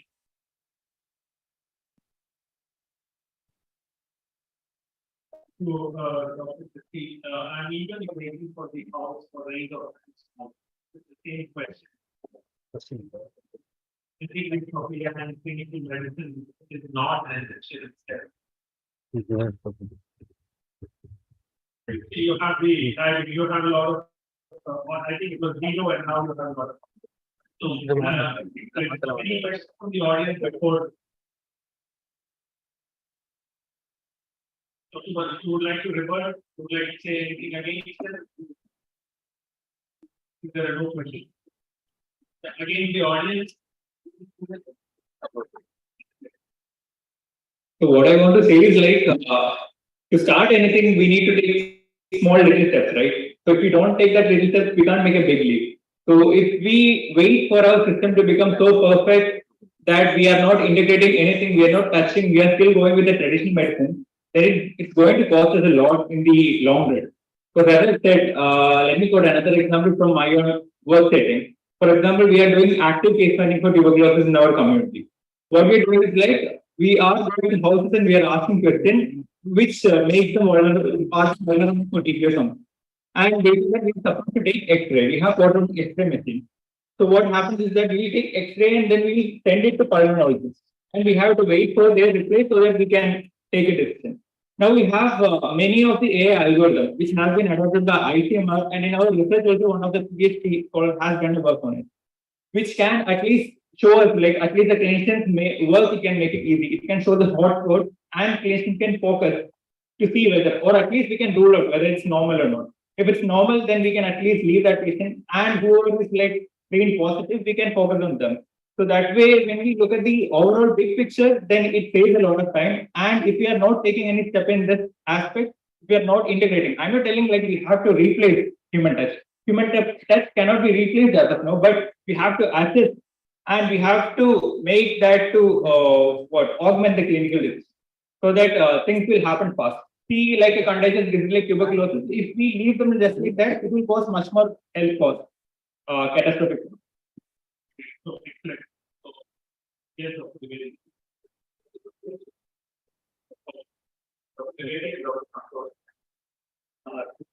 Actually, it was related to tuberculosis and X-ray algorithm. So recently in Agra, we had the National Tuberculosis Conference, and we discussed some of the AI looking at X-ray. And the feeling was like that if it is lung, it is bronchiectasis or active cavity, everything is well as cavity. So don't depend upon AI on that part. Actually, the thing is, we don't want to do harm. So if you can wait for a day to get X-ray opinion, you can wait for a day to get microscopy done before jumping and treating them wrong. Right? Similarly, there can be suspicion that extensive target is there and AI reads at ILD. You'll be treating wrongly. Don't depend totally on AI at the current algorithm. And they have fed up almost like millions of X-rays to learn. Still, they are making it. It's all about, so it is not fine. So, and if a point is well made, it's all depends on the data that you feed it, and you do not completely rely on, or it doesn't mean that you cannot take AI completely out of it. Yes, so Santosh, the last question in the interest of time, then. Thanks, Dr.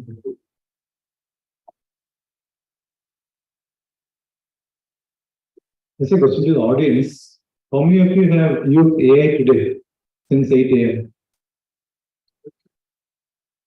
That means all the rest 7 or 8. It's wrong. Why I am asking this is this particular discussion is superfluous. Sorry. Because if anyone of you ask anybody who have used and who has thought that you have not used AI today, actually all of us are using AI every day. You have a smartphone. If you are having a smartphone, that smartphone has AI.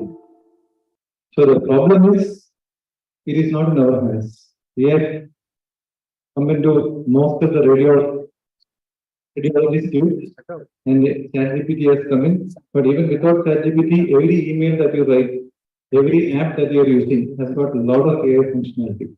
So what I understand is, what I personally feel is, it is not in our hands. 15 years back, you could have bought a car without an airbag.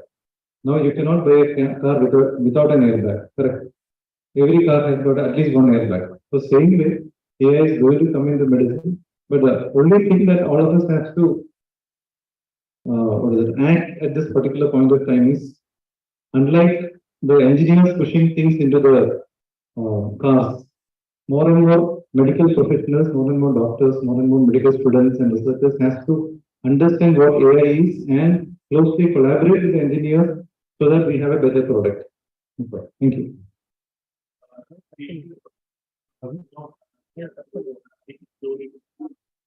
So the ChatGPT is not for next year, and AI will be probably will need to be explored in the future. The outlet I would like to thank all my speakers for putting in their efforts and participating.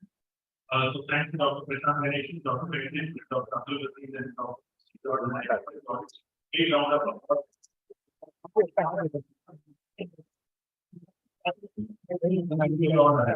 Thank you. Those were two fascinating debates. Artificial intelligence and ChatGPT have taken the world by storm. The stimulating ideas presented to us on these topics of contemporary relevance are sure to challenge our thinking in several new ways. I thank the moderators, Dr. Prashant and Dr. Lakshmisha, for their able stewardship of the session. Before we move on to the next segment, I request all the presenters of the upcoming sessions to please load their presentations on this laptop over here. If you haven't done so already, could you please step forward and load your presentation? The department presentations that we'll be having next.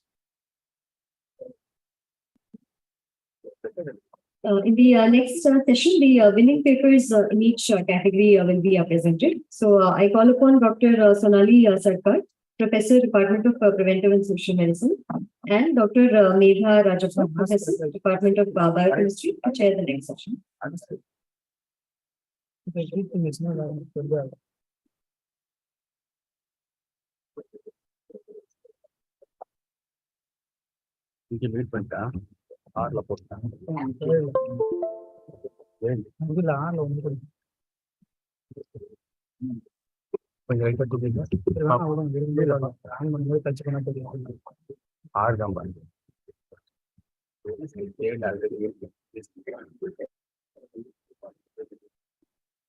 6 already wait பண்ணிட்டேன். ஆமாமா 5 இல்ல. wait பண்ணிட்டேன். Let's see, those are here. They have already presented in the session that I had.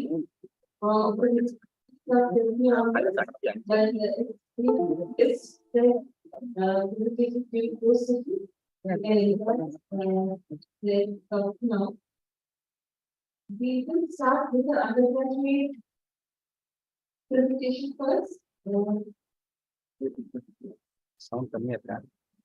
We'll start with the presentation first.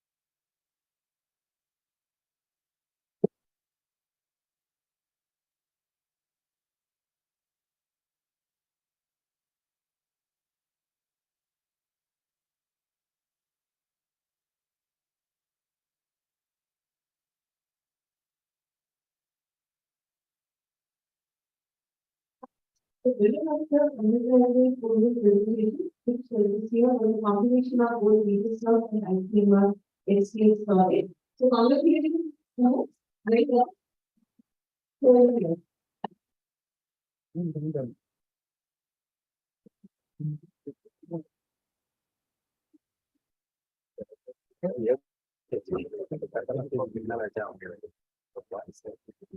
Good evening. I will be presenting my paper titled Clinical Features and Outcome of Neonates with Elizabethania Sepsis, a descriptive study from a tertiary care hospital, South India.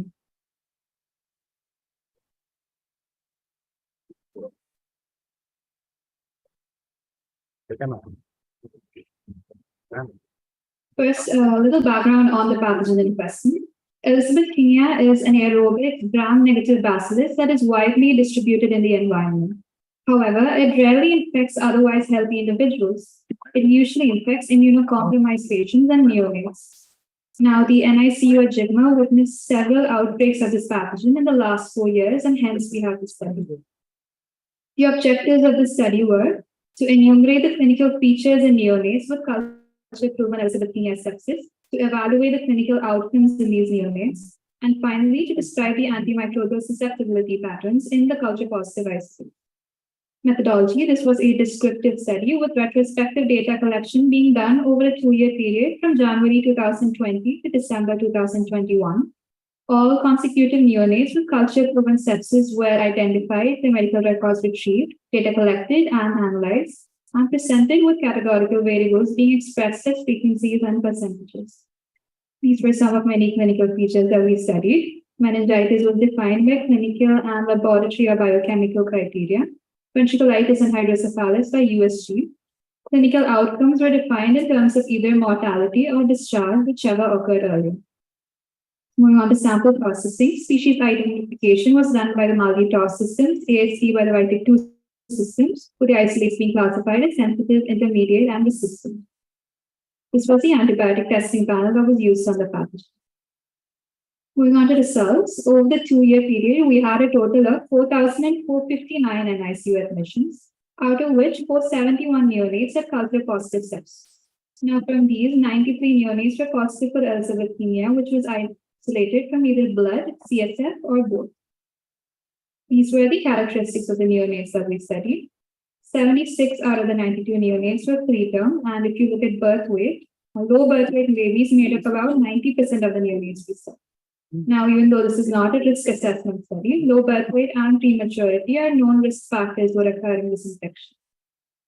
Moving on to clinical features, most clinical features we see here are non-specific features that resemble other gram-negative sepsis.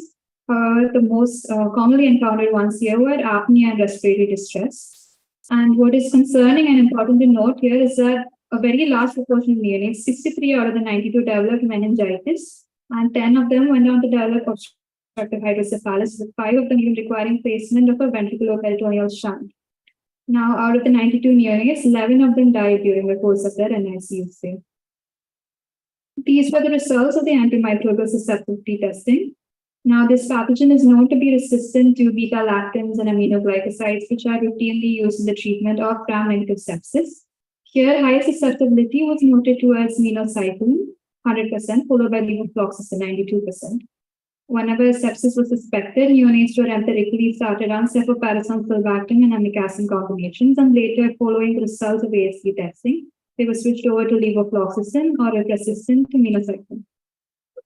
Finally, we have an epidemic time curve showing cases over the 2 years. We had peaking in September of 2020 and July of 2021, which could possibly be attributed to increased number of admissions around this time or compliance with existing infection control practices then.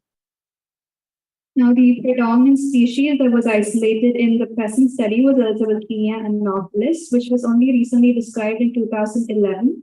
And since then, only few outbreaks have been reported, with even fewer isolated case reports documenting the infection in neonates. Here we have what is quite possibly the largest case series of pathogen described, and we have been able to characterize the clinical and microbiological profile of the pathogen and document the outcomes of the infection in neonates. Now, this information will be crucial to identifying and managing future outbreaks. What we saw here is that most neonates initially had an indolent course and later on progressed to meningitis and other CNS complications. Now, as part of outbreak investigation, extensive swabbing was done. The pathogen was isolated from breast pumps and the water supplied to the NICU on multiple occasions, following which more targeted interventions like autoclaving pulmonary containers and reinforcing existing infection control practices were done. And there has been a decline in infections. Ever since after June 2022, there has been 2 cases of Elizabeth reported in the NICU, the last one being in December. To conclude, Elizabeth is an emerging nosocomial pathogen that can cause neonatal meningitis and NICU outbreaks. Clinicians must be aware of the risk of neurological complications and mortality associated with the infection. Early detection of sepsis and institution of appropriate antibiotic therapy can help reduce mortality. And moreover, strengthening existing infection control practices can help curb future outbreaks. Thank you. These were the references I used. And I'd like to thank everyone, my guide, Dr. Abdul sir and Apurva sir, everyone at the NICU, the HICC, and microbiology and PSM for helping me with data collection. Thank you.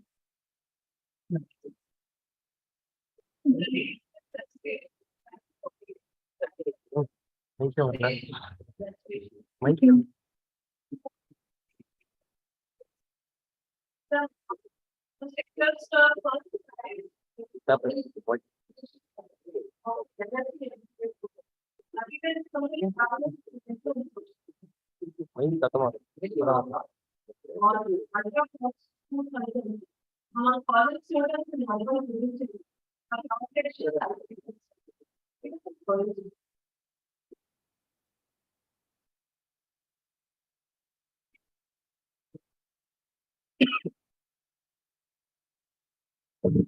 Good afternoon, all.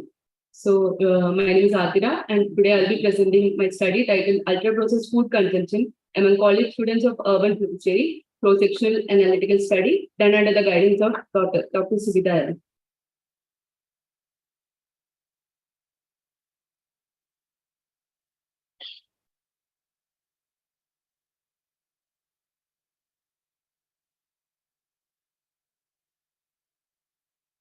coming to the introduction, unhealthy diet is a major risk factor for non-communicable diseases, and higher consumption of ultra-processed food leads to an unhealthy diet. So studies in high-income countries has shown UPF contribution of 10 to 50% to the total energy intake, and in middle-income countries, it is rapidly increasing. So a study done at Delhi has shown 16.2% UPF contribution done among adolescents.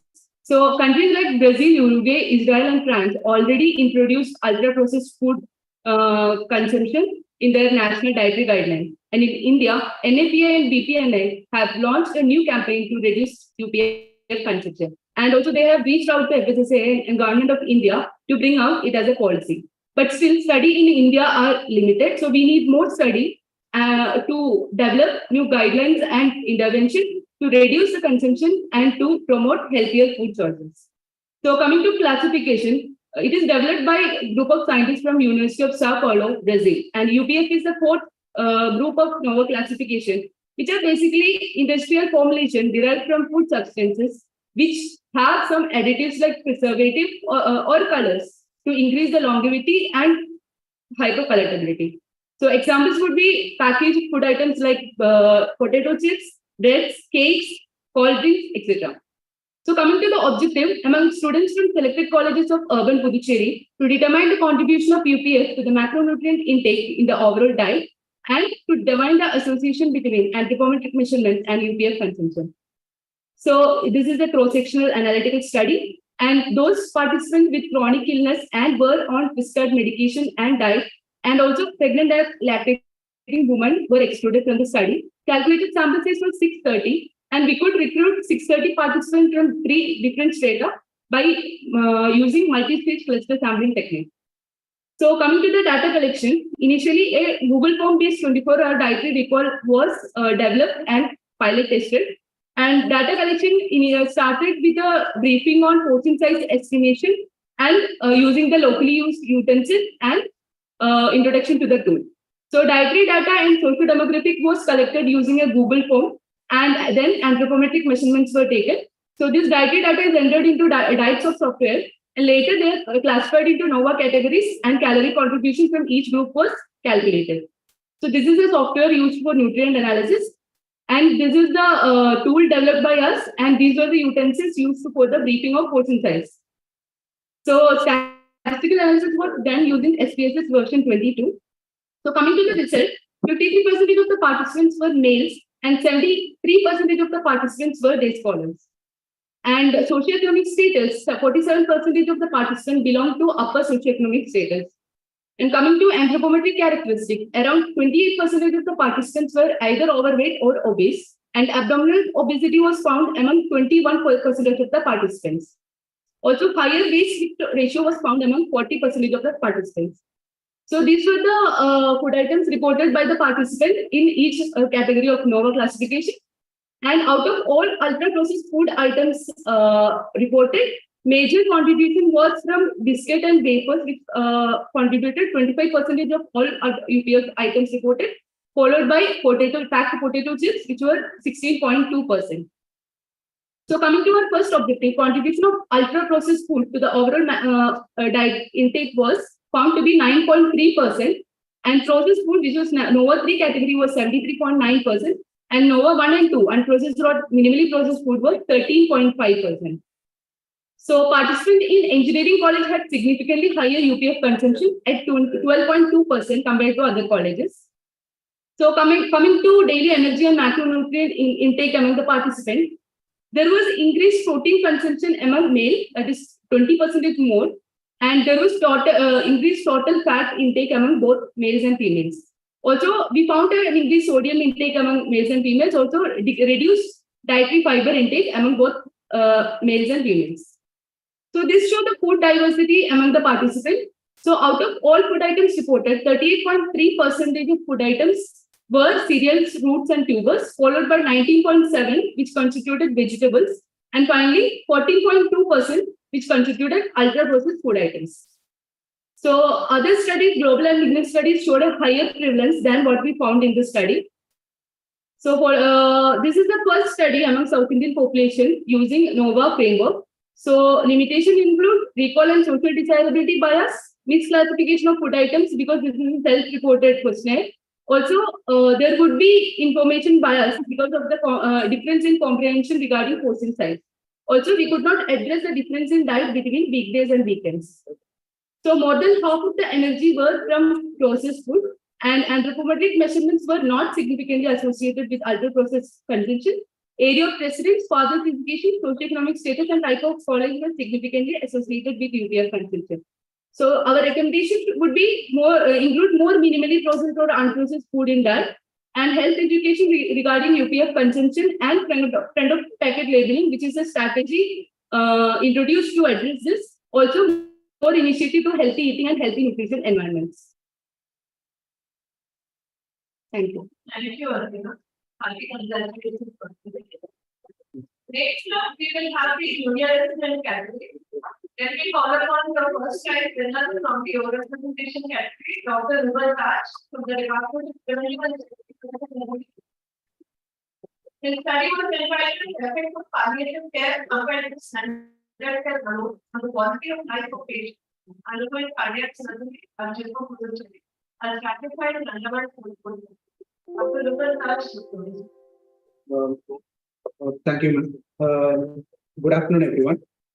As my study is the effect of palliative care compared to standard care alone on the quality of life of patients undergoing cardiac surgery at JIPMER Puducherry. It is a stratified randomized controlled trial. And coming to the burden statement, we all think that palliative care is required only for cancer patients, but WHO states that it is mostly required for around 38% of the people with cardiovascular diseases require palliative care. In India, it is estimated that 6 million people in a year are in need of palliative care. And there is also paucity of research regarding the impact of palliative care services on the quality of life of patients among the cardiac surgery patients. So that's why this study was carried out. The objectives of the study is to study the effect of palliative care integrated with standard care alone for a period of 6 months on the quality of life and depressive symptoms of patients undergoing cardiac surgery, and it is compared to standard care alone at JIPMER Puducherry. Here we have, this is a stratified randomized controlled trial design. We have two groups. The first group of the patients are patients who are posted for cardiac surgery, and the next group of patients are patients who are on follow-up care after cardiac surgery. Why I use these two groups is that most of the studies are in the literature are focused on the impact of palliative care on the terminal stage of the illness on CTDS patients. But I wanted to study on the early stage of their illness. The study setting is the department of the CTDS department in JIPMER. And coming to the inclusion criteria, all adult patients aged 80 to 65 years with palliative performance scale of less than 50. These study participants with palliative performance scale of less than 50 are more in need of palliative care. That's why I choose this particular inclusion criteria. And for my exclusion criteria, I excluded for my group 1 study participants, I excluded patients who are on waiting list for more than 6 months, and for group 2, for the patients who are on follow-up care for more than a year. And I employed consecutive sampling for my data collection, and the data entry was done using Eticollect and data. And to compare the change in quality of life score, we used a regression technique called the generalized estimating equation. Coming to the sample size calculation, 15 study participants were selected each in the intervention arm and control arm in group 1, and 44 study participants were selected in the intervention and control arm in group 2. And how this 44 was selected is based on the previous study which was done in US, which uses FACIT-PAL as a primary outcome measure tool with 16-point difference as a mean score. We calculated the sample size to be 44 in each group. And the control arm was managed mainly by the CTDS team, which focused on providing evidence-based therapy. And in the intervention arm, along with the standard care which is provided by the CTDS team, intervention was provided by the principal investigator, which comprised of multidimensional care such as physical, psychological, emotional, and social well-being. And the duration of the intervention was 30 to 45 minutes. Coming to the results, first I will be presenting about the group one results. That is the patients who are posted on cardiac surgery. So 65 patients were assessed for eligibility. Out of which 15 patients were selected, and they had various assessments at different time points. First time point was prior to prior to surgery, prior to their cardiac surgery. Next one was 7th to 10th day after cardiac surgery. And the 3rd, 4th, and 5th settings were 1st, 3rd, and 5th, 6th month from the date of discharge. Out of which 13 participants were finally followed up for 13 participants in both groups were finally followed up. And but as we used intention to treat analysis, we included all 15 participants for our analysis. And the baseline characteristics of the 30 participants in group 1 were comparable. And here I used 4 states: passive PAL, passive test speed, well, Minnesota living with heart failure questionnaire, and patient health questionnaire. Both passive PAL and passive test speed were increasing score, it is better. And for Minnesota living with heart failure and patient health questionnaire, decrease in score, it is better. So here you are able to appreciate there is an increase of 5.91 increase in the scores between the intervention and control arm over baseline. And it is found to be statistically significant. Here, 10-point change in score is considered to be of clinical significance. Here we are not able to appreciate that clinical significant difference in the patients who are posted for cardiac surgery. Coming to the here with respect to patient and questionnaire, you are able to find that there is a decrease in the depressive symptoms screened using the patient and questionnaire, that is 0.57 decrease we are able to appreciate. Now I will be presenting the results for the group 2 study participants. Those study participants are patients who are followed up on they have actually undergone cardiac surgery and they are on follow-up treatment. So 129 patients are assessed for eligibility, out of which 88 study participants are randomized into 44 in each in the intervention and control arm. Out of which 41 completed their full time follow-up in the control arm and 43 participants completed in intervention. As I said earlier, it is intention to treat analysis. So we use all 44 for analysis. The baseline characteristics of the study participants in group 2 also were comparable. And here we are able to appreciate there is a 15-point increase in the passive PAL scores between the intervention and control arm over a period. As I said earlier, 10-point change is considered to be clinically significant. Here you are able to appreciate that 95% confidence interval, the lower limit of 95% confidence interval also has a clinically significant increase. And even passive SP12 also shows there is a statistically significant increase. Here, as I said earlier, in Minnesota living with heart failure, decrease in score, it is better. Here we are able to appreciate the Minnesota living with heart failure score has decreased. That is 2-point decrease is appreciable. But for establishing clinical significance, 19-point score difference is needed to establish a clinical significant difference. But we are able to appreciate only 2.4 difference in this. Coming to the implication and conclusion, similar results are found in the study conducted by Rogers et al. And I conclude that psychosocial, emotional, functional well-being and the spiritual domains of improved for patients undergoing patients receiving palliative care intervention along with routine care. And the strength of my study is an RCT, and principal investigator was trained before providing the intervention, and it is a longitudinal study. And the limitation is that both the investigator did the assessment and the intervention. So there will be bias in estimating the quality of life score, as it is a self-reported out. And the recommendation is that capacity building of the CPDS team in providing primary palliative care is needed, and implementation research is needed for adaptability. Thank you.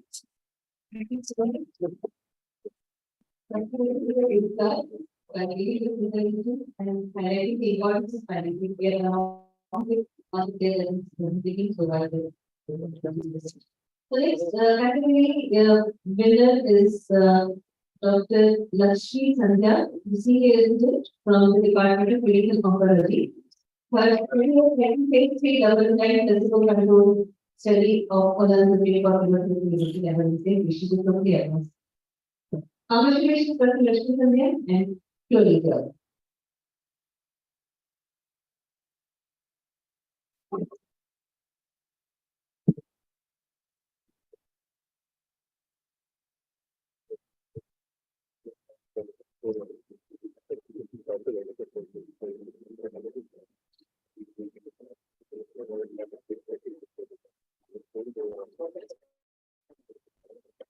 So, good afternoon, I'm Dr. Sandhya from the Department of Medical Oncology. And today I'm presenting the phase 3 double-blind placebo-controlled study of colonoscopy for chemotherapy-related anorexia in patients with advanced gastric pancreatic biliary, and lung cancer. The study was done under the guidance of Dr. Prashant Kennedy. So, anorexia is commonly associated with cancer. Around 40 to 60% of malignancies are associated with anorexia at baseline. It can reach as high as 80% during the course of therapy. Chemotherapy worsens anorexia, leading to weight loss and poor nutrition. Poor nutrition in turn leads to increase in chemotherapy-related toxicities. Olanzapine is an atypical antipsychotic widely used in psychiatry, was unpopular because of its weight gain properties. However, the same, when used for cancer anorexia, had shown moderate benefit. But most of the trials were done in palliative setting for hospital care. Our study is novel as we used olanzapine for cancer, for chemotherapy-related anorexia among patients receiving first-line chemotherapy. So we included patients more than 18 years old who were fit for chemotherapy for gastric, lung, pancreatic, and biliary cancer. We chose these cancers as anorexia at baseline is commonly associated. We randomized them into two groups where nutritional advice was common in both the groups. One of the groups received olanzapine at 2.5 milligrams once a day for a period of 12 weeks, and the other group received placebo. Our primary endpoint was weight gain of more than 5%. Initially, we screened the patient, took the consent, and at baseline and at the end of the assessment, we took anthropometric measures, weight, and nutritional status by subjective global assessment, and the anorexia split by a validated fat anorexia assessment scoring scale and quality of life. At each visit, we assessed the adherence to drug and toxicity, and the intervention date was taken after 4 weeks of intervention. The sample size was calculated assuming that the proportion of patients gaining weight more than 5% in the placebo arm would be 10%, and in the experimental arm which would be 30%, with an absolute benefit of 20%. We required 124 patients, 62 in each group. We screened 150 patients, of which 124 were randomized, 63 in the olanzapine group and 61 in the placebo group. Due to progression, change in therapy, and before 12 patients were excluded, and for analysis, we had 58 patients in the olanzapine group and 54 patients in the placebo group. The baseline characteristics were well matched between the group, with median age of 55 years, the most common malignancy being gastric cancer, and most of the patients were stage 4 receiving palliative chemotherapy. The baseline anthropometric measures and nutritional status of well matched between the group, and the recent anorexia was seen in around 85 to 94% of patients. The primary endpoint of weight gain of more than 5% was seen in 60% of patients in the olanzapine group and 9% of the patients in the placebo group. Similarly, the change in mean weight from the start of study had shown an improvement. The anorexia score also were favorable to the olanzapine group, and the secondary measures of nutritional status, daily calorie intake, and the quality of life were favorable to olanzapine group. The chemotherapy toxicities were found to be less in olanzapine group as compared to placebo. So there is enough evidence to state that weight gain during chemotherapy is independently associated with favorable outcomes. However, convincing evidence to counter anorexia with infusion of calories or agents to improve appetite has been inconclusive. Guidelines recommend that dietary counseling is essential for all patients with anorexia. However, use of orexigenic agents is optional. There are only 2 agents which are approved so far, but one is megestrol and the other one is corticosteroid, but they are limited by high cost and long-term toxicity. We found that low dose olanzapine was effective, had lower side effects, and also was inexpensive. So our study had few of the strengths as anorexia as a subjective outcome. To gauge its impact, we had used many direct and indirect measures, and we had used an objective measure of weight gain of more than 5% as our primary outcome measure. However, we included a heterogeneous group of cancers, but they were matched by the occurrence of anorexia at baseline, and also the chemotherapy regimens differed according to the diagnosis of the patient, but they were matched according to the immunogenic potential of the chemotherapy. The weight gain or sustainability of weight beyond 12 weeks was not a certain study. We conclude that 12 weeks of olanzapine at a dose of 2.5 mg could improve appetite, lead to weight gain, improve the quality of life, and also have lesser chemotherapy side effects. And we recommend a low dose olanzapine as an add-on with first-line chemotherapy. Thank you. Thank you for the question. A good study, well presented and debated. We next move on to the next presentation, winner of the PhD oral presentation category, Dr. Sujita Mukherjee. She is from the Department of Pediatrics, going to present on the study title, Everything was of a home-based school reading benefit for young children with autism spectrum disorder. Congratulations, Ms. Sushita and Yolita. Good afternoon, everyone. Coming to the title of my PhD thesis is Effectiveness of a Home-Based School Readiness Intervention in Improving the Preparedness for Inclusive Education among Young Children with Autism Spectrum Disorder. I have worked under the guidance of Dr. Venkatesh, Additional Professor, Department of Pediatrics.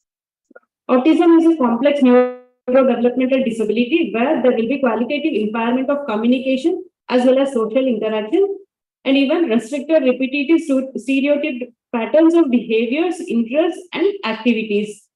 Speaking about school readiness, the predominantly preschool experiences and early experiences of the child plays a major role in a child's successful school life. Physical, cognitive, social, and emotional competencies as well as positive attitude towards learning is very essential in regard to school readiness of a child. So, with all the difficulties, or children with autism spectrum disorders have not enrolled into regular schools. So, through this school readiness module, we intend to make these children with autism spectrum disorders ready for inclusive education. The objective of my study is to assess the efficacy of school readiness module in making children with ASD ready for inclusive education. Coming to methodology, after all the scientific and ethical committee clearance, we have registered the trial in CTRA. And then the study site was Trial Guidance Clinic, WCH JIPMER, and the pre-intervention was given to enhance joint attention skills among children with ASD. And then randomization was done using block randomization and the block size of 4, and which was done by a co-scholar. And allocation was done using Snow's technique. And assessment was done by the primary caregiver using school readiness scale, which was developed by us as a part of study. And then we have taken the assessment at 4 time points, baseline assessment. With a interval of 4 weeks, we have taken 4 assessments. And the sample size of calculated based on the results of pilot study, considering alpha error as 5% and power as 90% and dropout rate as 20%. We have used OpenFE software version 25 for calculating the sample size. And we have included male and female children of 2 to 5 years age with a childhood autism rating scale score of 30 to 36, that is mild autistic children. And exclusion criteria is degenerative disorders, and children with significant sensory impairment has been excluded. And the module has been designed in such a way where it is easily understandable by the primary caregiver and deliverable at the resource limited settings like home-based settings. And it consists of 28 items, and each session lasts for 30 to 45 minutes. And we have mainly 6 components in the module. So we have divided these sessions into 3 sessions. Each session consists of 2 components of the module.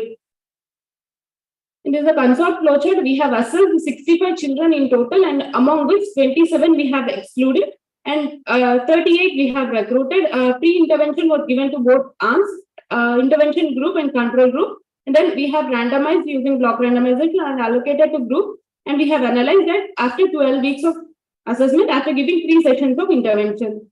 And these are the socio-demographic distribution. We have analyzed the demographic variables using student t-test and Fisher exact test.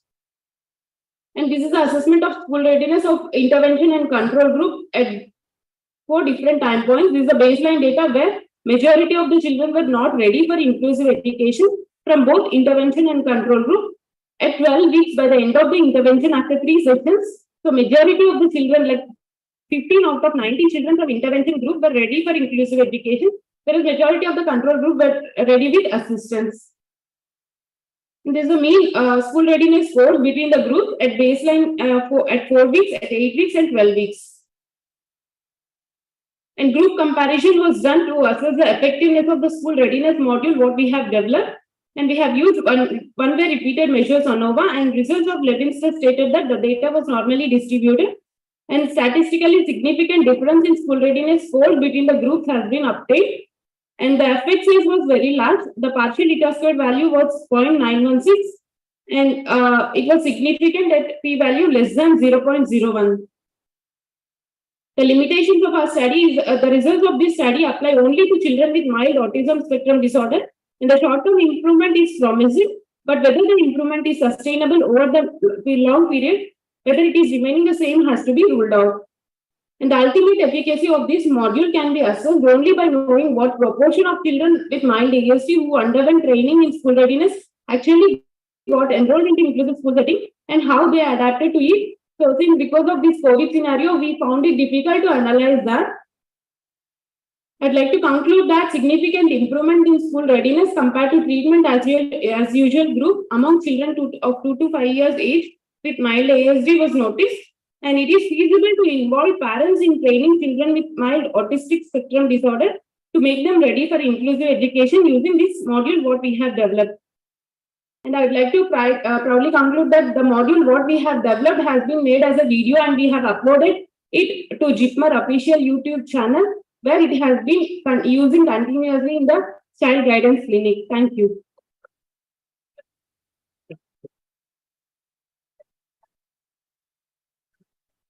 Next up, we have the research staff. I will invite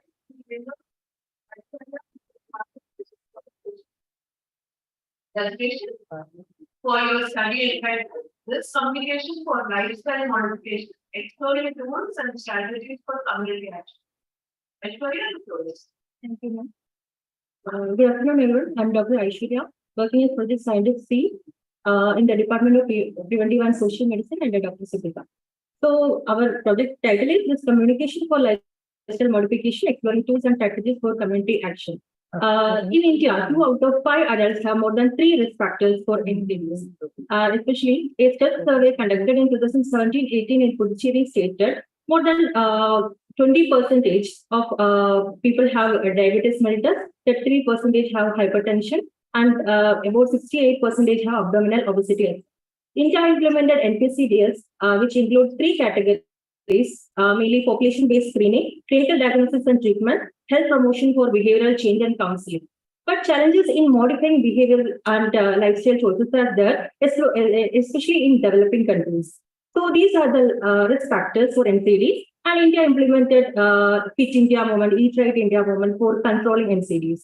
Based on behavioral change theories, there are drives for behavioral change as well as barriers. Drives include perceived susceptibility, perceived severity, and perceived benefits, whereas barriers include host, environment, poor self-efficacy, poor intention, and social and cultural norms as well. So our objective is to develop counseling strategies for lifestyle modification using an NCD risk communication tool and to study the determinants of lifestyle modification. We use it for a cross-sectional study, and it is part of ongoing ICMR study on lifestyle modification trial. We included 600 residents aged 30 years and above in intervention and control group in our service areas, service area, and results are presented from intervention group, which is 300 and above. So this is a framework for intervention, which include formative research using RDIF, JD, etc. And we use NCD risk profiling, risk counseling using NCD risk communication tool, community mobilization using self-help group, youth clubs, and we have an online assessment as well. So this is the risk communication tool we developed, which included 3 main parts. Mainly, first part is newer numbers, which included biochemical as well as anthropometry measurements. And the second part, which included the risk category, which included physical inactivity, high diet consumption, and weight, stress, and we included a overall risk score based on these 4 factors. And the third part, which included general instruction for the participants regarding all the 4 domains. So we included baseline details. We collected baseline details. We collected behavioral risk factors using GPAC, HFSS questionnaire, and PSS questionnaire. Also, biochemical risk factors were collected, and the statistical analysis were performed. So these are the risk counseling and interventions we did. The counseling as well, we did counseling as well as some physical activity, yoga sections for the participants using Fit India protocol. So these are the engagements we did, activities with the help of self-help group, Asha and ANMs. So the results are this: above 60% of our participants were females. Above 60% have secondary level of education, and above 50% are non-government employees. These are the level of risk factors, and we can see 20% and above have prevalence of alcohol use and hypercholesterolemia in our study. These are the overall risk factors. The 4 domains: physical inactivity, high sugar and salt intake, weight, as well as stress. We can see a moderate to high level of risk. And when we see the overall risk also, we can see a moderate to high level of risk. So why we use the MCD risk tool, we found out that 95% found the tool informative and useful and motivated, but 25% felt it is actionable. This is the risk perception and benefit barrier analysis, where we can see a mean of around 13 is seen in perceived susceptibility, perceived benefits, and perceived barriers, whereas in perceived self-efficacy and perceived intention to lifestyle modification, we can see a confidence level, like not confident to somewhat confident in maintaining body weight and the diet. But when we see, we can see a moderately confident level of responses in quitting alcohol, quitting tobacco, chewing tobacco, and irregular medical checkups. So here we can see when we explore individuals' perception of developing NCDs, it might help in NCD risk factors, addressing risk factors, and innovative strategies are needed for this communication with to identify the barriers to improve the risk perception, and which can help in effective counseling programs. Communication interventions can be effective based on behavioral change theories, and which is designed for socio-cultural as well as political environment. Still, our work is in progress. So coming to our observation, we are concluding that moderate to high NCD risk profile is seen with moderate risk perception, but poor self-efficacy and intention to behavioral change. So setting up lifestyle clinics at primary care level is needed for piloting the risk counseling modules as well as strategies for community action. Tools for monitoring adherence to be explored in our research in future. So we acknowledge Indian Council of Medical Research for funding our project. JIPMER faculty and staff, ASHA, ANM members, Gram Sabha members are not. These are the references, and thank you so much.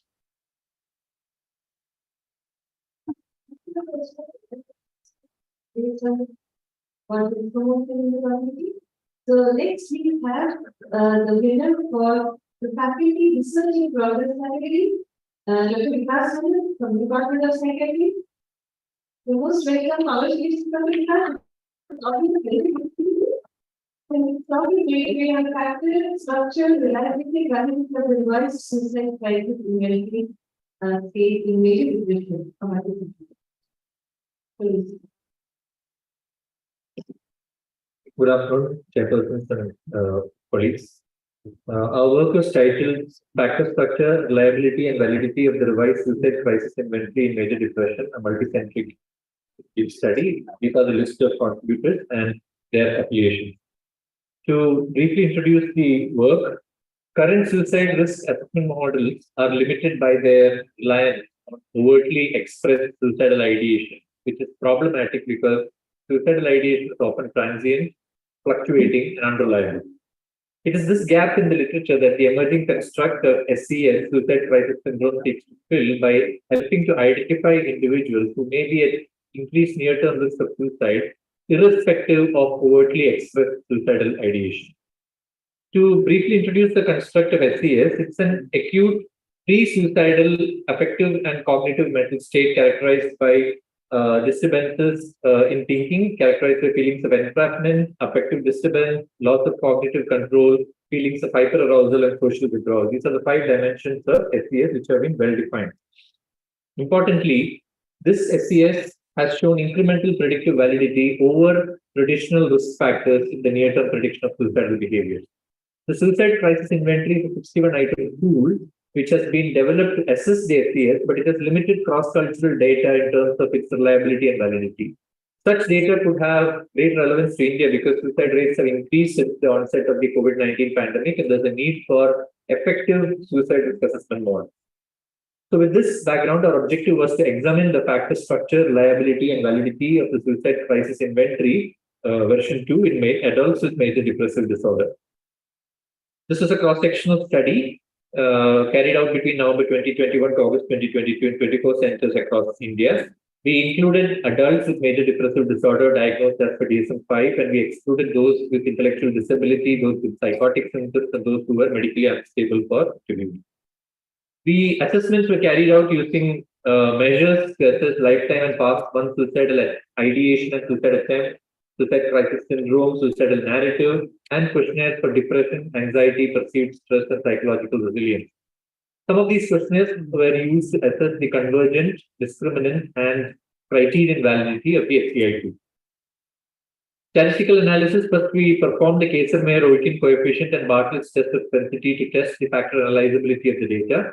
Model fit for confirmatory factor analysis was assessed using standard indices. We used the diagonally weighted least mean squares method for confirmatory factor analysis. Internal consistency was assessed using Cronbach's alpha, and we used bivariate or bi-CG correlation as appropriate to test convergent, discriminant, and criterion validity of SPI2 against appropriate measures.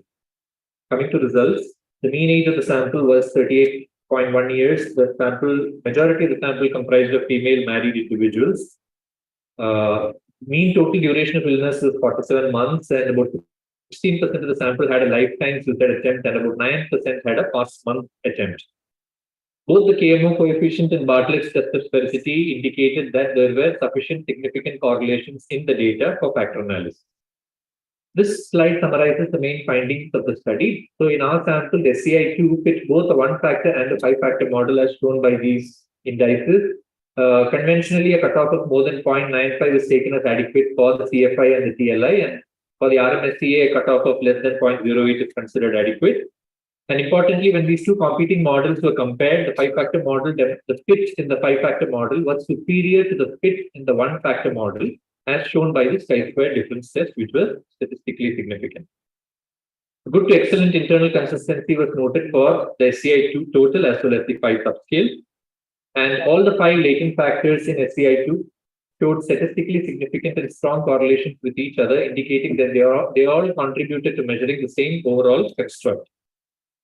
In support of convergent validity, there were moderate positive associations between SCI2 and the 8 SNI domains, and between SCI2 and measures of depression, anxiety, and perceived stress.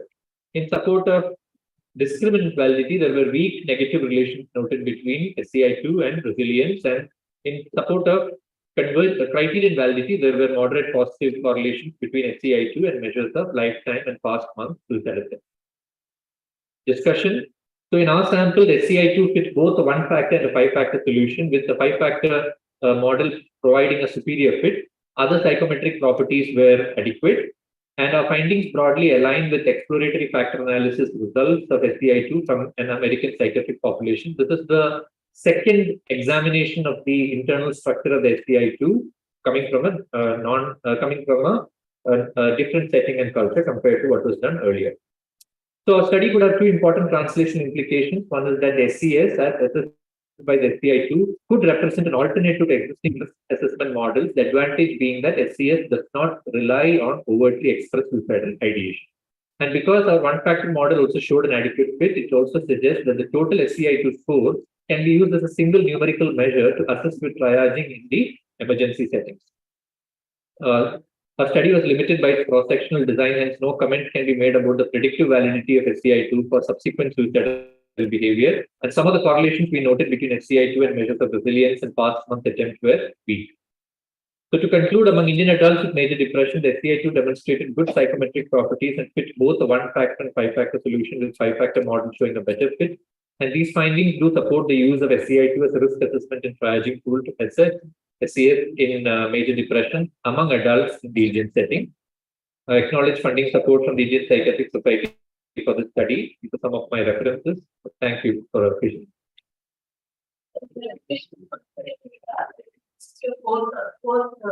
award for best speaker in the oral category. Next up, we have Dr. Shivraman from the Department of ENT. He gets the first place in the oral presentation for the faculty published papers for his study entitled Hyperglycemia and Steroid Use Increase the Risk of Rhino-Orbital-Cerebral Mucormycosis regardless of COVID-19 hospitalization. A case control study from India. Shivraman, the floor is. Thank you, ma'am. Thanks everyone. Good afternoon to the audience. The study, the published title goes like this is the conclusion: hyperglycemia and steroid use increase the risk of mucormycosis in COVID patients. We started the study with the aim of finding out the risk factors for the increase in mucormycosis cases during the COVID pandemic. The study was carried in collaboration with NI, National Institute of Epidemiology, JIPMER, Chennai, with multicentric background.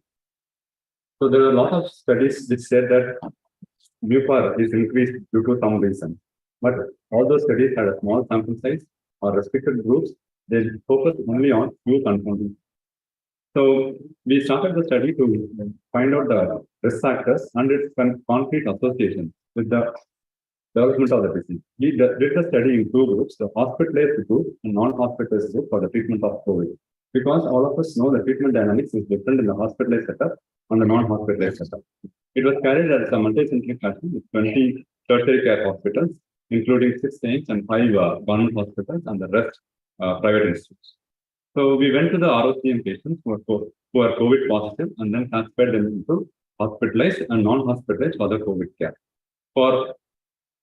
So the case was COVID positive and also ROCM positive. The controls were COVID positive who did not develop ROCM for COVID, following COVID. So those who are not hospitalized went to the non-hospitalized. So to select the controls, we went to the test positivity day of the cases, and from there we randomly chose the controls.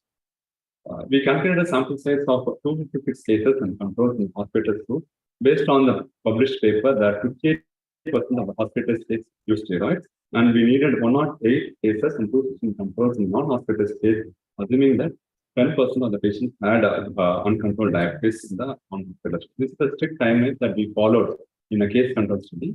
In the hospitals group, we had 4 timelines. One is, for the case, we had COVID diagnosis, what date of COVID diagnosis, hospitals for COVID, and discharge for after recovery from COVID, and the date patient developed ROC. So the dates were clearly followed in documenting the risk factors prior to the COVID diagnosis or during the COVID admission or after the COVID discharge before the development of ROC. Strict timelines were also followed for the non-hospitals group. Straightforward approved odds ratio and adjusted odds ratio were calculated to find out the risk factors. In the hospitalized group, we found that age of 45 to 59 had a higher odds ratio with no confounder. The presence of diabetes, we all know that diabetes is a known risk factor for mucormycosis. It's also proven here. When we adjusted the diabetes mellitus for, adjusted for hypertension, we adjusted for diabetes mellitus. Initially, hypertension showed an odds ratio of high, but when adjusted for diabetes mellitus, it does not come to the association. Then elevated plasma glucose level in the hospital group, even after adjustment for diabetes mellitus and steroid use, showed a significant odds ratio of 6.4 to be causally associated. Then steroid use turned out to be a major risk factor for the development of mucormycosis after COVID. We found that median dose of prednisolone equivalent that was used in our study was 4 to 80 milligrams. Those who received more than 480 milligrams, less than 480 milligrams, all were found to be significantly a risk factor for developing them. Surprisingly, oxygen cylinder was found to have higher odds ratio of developing disease, but we should have correlated this with the severity of the disease, but we didn't have enough data from the study to do this. So that's one of the limitations. Coming to the non-hospitalized group, we found a similar odds ratio, like age more than 45 years, more than 60 years were found to be significantly affected by the disease. Diabetes mellitus and elevated plasma glucose levels and steroid use more than 480 and less than 480 are found to be significant risk factors for the development of mucormycosis. Also, patients who used cloth masks had a higher odds ratio. We also found that patients who used oxygen concentrators or humidifiers and lactate steam inhalation had a protective effect on the disease. So occupation, other comorbidities, serum ferritin, drugs like remdesivir, ivermectin, hydrochloroquine, zinc use had turned out to be non-smoking. To summarize, older age, hyperglycemia, diabetes mellitus, and steroid usage were associated with higher risk of developing osteogenesis, irrespective of hospitalization.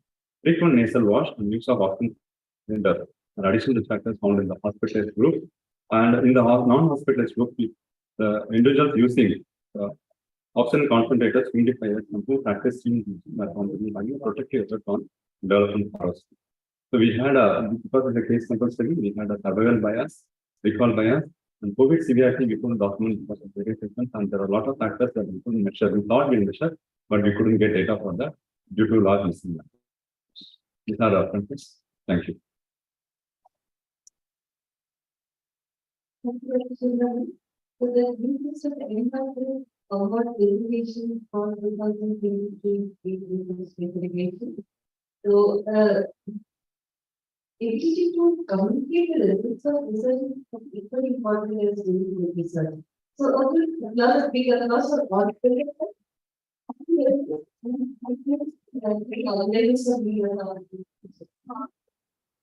Thank you very much and happy congratulations to all the award winners. Thank you. Congratulations to all the prize winners. Your presentations were absolutely fabulous. I thank Dr. Sunali and Dr. Mehta for steering the session as the chairperson. Up next, we have the presentation from the Departments of Emergency Medicine, Nuclear Medicine, Cardiothoracic and Vascular Surgery, and Pulmonary Medicine. These will be followed by a presentation from JIPMER Karyakal. Before we begin, I'd like to introduce the chairperson for this session. I'm happy to welcome Dr. Ravi Kumar Chitoria, Registrar, Officiating Dean Academic and Professor of Plastic Surgery, and Dr. Lalgodi Narayanan Durirajan, Medical Superintendent and Professor of Urology. The floor is yours.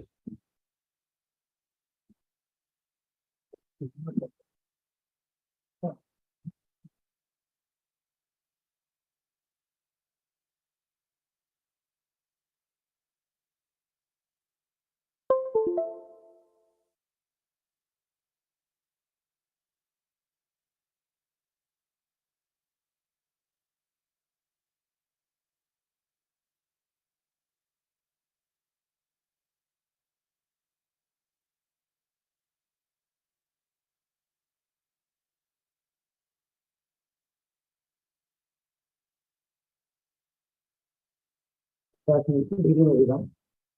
I'm here to present the research progress of our Department of Emergency Medicine. As I'm Dr. Balamurugan, Associate Professor in the Department of Emergency Medicine. Here's the background information about our department. The department was established in the year 2013. It is an industry in JIPMER. This serves as the main portal of entry for the variety of acutely ill patients. We have an emergency program since 2014. Currently, we have 3 faculty positions, 26 trainee residents, and 9 senior residents also. The department was established in 2014. Initially, we had descriptive studies as a part of the PhD dissertation. In the year 2018, there is also an RCP which was conducted in the department. Basically, it is also a part of the dissertation by a postgraduate. You can see in Auditorium. Here we observed that there is no significant difference when you administer see the group of Auditorium patients in cases of in terms of mortality or ventilation days. In the year 2021, again we have 2 ongoing projects, basically 2 randomized controlled trials. Again, as part of our dissertation.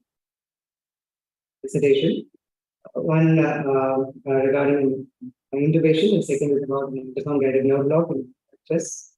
In the year 2022, we have 2 approved extramural grants. Details of which I will be presenting shortly. And one more, we are just waiting for an approval. These are the facility available in our department for research on the machine, mannequins. These are the ongoing research projects. One, usage of ET triage tools in predicting the need for respiratory or vasopressor support in patients who had COVID-19. This is a retrospective study, an observational study. The second project is about an improving road to analgesia timing in musculoskeletal injury solution. This is a QI project. The third is a short project. Incidence of hypothermia in critically ill patients, specifically in emergency department. We have two extramural funding projects have been approved. Let me start. First, both are in the context of forest needs. One is about state level gap assessment and strengthening of current status of care given to patients, resulting in acute poison to primary and the tertiary care centers of Puducherry. The second is about in the context of cerebral dementia, low level poisoning, where we want to develop a quantitative assay for measuring the levels of specific levels in the cardinal weeks. These are the few completed projects in the department in COVID during the time of COVID-19. Project which has been taken. We had designed a resuscitation protocol for the which was used for CPR of patients. So that when we had used the resuscitation coverall, which we had applied over the patients, there was a reduced exposure to the chest compressor when the CPR was in progress. Secondly, we have a profile of pre-hospital care of patients, specifically the emergency department, observational study, yet to be published. Just in the final. The third is about deprescribing IGPPI total per millimeter in emergency department. From after the visit by a director to the emergency department, worked on this, our department worked on this. This was a QI project, basically after the integration of few educational sessions and replacing the PPIs with certain other drugs, found that there is a significant decrease in the use of PPIs by the residents. We do not have any patent. Future plan, resuscitation plan related research and animal models. These are our areas of strength: resuscitation, area management, point of care ultrasound, simulation. We have around 6 national publications, 38 international publications, based on journal. The department published around 48 papers in national conferences, presented in national conferences, and around 11 in these are the top 10 publications for impact factor. The first three are three challenges in journal circulation. Others are case reports, clinical toxicology, Turkish Journal of Emergency Medicine, Indian Pediatrics, and of Emergency Medicine. Thank you.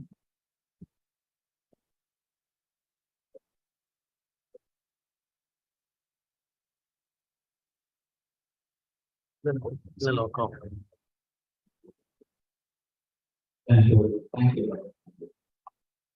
All faculty and every department clinically did a lot of good work and so they will more. Yes, sir. We now request presentation from the Department of Nuclear Medicine.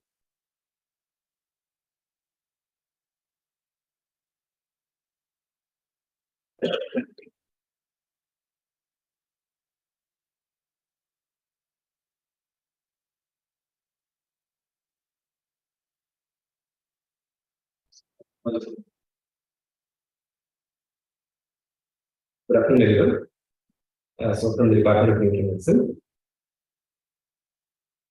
So basically, we're a department where we have both diagnostic and therapeutic services. So we unseen radiopharmaceuticals that basically traces to identify lesions in the body or to assess the function of various organs, and the same kind of radiopharmaceuticals can be used for patients also based on the emissions from the radiation.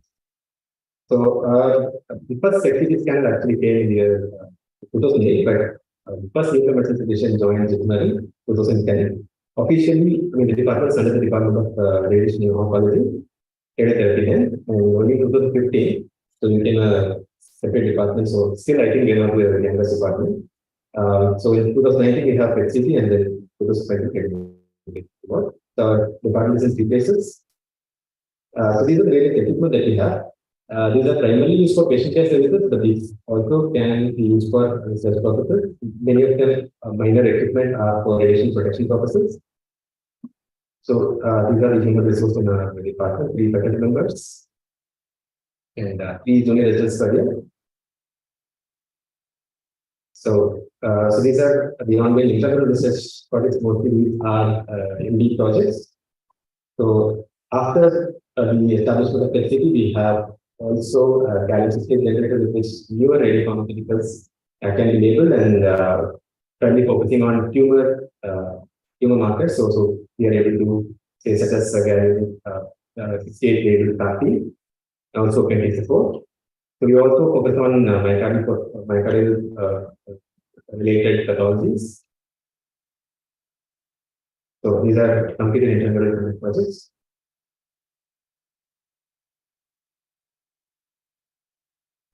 So we have a very external project, but not initiated by department, but in collaboration with other departments. Coming from oncology. So these are the publications. There are 12 publications in national journals and 4 in international journals. Yes.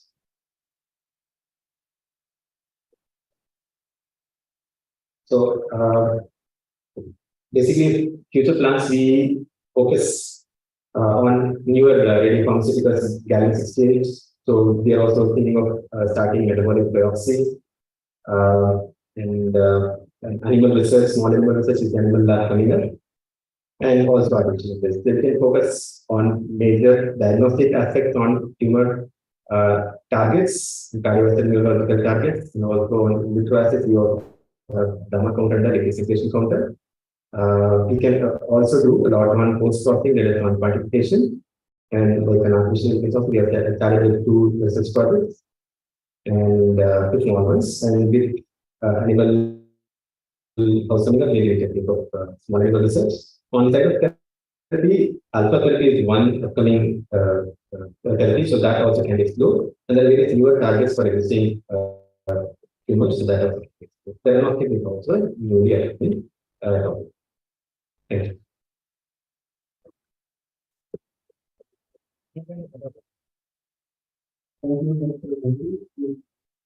Research activities of the department and platform for us to know sometimes when things are happening and in case you would like to collaborate with you, for example, information classes strategy or technicians, photography or portrait to know the infection in the bone or which material you are doing it and we are learning. So this platform is actually meant to know department activities and so other department also will come willingly or knowingly that we can also. Thank you very much. With this, we go on to the next department, that is CTBS. Then call upon Dr. Prasad.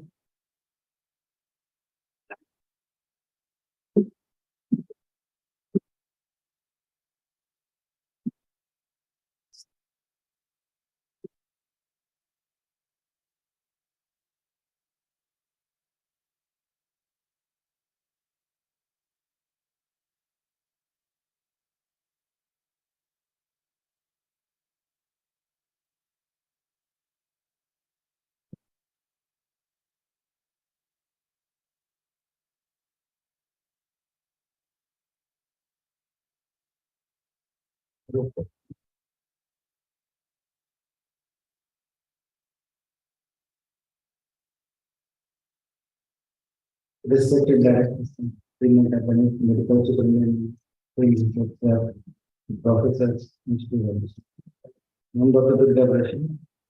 So our department was established in 1966 by Dr. P.S. Narayan as Department of Thoracic Surgery, followed by Dr. S.B. Sen, B.K. Gupta.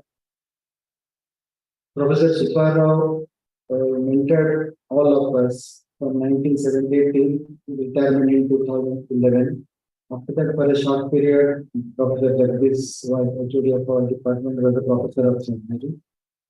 Then 2000, after that, Professor B.V. Saichalan and Professor Senior Sil, who has maintained the department in difficult times for long period. And 2020 onwards, I am leading the department.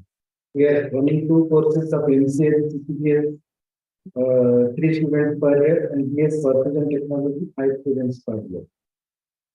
The key research areas are heart surgery, coronary surgery, cardiac perfusion, cardiac remodeling, and limb disease.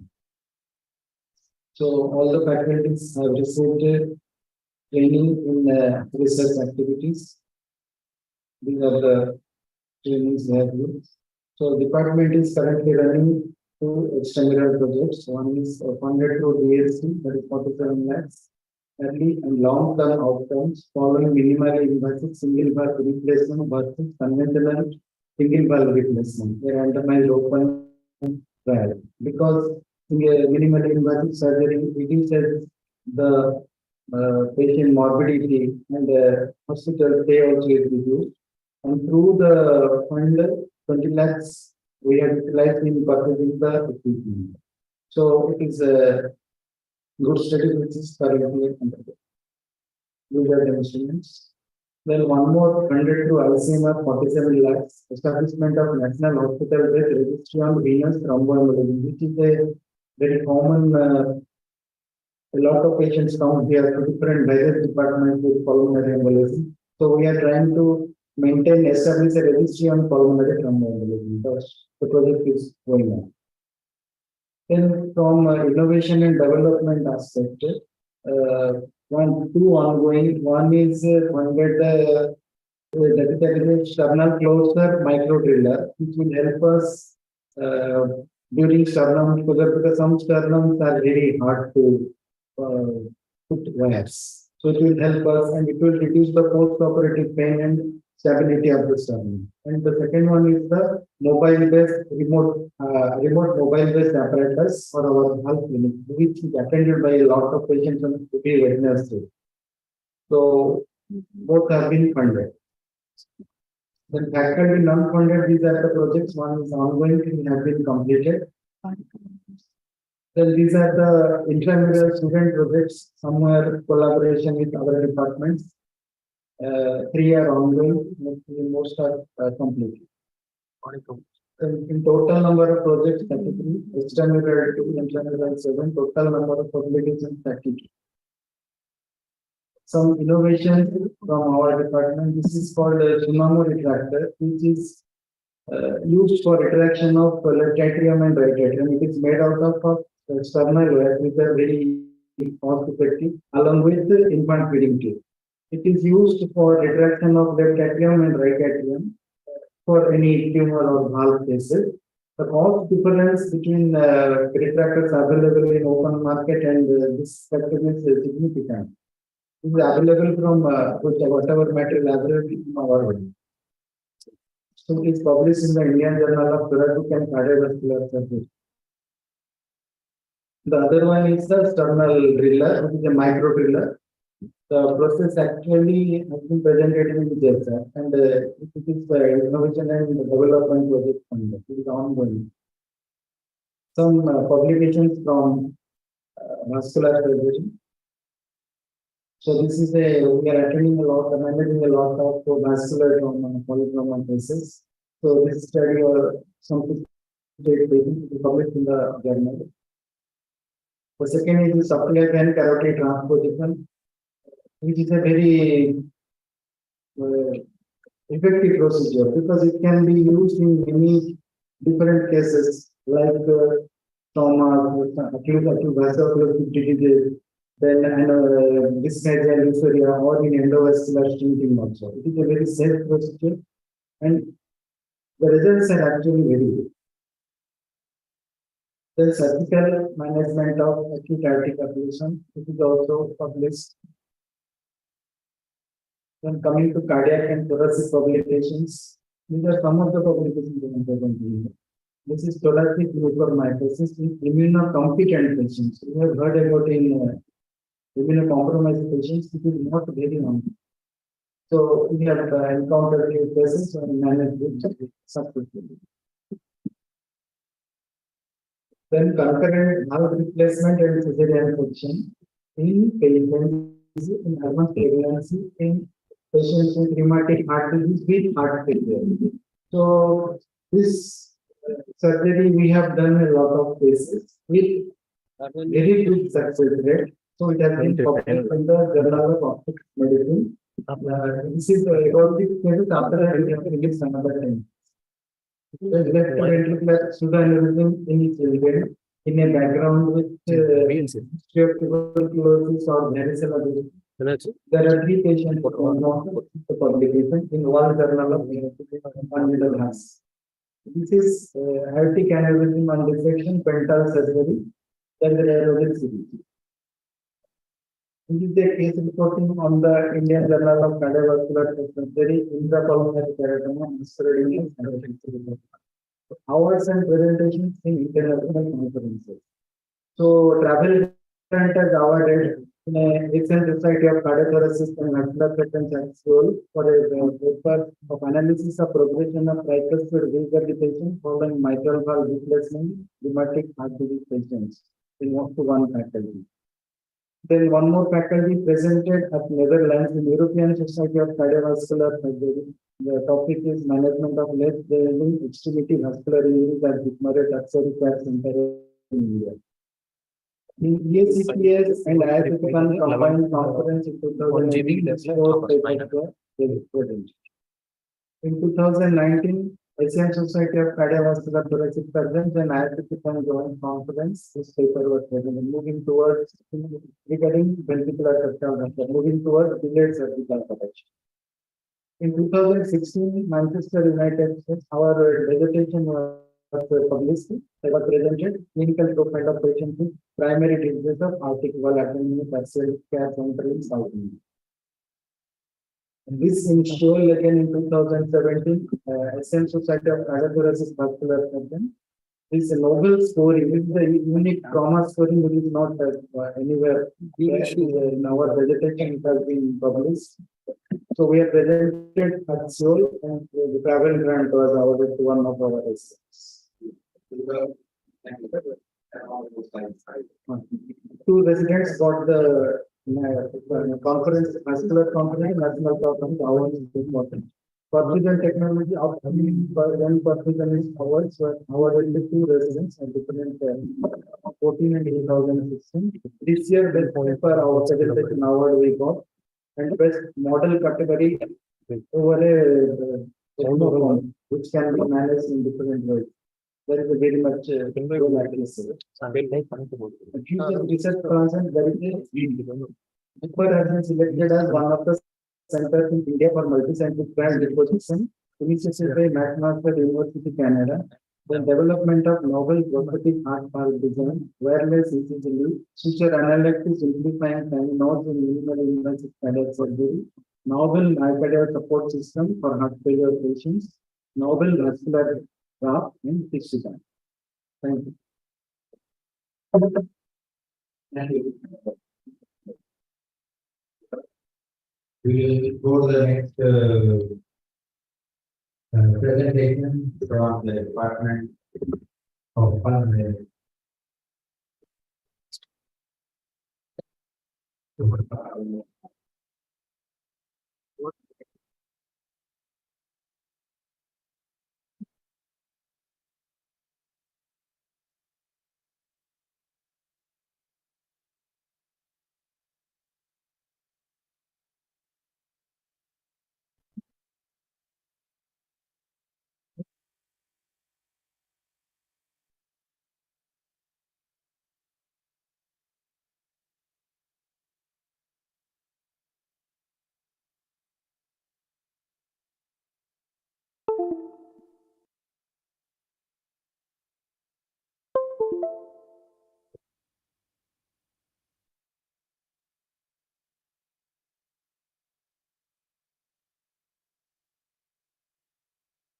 Good afternoon, respected Director, Dean Academic, Dean Research, and Medical Superintendent, and faculty, residents, and students. I'm Dr. Sata Vinod Kumar, Professor of Pulmonary Medicine. Today I'll be presenting the departmental progress research aid and members. So the department, we have started the MD, EB and respiratory diseases PG course in 1994. We have faculty of 6 members, professor and professor senior scale, professor national professor 3 numbers and associate professor 1 number. And we have 8 senior residents. We have 27 beds in Ward 27 and 4 beds in ICU, which is now Ward 28. We have OPD services daily from Monday to Saturday. And we are running academic courses, MD pulmonary medicine. From 2020 onwards, we have 2 PG students admitted in January session and 3 PG students admitted in July session. And the resources available for research activities. We have spirometry with DRCO, body plethysmography, level 3 sleep laboratory, 6-minute walk test, fiber optic bronchoscope and video bronchoscopes. We have endobronchial ultrasound equipment and pulmonary physiotherapy unit, designated microscopy center, which is run by NTEP, National Elimination Program. And we have an ultrasound machine and intensive care unit, ventilators, NIV machines, and AV generator.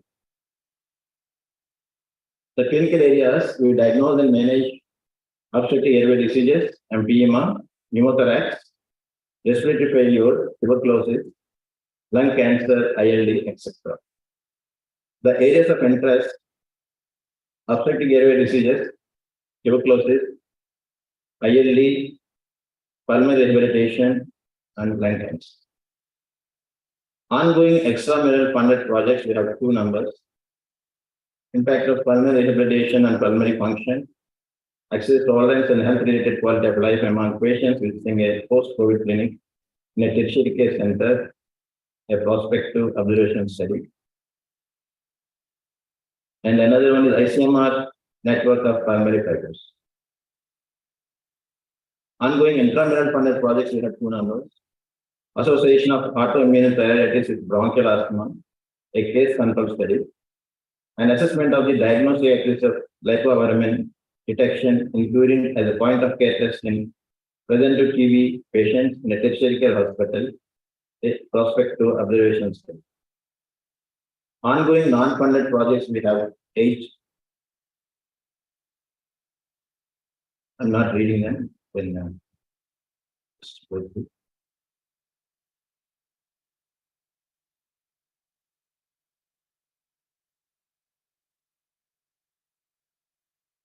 and the projects and publications, we have completed projects around 16 numbers.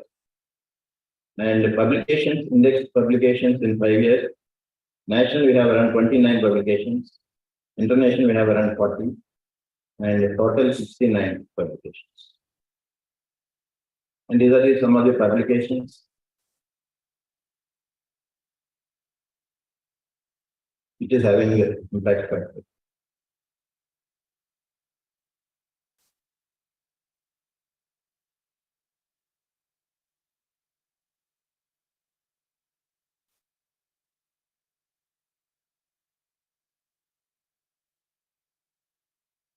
So future plans, we are starting interventional pulmonology services, which are planning like cryotherapy and LVRS, lung volume reduction surgery, and then stenting, bronchial stenting, with the help of other departments like cardiothoracic surgery and anesthesiology departments.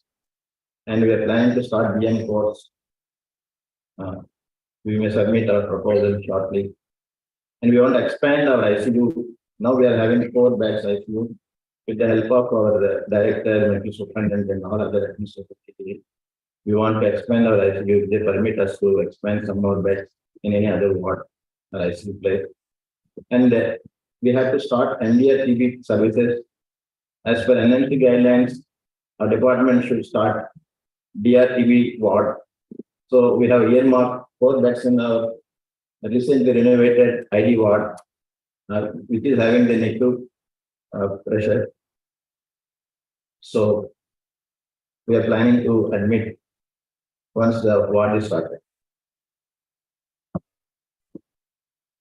And we are we have been allotted PPOT earlier.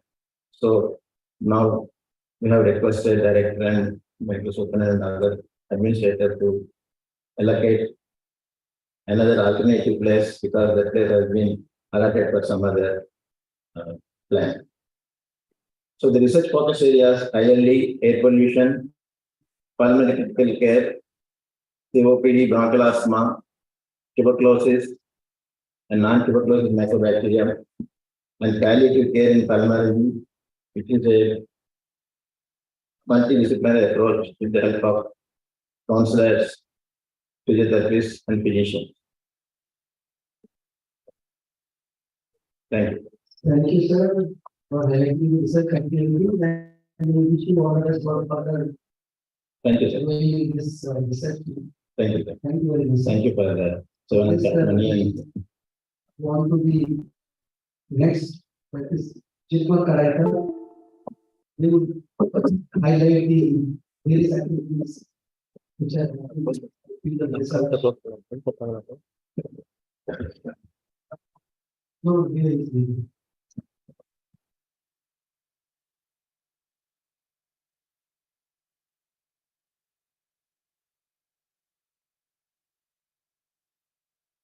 So, very good evening to our chairperson, our dear director, stalwarts of field, and my dear friends, colleagues, students. So, I have the great privilege to be in front of you all representing our clinical friends here. So, it'll be basically a video presentation. So, for 18 minutes. So far today we have seen the other end of the spectrum, more about virtuality, artificial intelligence, all these things. So now I'm going to show some video, the other way around. Okay, so before going on to the video, I have a few things to facts, caveats, I would say, and some other disclosures to make, because it's a very concise presentation. The first thing is, so basically, first point is like we work with GH people. Most of the data presented here is most of the collaborative data. And second, we are going to present what we have been doing so far. So it will be more like a ECG interpretation. So same electrical activity you'll be seeing in the different leads, right? So like that, the same timeline will be explained by each of our clinics. So you may see too much impact of COVID in between. Okay, so that's why we have compared the 2019 data with the 2022 data to show some of our work.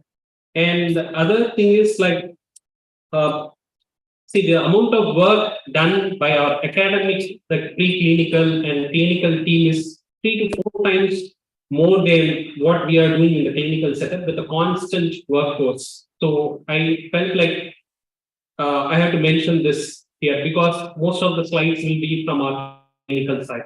And coming to the caveat, so we'll be showing some of the limitations where we are working. It's purely to enhance our reference system here and also to facilitate when you are sending the patient for follow-up. And another important thing is there is always there to show that there is a scope of improvement there. And the last disclosure is I thank the medical superintendent, GH Karika, for providing me the permission to take photographs and take the data from there. So we can run the video.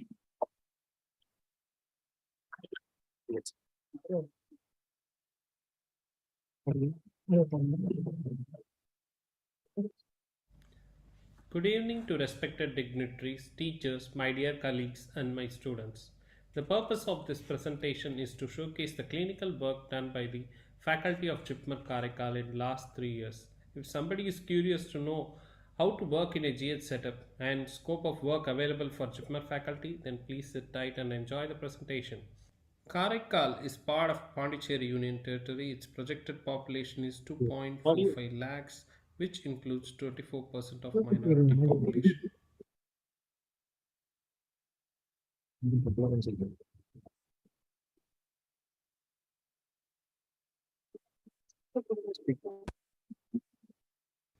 GH Karaikal is the prime healthcare facility in the area and it covers population 60-kilometer radius around it, which includes significant amount of Tamil Nadu population. You people may be wondering why I am talking. Good evening to respected dignitaries, teachers, my dear colleagues and my students. The purpose of this presentation is to showcase the clinical work done by the faculty of JIPMER Karaikal in last 3 years. If somebody is curious to know how to work in a GH setup and scope of work available for JIPMER faculty, then please sit tight and enjoy the presentation. Karaikal is part of Puducherry Union Territory. Its projected population is 2.45 lakhs, which includes 24% of minority population. GH Karaikal is the prime healthcare facility in the area and it covers population 60-kilometer radius around it, which includes significant amount of Tamil Nadu population. You people may be wondering why I am talking about GH Karaikal. It's because for the two reasons. One, we are currently working in GH, and two, in future I presume we'll be handling the same target population.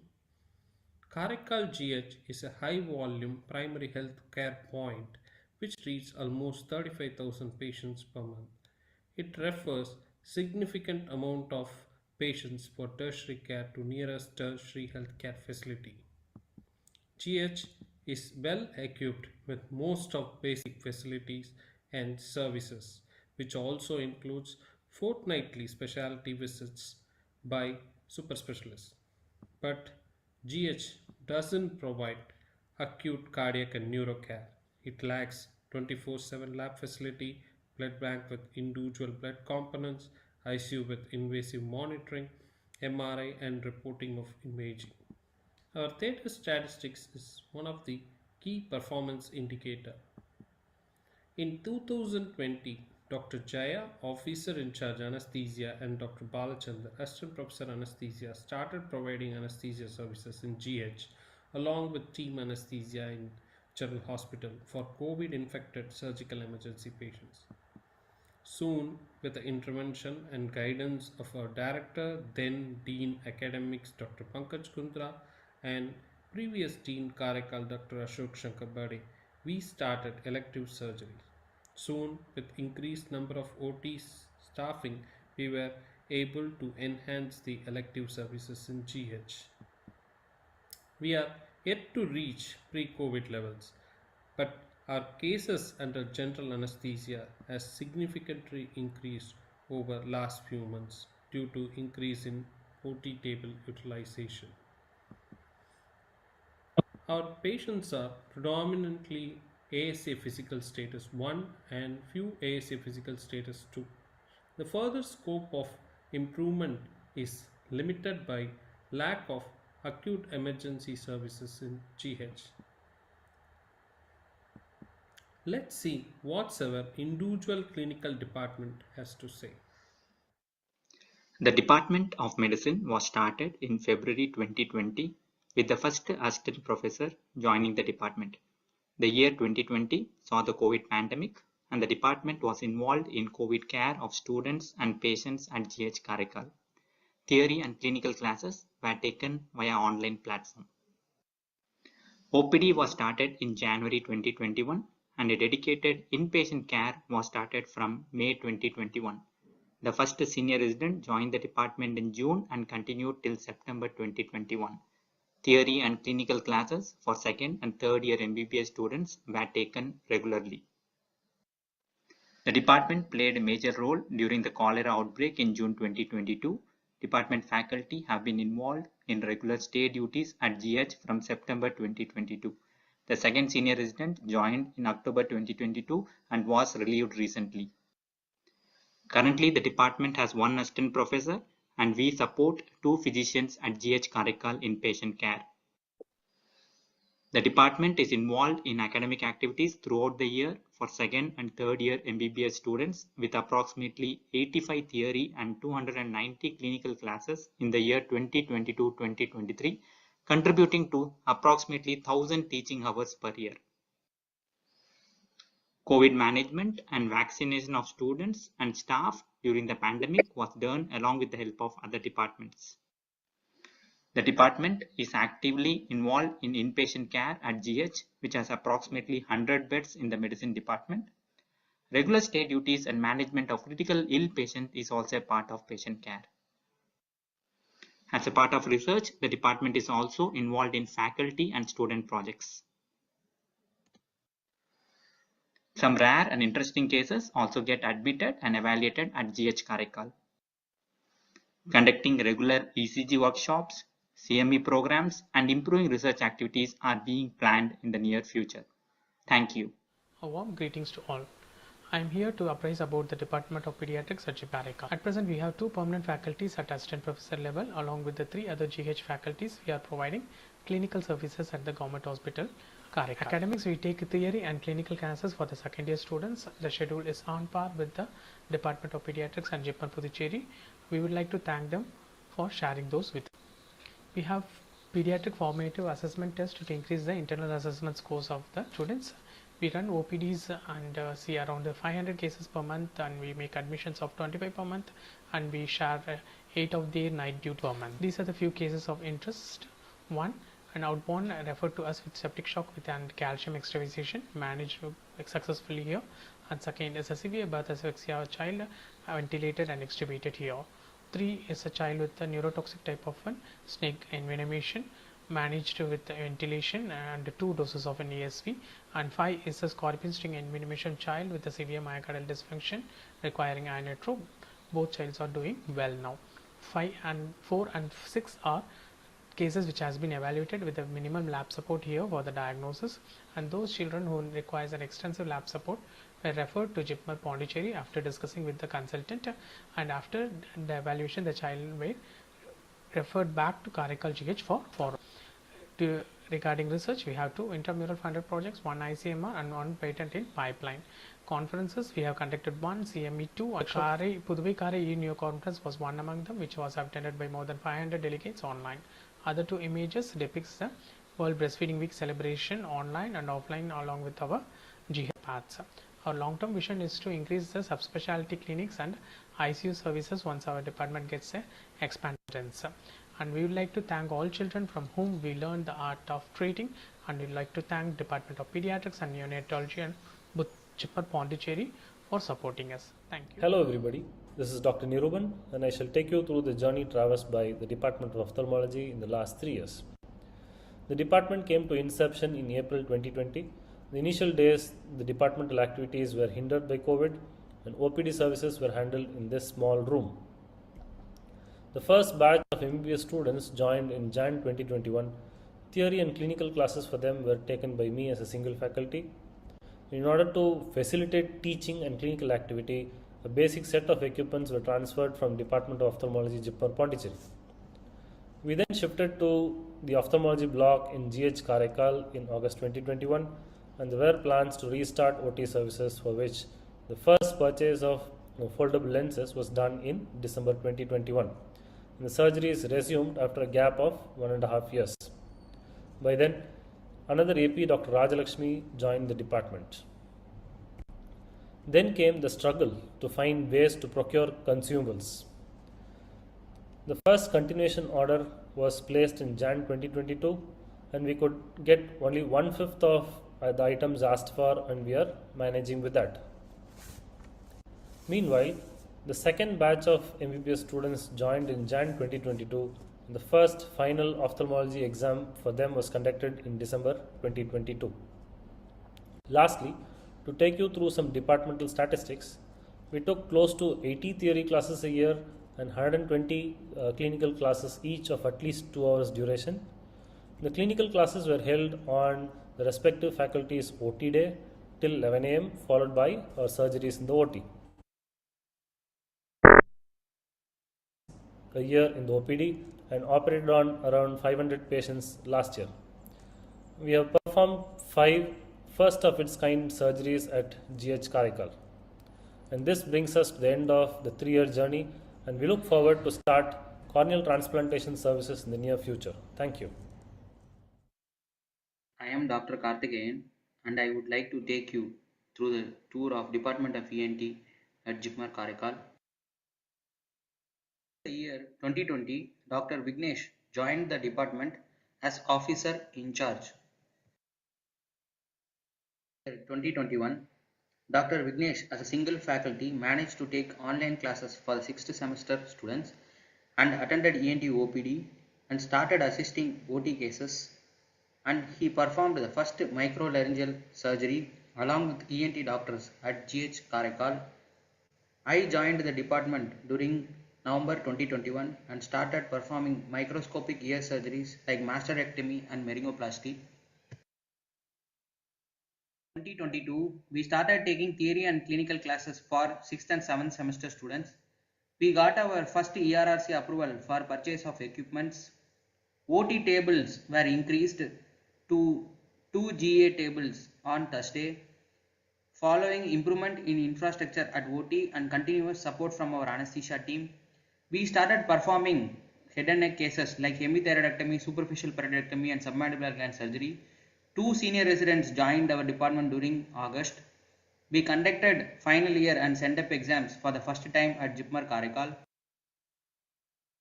OPD statistics was around 2000 cases per month. OT statistics has increased from 80 cases in 2019 to 113 cases during 2022. 2023, we had performed our first endoscopic stapedectomy surgery. Putone audiometer had been installed during the month of February. Audiology post on contract basis has been advertised, and we expect the audiologists to join soon at JIPMER Karaikal.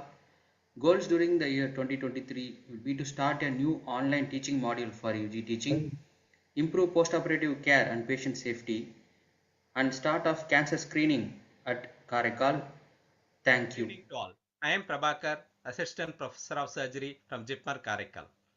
I joined as regular faculty in May 2020 and taken over the departmental activities from a senior resident who left soon after I joined. Majority of the work during the 2020 and 21 are related to COVID-related activities at Government General Hospital, Karaikal. From January 2022, we have started the clerkship program for the third year MBBS students, similar to JIPMER Puducherry. Thanks to Dr. Ashok Bade, who was the previous Dean of JIPMER Karaikal, we got separate OT tables for the Department of Surgery and OBG. Academic activities. I conduct theory classes 84 per year, clinical classes 275 per year, and in total teaching hours are approximately 1000 hours per year. I also conduct ward living and internal assessment examinations. I perform clinical work at Government General Hospital, Karaikal, along with the surgeons posted there. OPD services include about 500 patients per month, and night duties, which are mostly stay duties, of about 5 per month, and other procedures include upper GI endoscopy and minor OT procedures. Elective surgeries are usually in the range of 6 to 8 cases per month, and they range from hernioplasty to modified radical mastectomy, and emergencies include appendicectomy and deep perforation closures. And usually I take the help of residents from ENT or faculty from ENT and OBG for assistance, particularly laparoscopic surgeries. I thank the Department of Surgical Oncology for sending me a laparoscopic unit along with a 30-degree HD scope, and also laparoscopic instruments I have received from the Department of Surgery. Areas that need further development.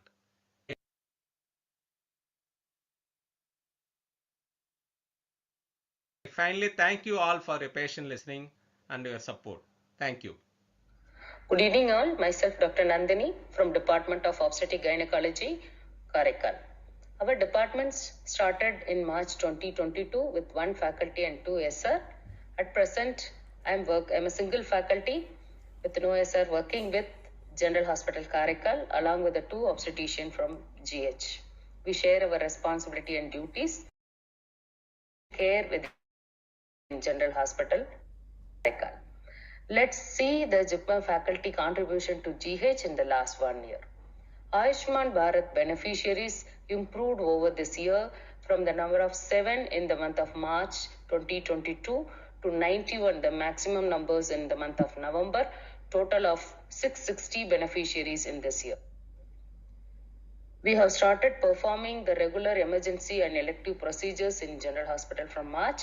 Totally, we have performed 160 obstetric surgeries in the year. And the gynae procedures as elective procedures started after 2 years of COVID break in the month of May 2022. So till now, we have performed 45 gynae surgery, including endoscopic surgeries. Laparoscopic sterilization restarted as a routine procedure after a decade in General Hospital GH. Balancing a clinical work with the student teaching is a real challenge. Improvised teaching techniques using a simple models helps me to explain the concept in a better way to the students' understanding. Papaya, capsicum, safety glove, condom models are the few to mention. To strengthen the paramedical and supporting staffs, we are conducting a regular in-house Lakshya training programs and labor room drills for the labor room staff. Family planning programs we are conducting for the ANMs and the ASHA workers. We are also imparting the health education to the school and college students through SSA and ROSE scheme. Conducting 3 community cancer screening programs along with the community medicine and the surgery departments. We are seeing the active involvement of the students in these programs. Breastfeeding week celebration with the General Hospital GH and nursing students in Karaikal. We are spreading the health awareness at grassroots level through All India radio programs. I am privileged to work in the community as a community obstetrician. I thank the administration and the Department of Obstetrics for their constant support. Coming to the laboratory services at GH, Department of Pathology offers diagnostic services in the form of FNAC, fluid cytology, pap smear, peripheral smear examination, bone marrow examination, Coombs test. They also implement various innovative teaching learning techniques for the undergraduates, most of which are small group teaching and student-centric methods. Coming to the research, there are 3 faculty projects and they've completed 2 ICMR STS projects. Department of Microbiology provides diagnostic services in GH since 2017. They started in standardized bacterial and fungal culture. They also rendered various diagnostic services and workup during COVID pandemic and during cholera outbreak.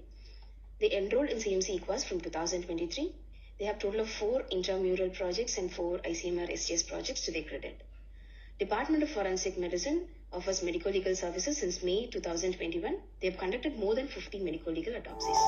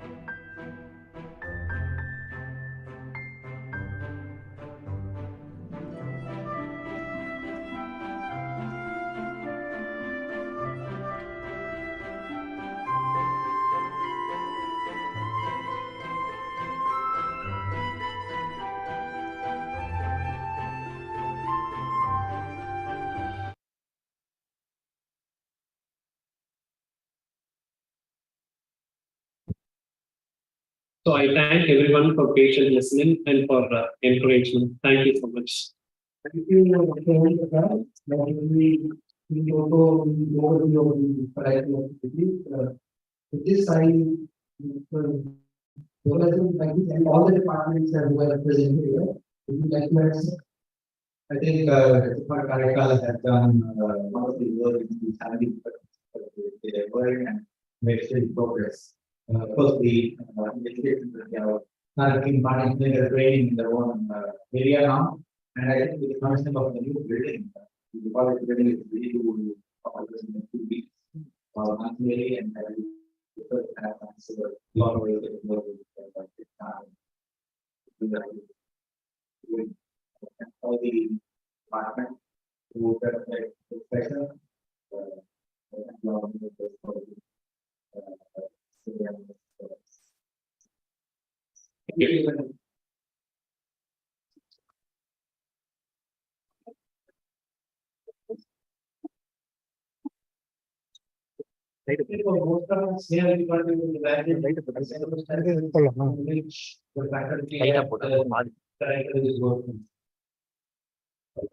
Surely the teacher that is putting more hours into teaching than anyone else does in this campus.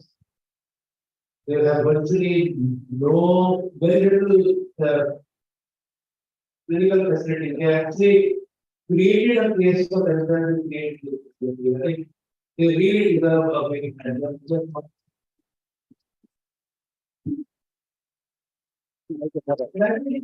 Some of you find an opportunity to want to arrange vehicles, please go there, please go see what they are doing, and maybe share some of their work with teaching, whatever anyone of us can do. Because it's interesting to go and see how with very little something which has never been done in India can be done. Doing an emergency laboratory for a component global ulcer in a hospital where it has never been done previously. No light surgery will be done, but things like that.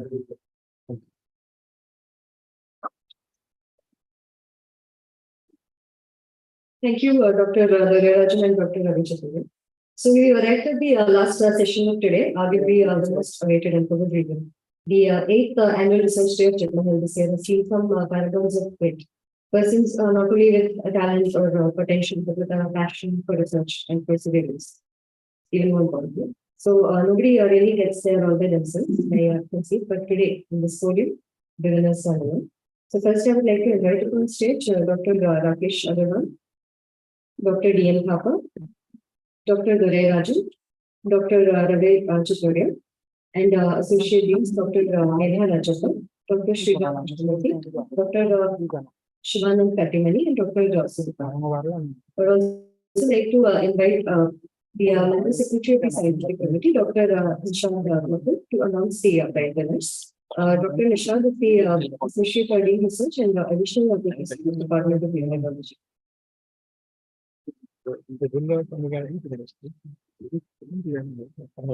Thank you.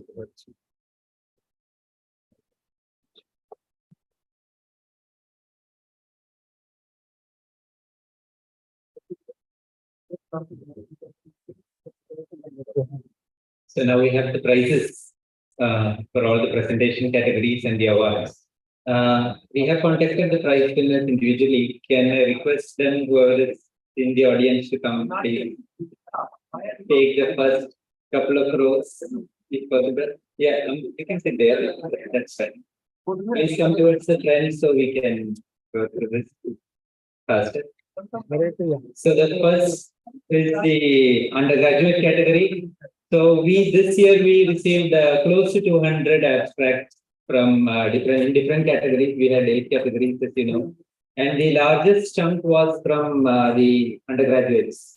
We had 45 abstracts from undergraduates, and considering that this is the one category for whom research was not mandatory, this was very impressive, and not just the quantity, the quality was exceptional. In the undergraduate category, for oral presentations, the first prize winner is Ammu Mariam Manil, our MBBS student. You heard her speak. Please come on stage. You heard her speak some time ago about her work on the clinical profile and outcome of neonates with Elizabeth King sepsis. I request the director, Dr. Rakesh Agarwal, to present her.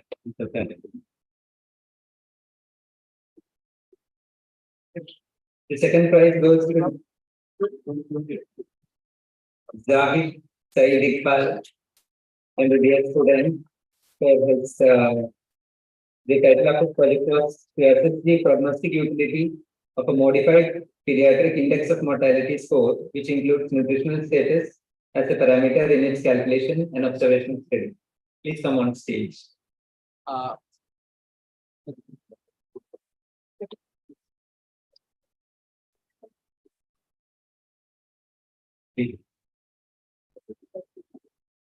I request Dr. Stafat and the posters first prize goes to Puvendan M, a BSc Nuclear Medicine Technology student. The title of the poster was Determination of Relationship between 18 FTG PET-CT radiomic features and biopsy features in breast cancer patients. Please. I request Dr. Darirajan to hand in his prize. And the second prize goes to Mohana Prabha, MBBS student. And the title of my poster was Prevalence of High Risk for Moderate to Severe Obstructive Sleep Apnea and its Association with Anthropometric Indices of Cardiometabolic Risk and Cognition in Apparently Healthy Young and Middle-aged Adults. Please, sir. Dr. Chitaria, please.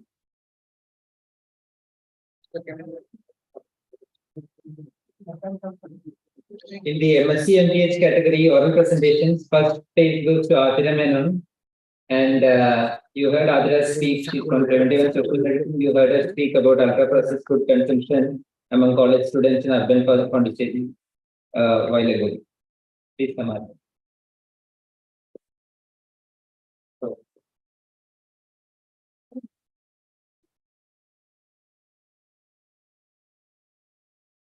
Dr. Sanali, please. Okay.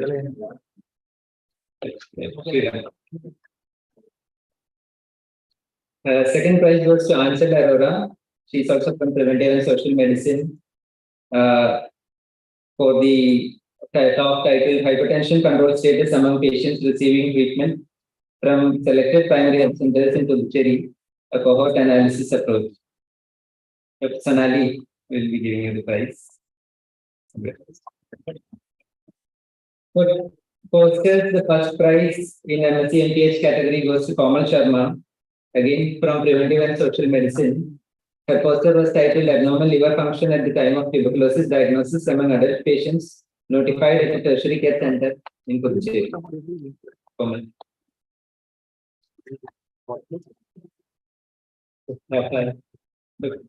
Dr. Mehta.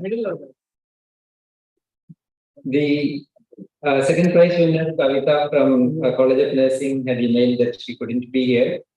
Next is the junior resident category. This was the second largest category of presentations. In oral presentations, you heard Ruben Raj speak. He was the first prize winner. He's from preventive and social medicine. About the effect of palliative care compared to standard care alone on the quality of life of patients undergoing cardiac surgery at JIPMER. I invite Dr. Subita to hand over the prize.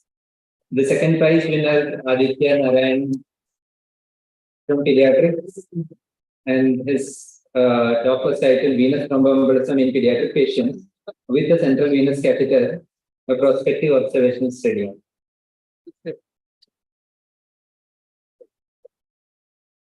Dr. Shivanand, Associate Dean.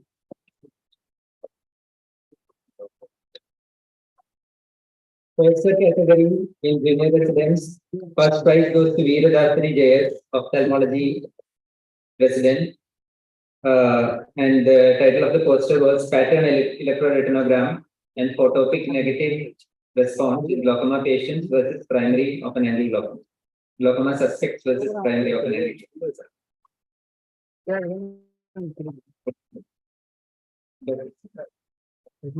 Glaucoma. The second prize goes to Farkan Mohammed from surgery for the poster title Effect of tranexamic acid in reducing seroma formation and drain output after modified radical mastectomy, double-blind randomized control trial.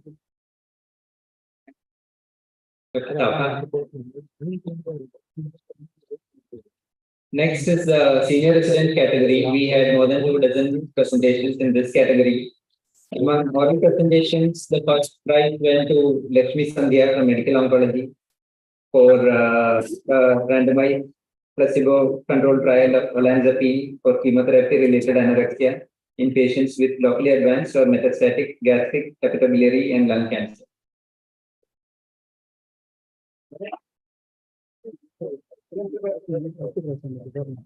Second prize goes to Vignesh Loganathan from Preventive and Social Medicine. It offers title Distribution of Blood Pressure and Random Blood Glucose of Adults in India. This is from 2 consecutive nationally representative surveys.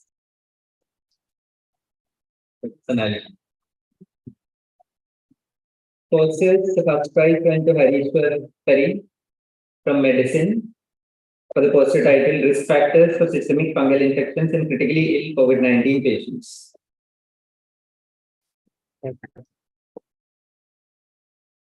Dr. Dhariraj. Second prize goes to Laya B. Giri, Surgery. I think she couldn't be here in the OT.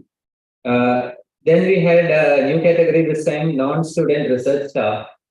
The first prize goes to Aishwarya from Preventive and Social Medicine. You had a speech a while ago. For her talk on the risk communication for lifestyle modification, exploring tools and strategies for community action.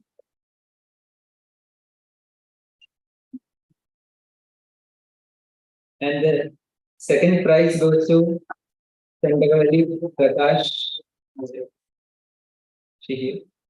from Preventive and Social Medicine. Not here. In the PhD category, the first prize for oral presentation goes to Sujita Mukiri.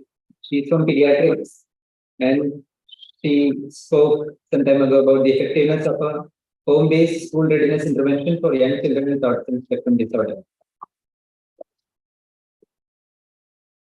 The second prize goes to Ramya Ramesh from Medical Oncology for her talk on the kinetics of platelet nadir and recovery in induction phase, a predictor of clinical outcomes in acute lymphoblastic leukemia.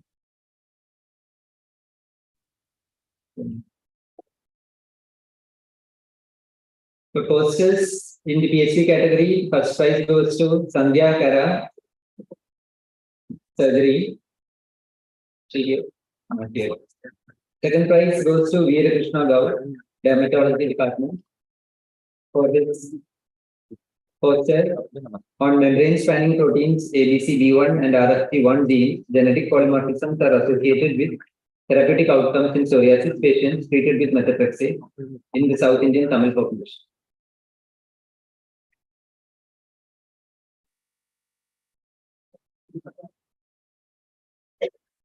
And we had faculty abstracts this time in 2 different categories. One was research in progress, and the other was published papers, and you heard both of them speak.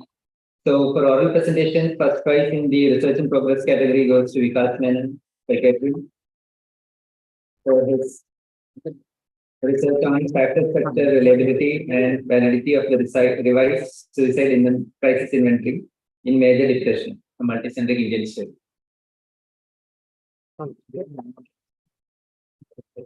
And for faculty published papers, Dr. Shivaraman Ganeshan from ENT.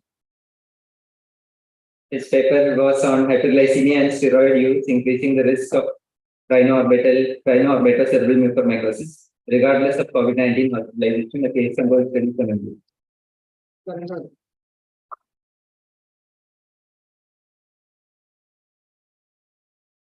We also have 3 awards.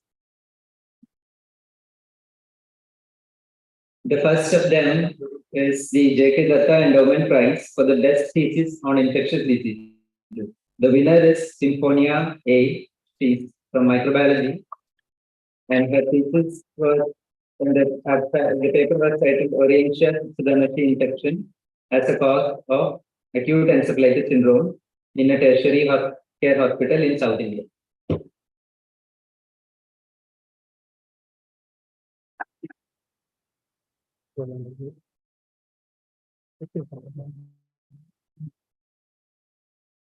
Then we have Dr. Shyam Sharma Award.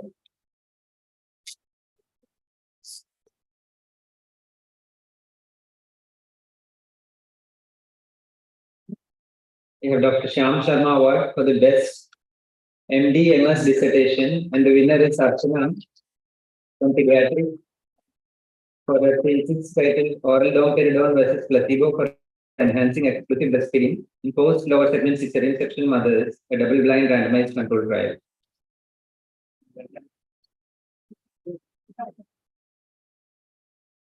We have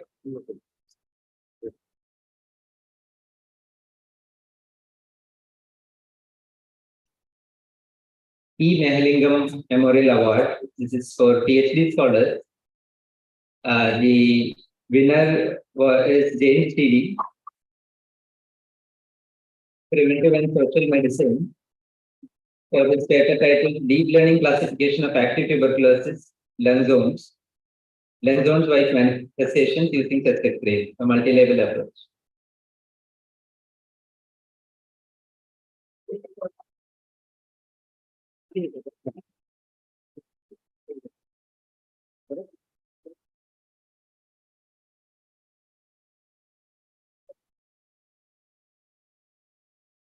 We also have the DJ Stars Awards.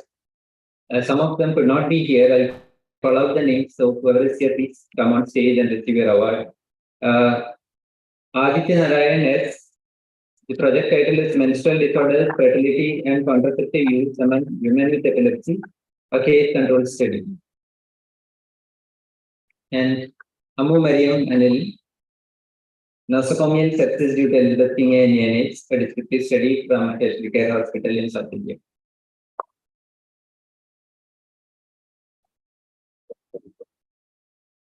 Ayushna, not here. Kirat Ganesh. Ayushna. Okay. Ayushna. I won't say. Sorry. So comparing the effectiveness of HFA 24-2C, 242C, sorry. Okay, 24-2C. First step for detecting central feed loss with 10-2 algorithm among glaucoma patients.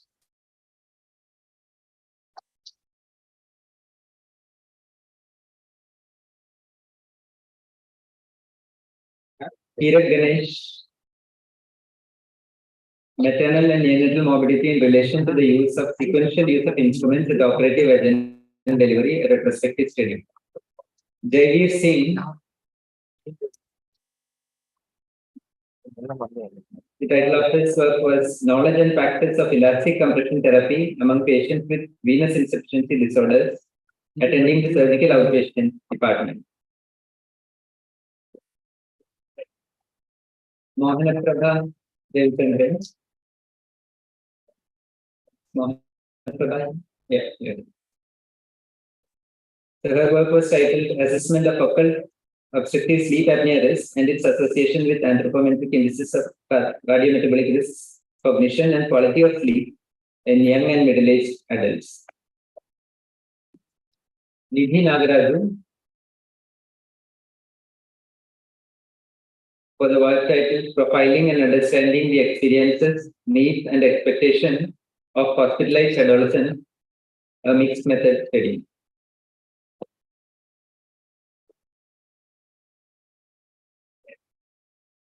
Ravleen Kaur. Yeah. Her work was on parental compliance to childhood safety practices, a cross-sectional study. Rishabh Sangwani.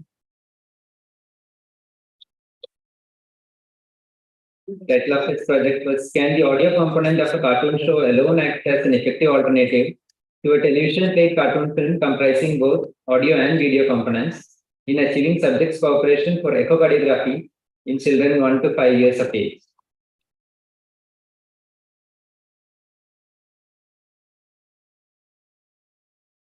Shankara Narayanan. Association of neutrophil lymphocyte ratio with tumor infiltrating lymphocytes in carcinoma breast.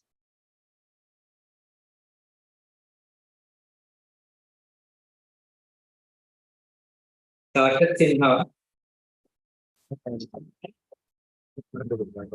So his work was on the in-hospital outcome of patients undergoing decompressive craniectomy for traumatic brain injury, a retrospective cohort study and an inter-rater concordance analysis of the indications. Shubhaja Agarwal.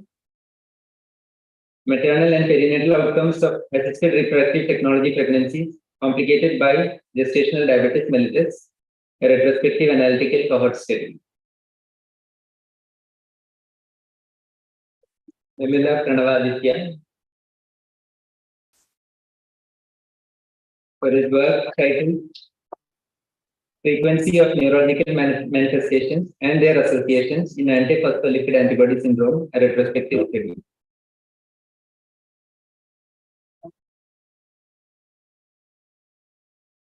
Yardley.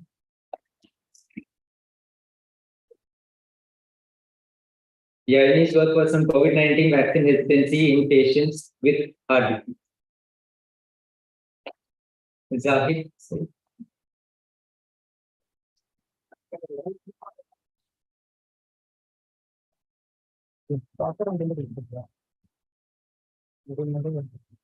Zahid Saeed Iqbal for his work on inclusion of nutritional status in the pediatric index of mortality score. It's a PIM3 score to improve its efficiency in predicting the risks of mortality in Indian PICUs, an observational study. Mr. Kabir Basha for the assessment of breakthrough COVID-19 infection and its determinants among COVID-19 vaccinated people attending OPD in a tertiary care center in Puducherry.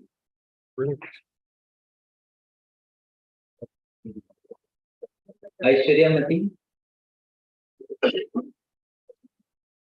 Her study was titled A Study to Measure the Level of Self-Esteem Among the Undergraduate Students with Obesity in Puducherry.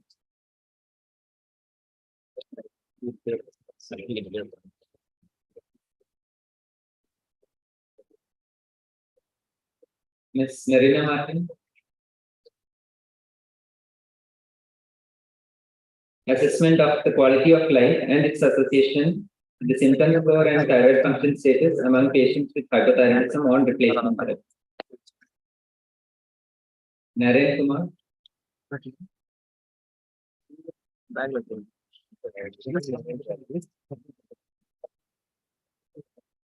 Naren's study was titled A Study to Investigate the Relationship Between Spirituality and Quality of Life in Bipolar Disorder at Tertiary Care Hospital.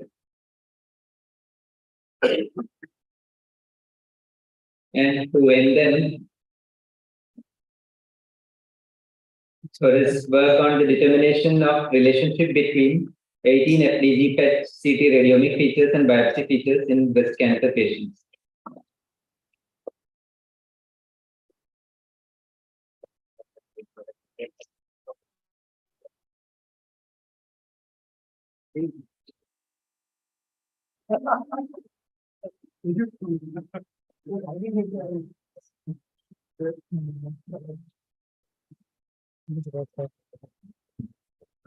The awards presented today recognize the high-pro contribution made by JIPMER towards medicine.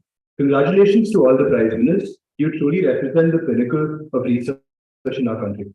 All good things come to an end, and so must today. But before we bring the curtains down on this extraordinary day, I request Dr. Sriram Krishnamurthy to deliver the vote of thanks.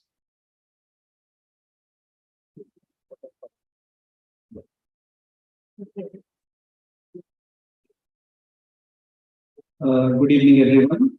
As the old adage goes, all good things must come to an end.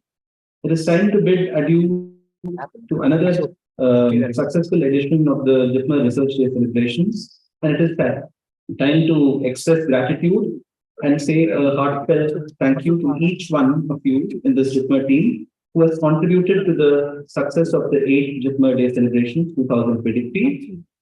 Team JIPMER has worked tirelessly to make this function successful.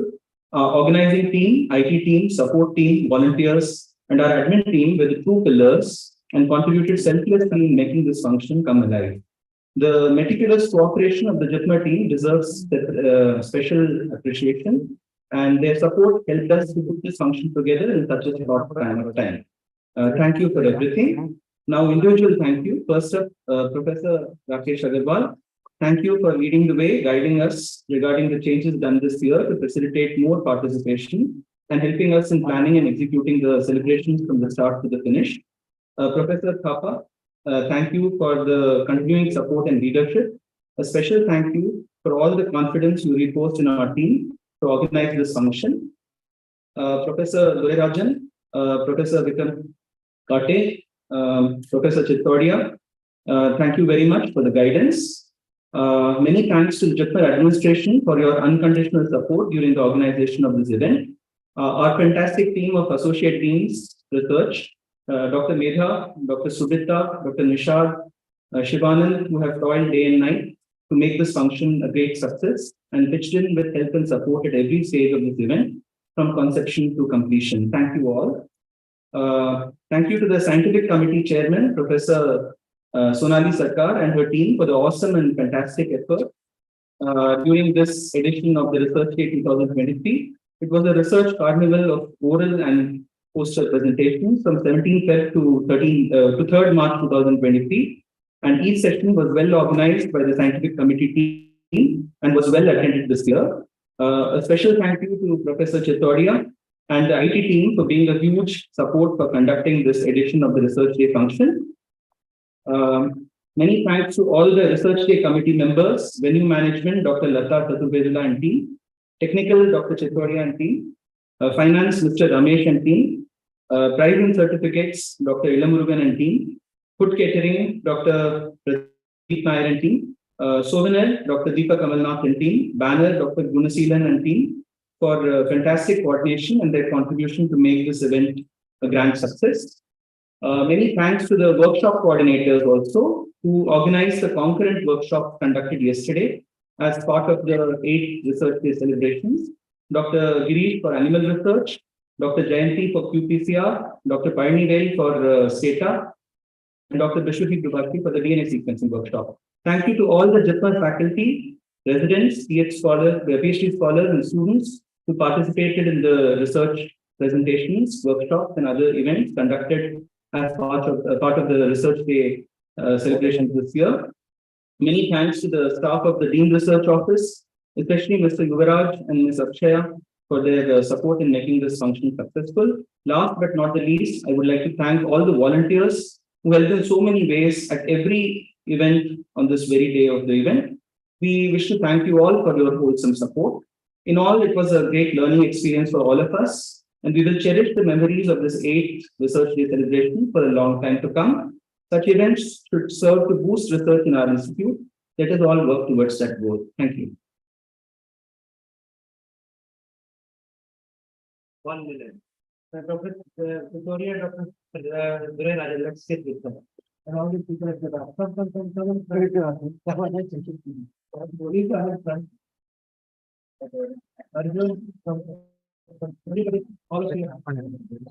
No, please come in front. Very sundar. Go on. They are the people you have to take pictures first.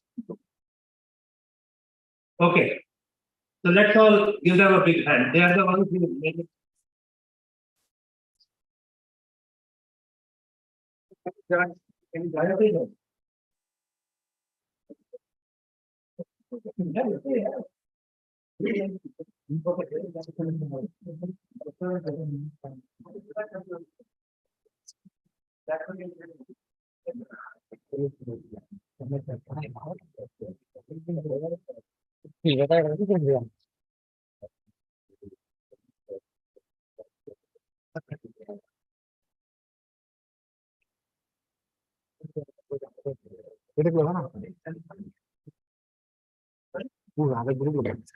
Before we break for the day, I request all of you to join us for high tea as a multi-purpose hall, which is.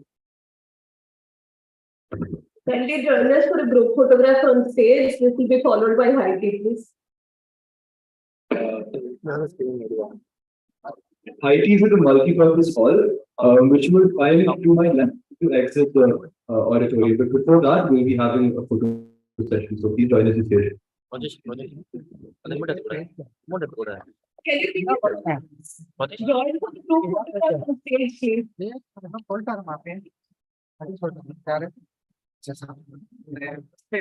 request each and everyone to join us on stage for the group photograph. So let's take one last memory for the research.